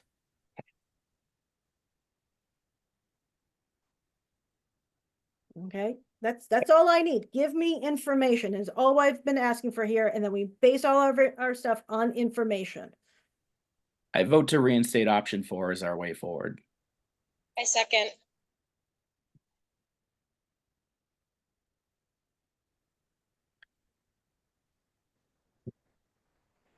There is a motion on the floor to reinstate option 4, which was to remove Spalding and Ashby. Or close. Okay. And all those towns and parents who didn't want to send their kids to Ashby are now going to be sending their 6th, 7th, and 8th students over to Nissitissit. I want to make sure that all of the towns and residents understand that. And I want to make sure that all of the Pepperell residents understand that you're getting about 280 or about 200 more students in your schools, 200 at Nissitissit and 80 more in Varnabrook. So 280 more students coming to your school for closing 2 buildings in the other towns, and it won't do anything for the following budget. Okay, because next year we won't have capacity. Next year we won't have buildings to cut. Next year we're not gonna have anything. And the costs are still gonna go up because the drivers are still in the budget. And we'll go And to the it, and if state. we vote this tonight, the override won't save the two schools. The override won't save anything that's being voted right now. Have you talked to anybody in towns? No one's voting for an override. That's Nobody- fine. I'm just like, there are some people who are willing to. I don't know how many. And it probably all depends on how it's marketed and what it's saving. Teachers. Teachers over buildings. And if you don't have the room for the teachers to teach, we're either going to end up having them in the currently do. hallways, having them double up in classrooms eventually, or having to go and get mobile classrooms. We started the night with a That is plot poor projection. long-range planning. We started with a plot projection tonight of the last 10 years of growth in the schools, and it's been a decrease. It showed the next, I think, 15 years of growth potential, and it was stagnant.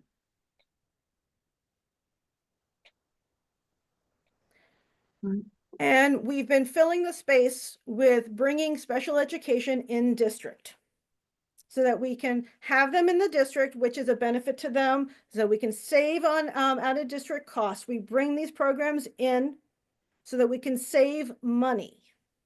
We're doing that currently? We're bringing a middle school LEAP program in, yes. Bringing, yes. Not It'll be currently. here next year. I understand that. Okay.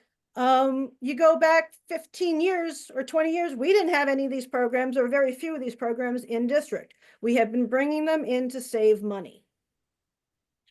That's a smart long-range planning. June?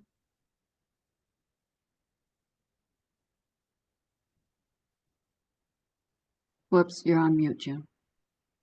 Sorry, I lowered my hand and forgot to mute.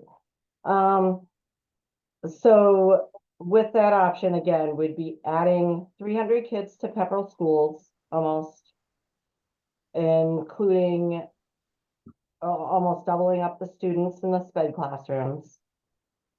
We would be taking a school away from Townsend, taking a school away from Ashby. We would be losing any support from Ashby for an override ever again. We would be not doing any building projects ever again, because again, all three towns need to pass a building project no matter which town it's in.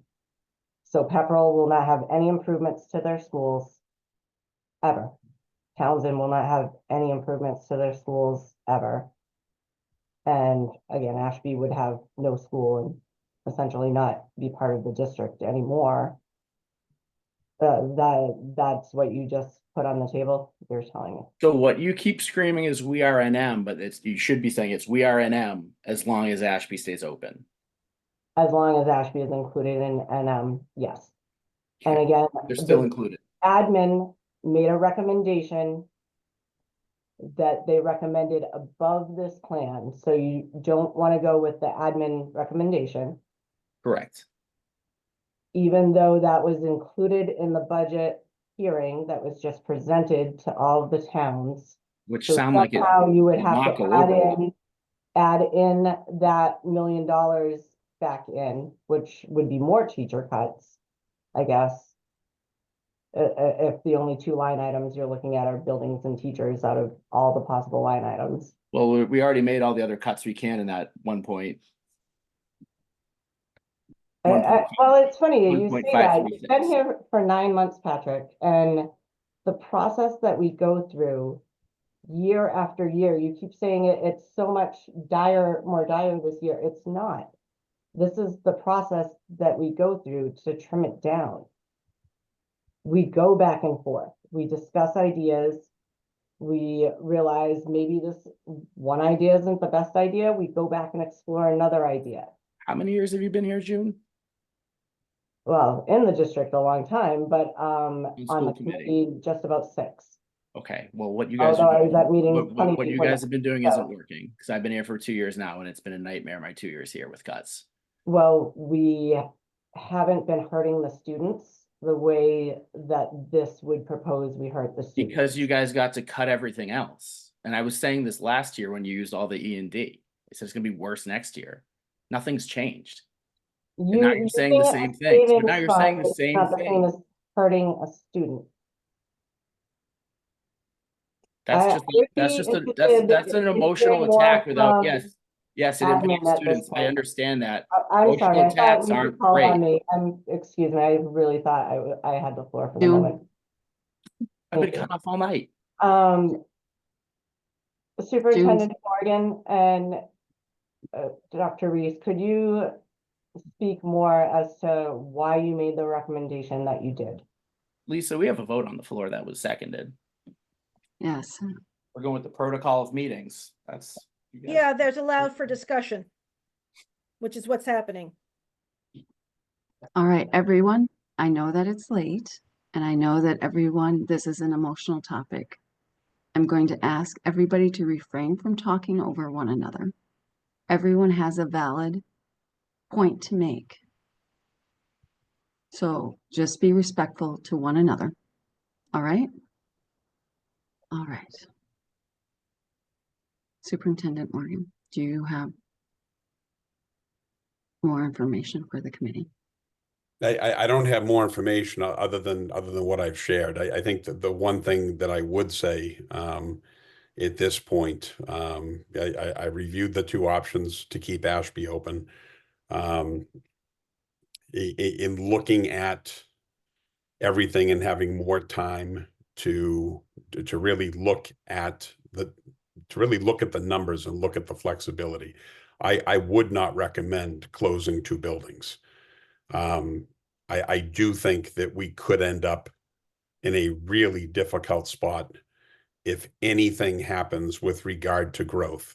I mean, I look at Pepperell. If a housing unit goes in, we could end up not only having to move the special ed programs, but potentially having to redistrict parts of Pepperell to Townsend. Both Varnum and Nissitissit are, we have a lot of students in them. But I know that 250 unit housing complex has been put on the table before. And I know that that's potentially years down the road. But we also don't want to be in a situation where we don't have any buildings in which to use, which we could end up in that position, which I would not want to recommend. Anything that happens in any of the towns with whether it be the MBTA or any type of housing project that could put us in a situation where we don't have any flexibility at all. I do think that we need to close a building. What building that is ultimately up to the school committee. We've shared some options with the committee. Ultimately, it is up to the committee to decide which building it happens to be. I know we heard from many parents tonight wanting to keep Spalding open, and I've heard the Squannacook put out there as well as something to consider. I would say that if we are going to close two buildings, and that's something that the committee moves towards, we would probably want to look at Squannacook as opposed to Spalding being closed, because Spalding, I believe, has 5 or 6 more classrooms than Squannacook does. So it would provide a little bit more flexibility. So we would want to look at, or you would want to look at Squannacook, I should say, as opposed to Spalding if we were to close two buildings. Because Spalding just has that much more flexibility because it is larger.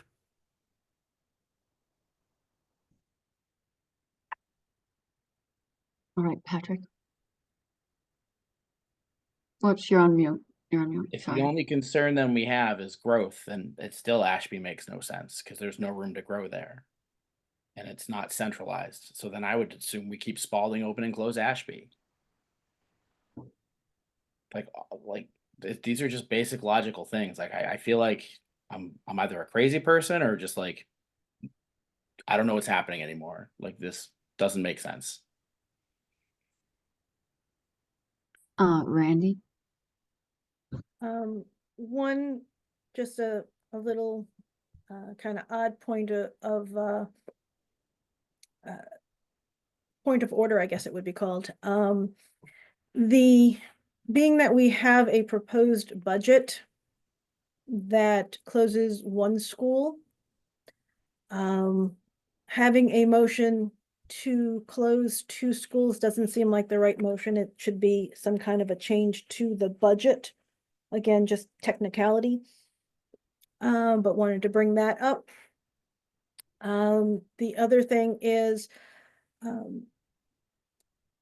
flexibility doesn't need to be centralized. If we were looking at flexibility to be centralized, then we'd be looking at closing either an Ashby school or a Pepperell school, because neither one of those are centralized. So that logic kind of does not stand.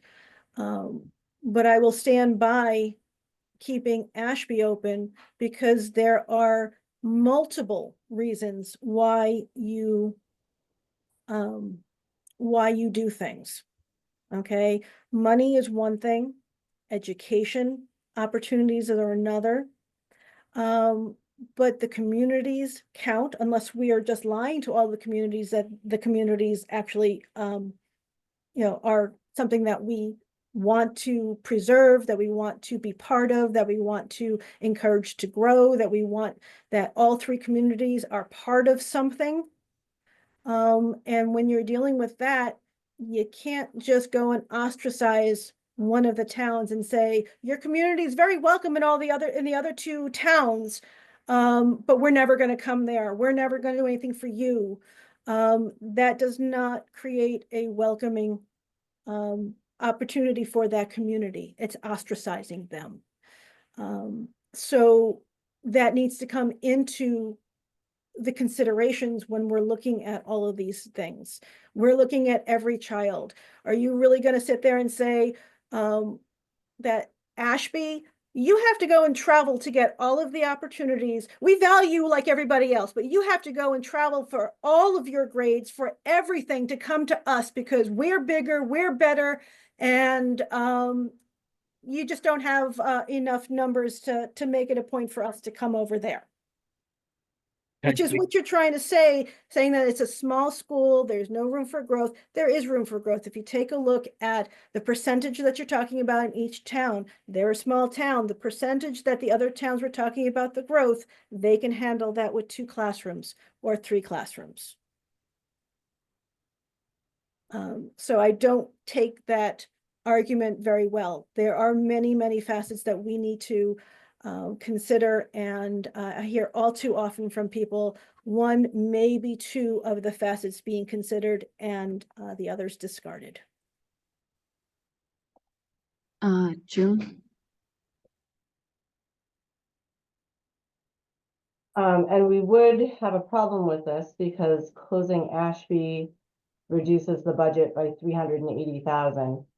And the recommendation that was brought forth by the finance subcommittee and presented to the public tonight had $1 million in savings. So that leaves us over $600,000 short from what we just told the public we were looking at.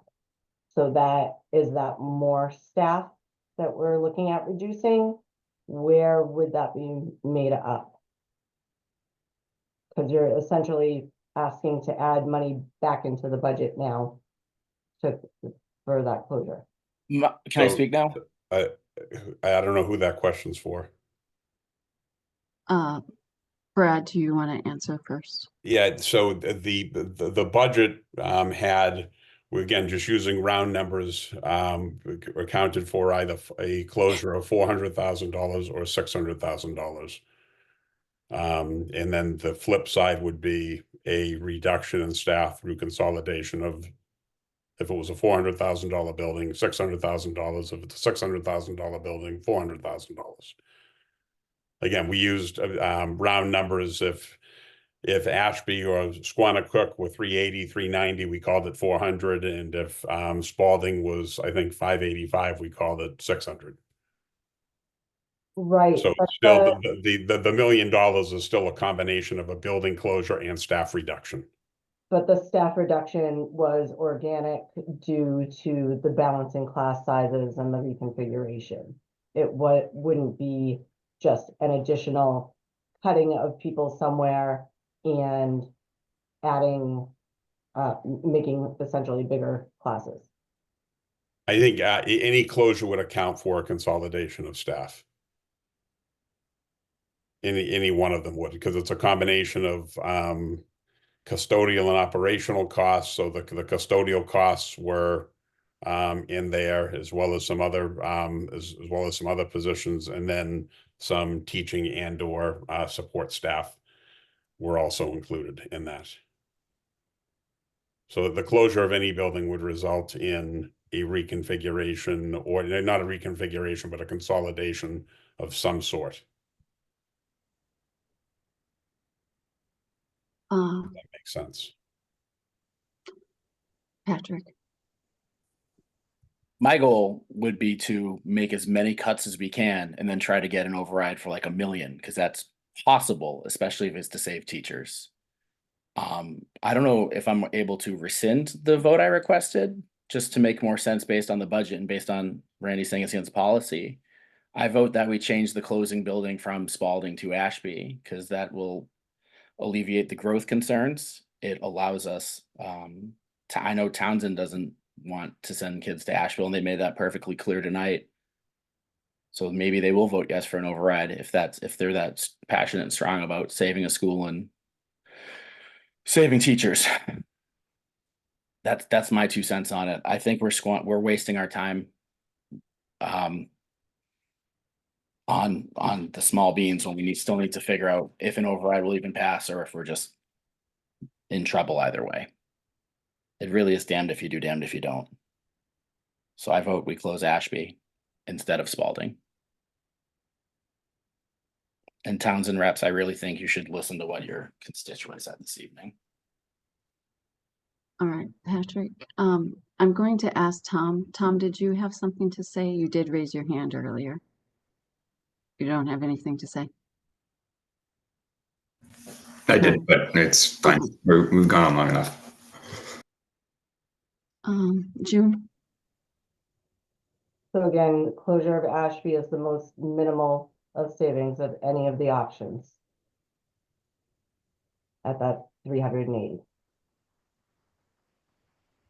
And we are likely adding multiple buses as far as the district-wide pepperell. I mean, I'm not even sure how this would work now, what the new option would be. I mean, are we still looking at district-wide pepperell? Are we looking at, or Ashby could stay at I think Hawthorne? with just Like, what closing would Athry, I think that gives Brad so many options. I think that gives them so many options. We'd have to come back with a plan. I mean, at this point, it seems like it would be appropriate to table the discussion until admin comes back with a plan. They made a plan for closing. They made a plan for closing 2 schools. They can make a plan for closing Ashby. It's 150 students. Sorry. Like, you could have also tabled a rescission vote and chose not to. Like, it's time to vote. I'm sorry. We're not kicking the can anymore. We have bigger concerns than which school closes. We still have to find $2.1 million. Well, you will not have Ashby's support of an override. I never assumed we would. But, well, you would have before. I mean, This was on the table last year and they voted no handily. no, Yes. Townsend lost by 4 and Ashby voted no handily. And this was on the table last year. So that's not true. That's not true. They voted to pass the budget, which had the money for the school in it. Ashby approved the school budget. It doesn't matter where the money came from, whether you're asking them to pull it from the taxpayers or pull it from department. They approved the budget and came through with the money. All right. Lisa Bloom. I just want to say, that Patrick, I really feel that you've been very disrespectful to a lot of school committee members tonight, to public. You're putting more division into our district. Ashby is part of the district. It's a 3-town district. Each town needs to have a school in it to be a community. That's it. So what would you recommend, Lisa? The new option 1. So you didn't hear your Townsend constituents tonight? Okay. No, I'm an at-large seat, Patrick. Okay. I Okay. represent all 3 towns. Okay. My And apologies. I always will.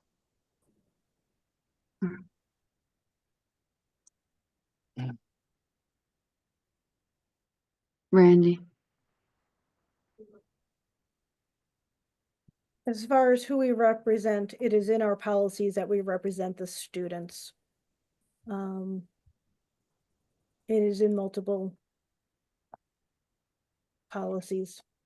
We have policy BA, School Committee Operational Goals. North Middlesex Regional School Committee is responsible to the students for whose benefit the school system has been established.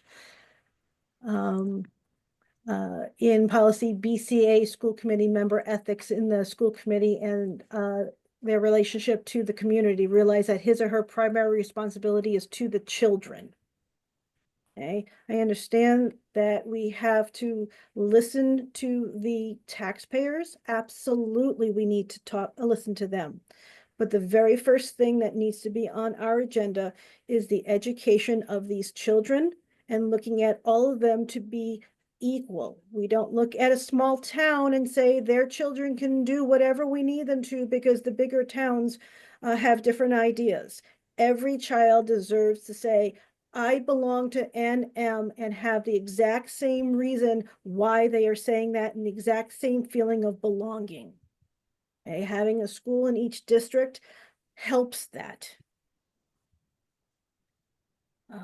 I would be open to looking at Squanicook over Spalding.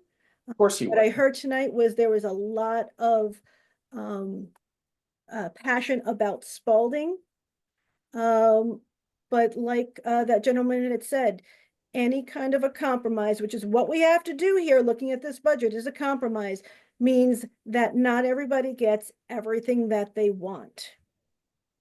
So we can't look at one constituency and say, oh, you don't want that? Don't worry about it. We won't give that to you. The other constituents will do all of the problem and all of the stuff. All right. By asking Townsend not to change anything, we're asking Ashby to change everything. Okay. We need to come up with a compromise. And I think that this comes up with a very good compromise that maintains educational quality, maintains the long-range planning that we need and the flexibility in the district. And it solves a lot of problems that we have with the class sizes and other things. So that is where I stand. June. I know I said this already, but if we want to pass the budget by a 2/3 majority to be able to move it to the towns, we're going to have something that is more agreeable on the committee. Otherwise, we're still going to be on the same split and we're not going to move the budget forward.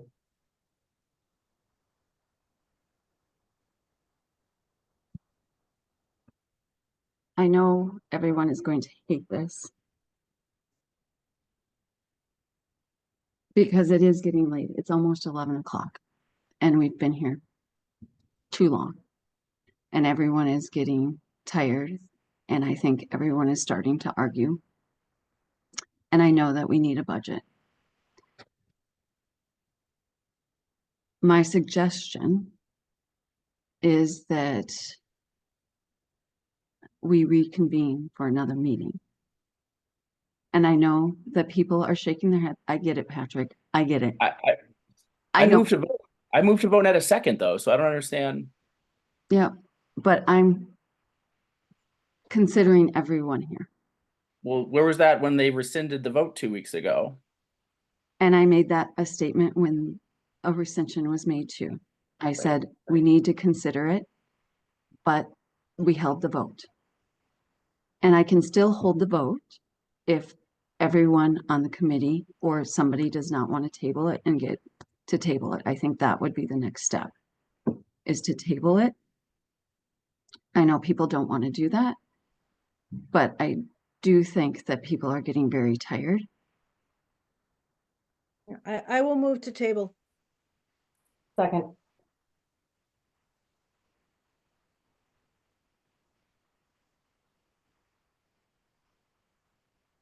Okay, now, so there has to be a time that everyone can meet. Because the We don't next vote on time, that. We don't vote on that. It's just a move in a second. no, we'll vote on it in a second, but I do want to be aware that we do need to have a time where everyone can get back and meet. So, do we want to schedule this next week sometime? Because we do need an answer before the adoption of February 26th.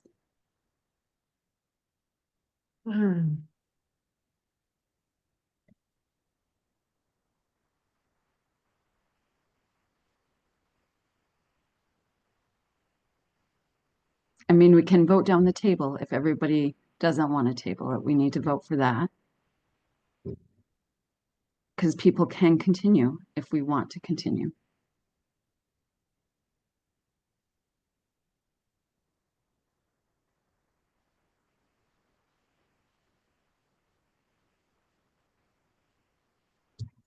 So, Vote on the tabling and then we'll take it from yeah, there. so nobody is raising their hand or saying anything.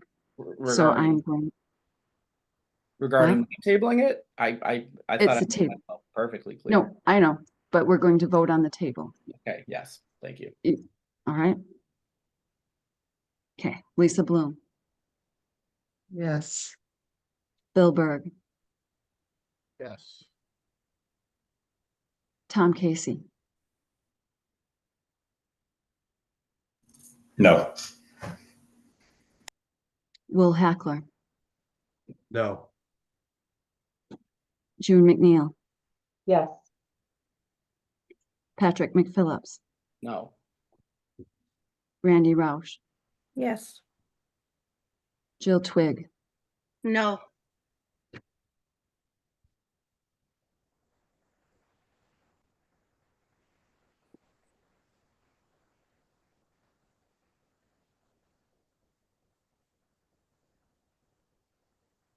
I am going to vote no as well.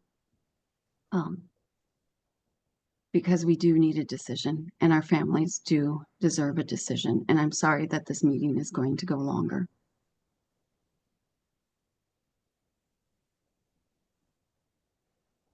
I move to vote, we close Ashby instead of Spalding. A second.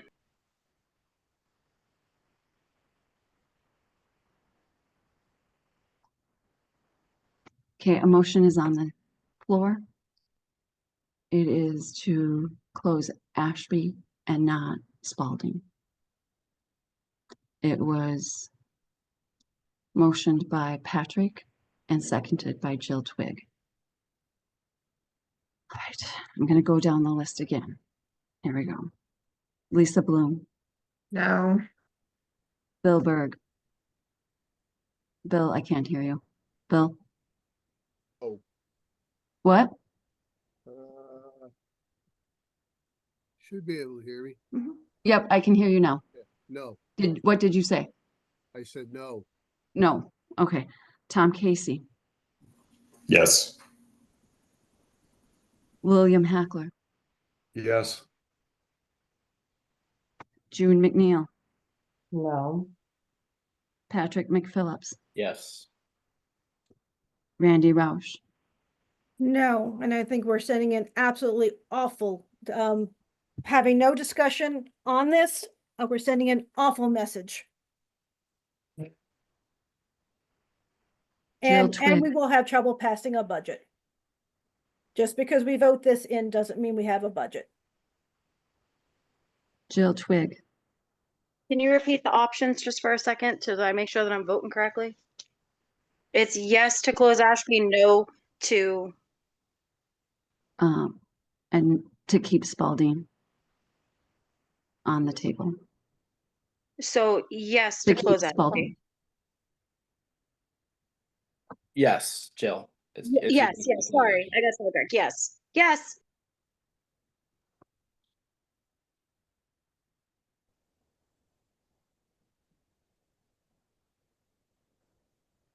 Did you get that, Lisa? Yes, I did. Okay, great.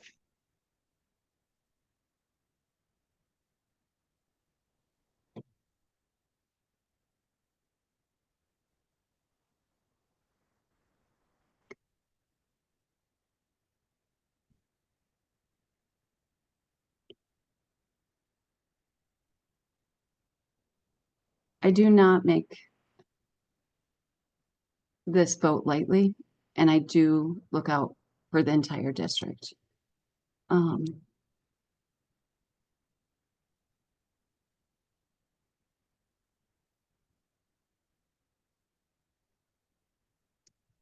My vote is yes.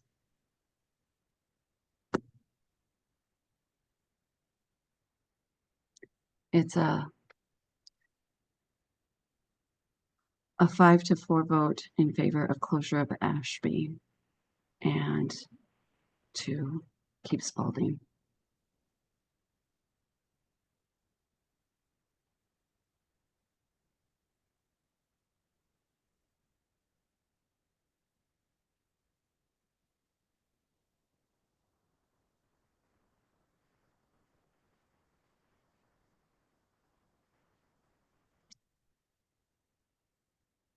Next steps, I think Brad and his team need to go back and look at the proposal and the budget, and we bring it back to the committee.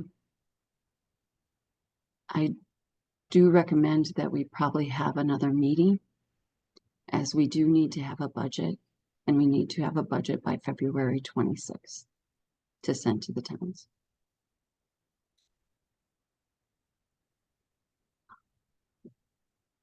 I know that this is an emotionally charged subject for everyone involved. These are not light decisions that anyone makes.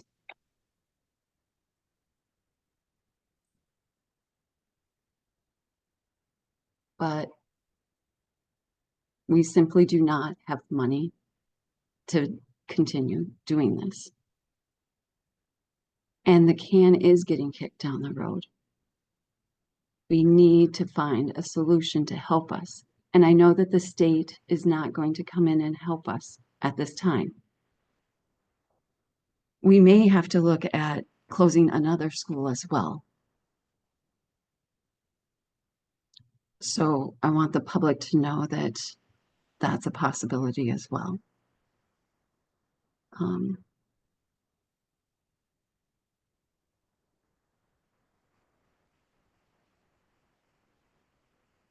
Does anyone else have anything to add?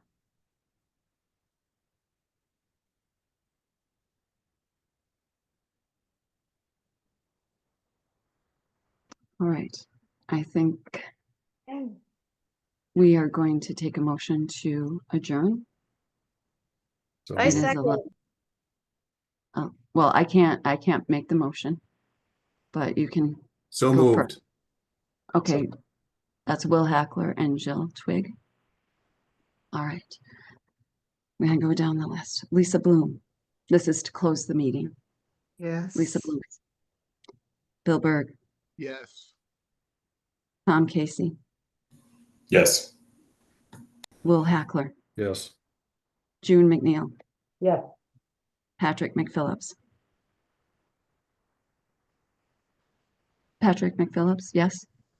Yes. Randy Roush.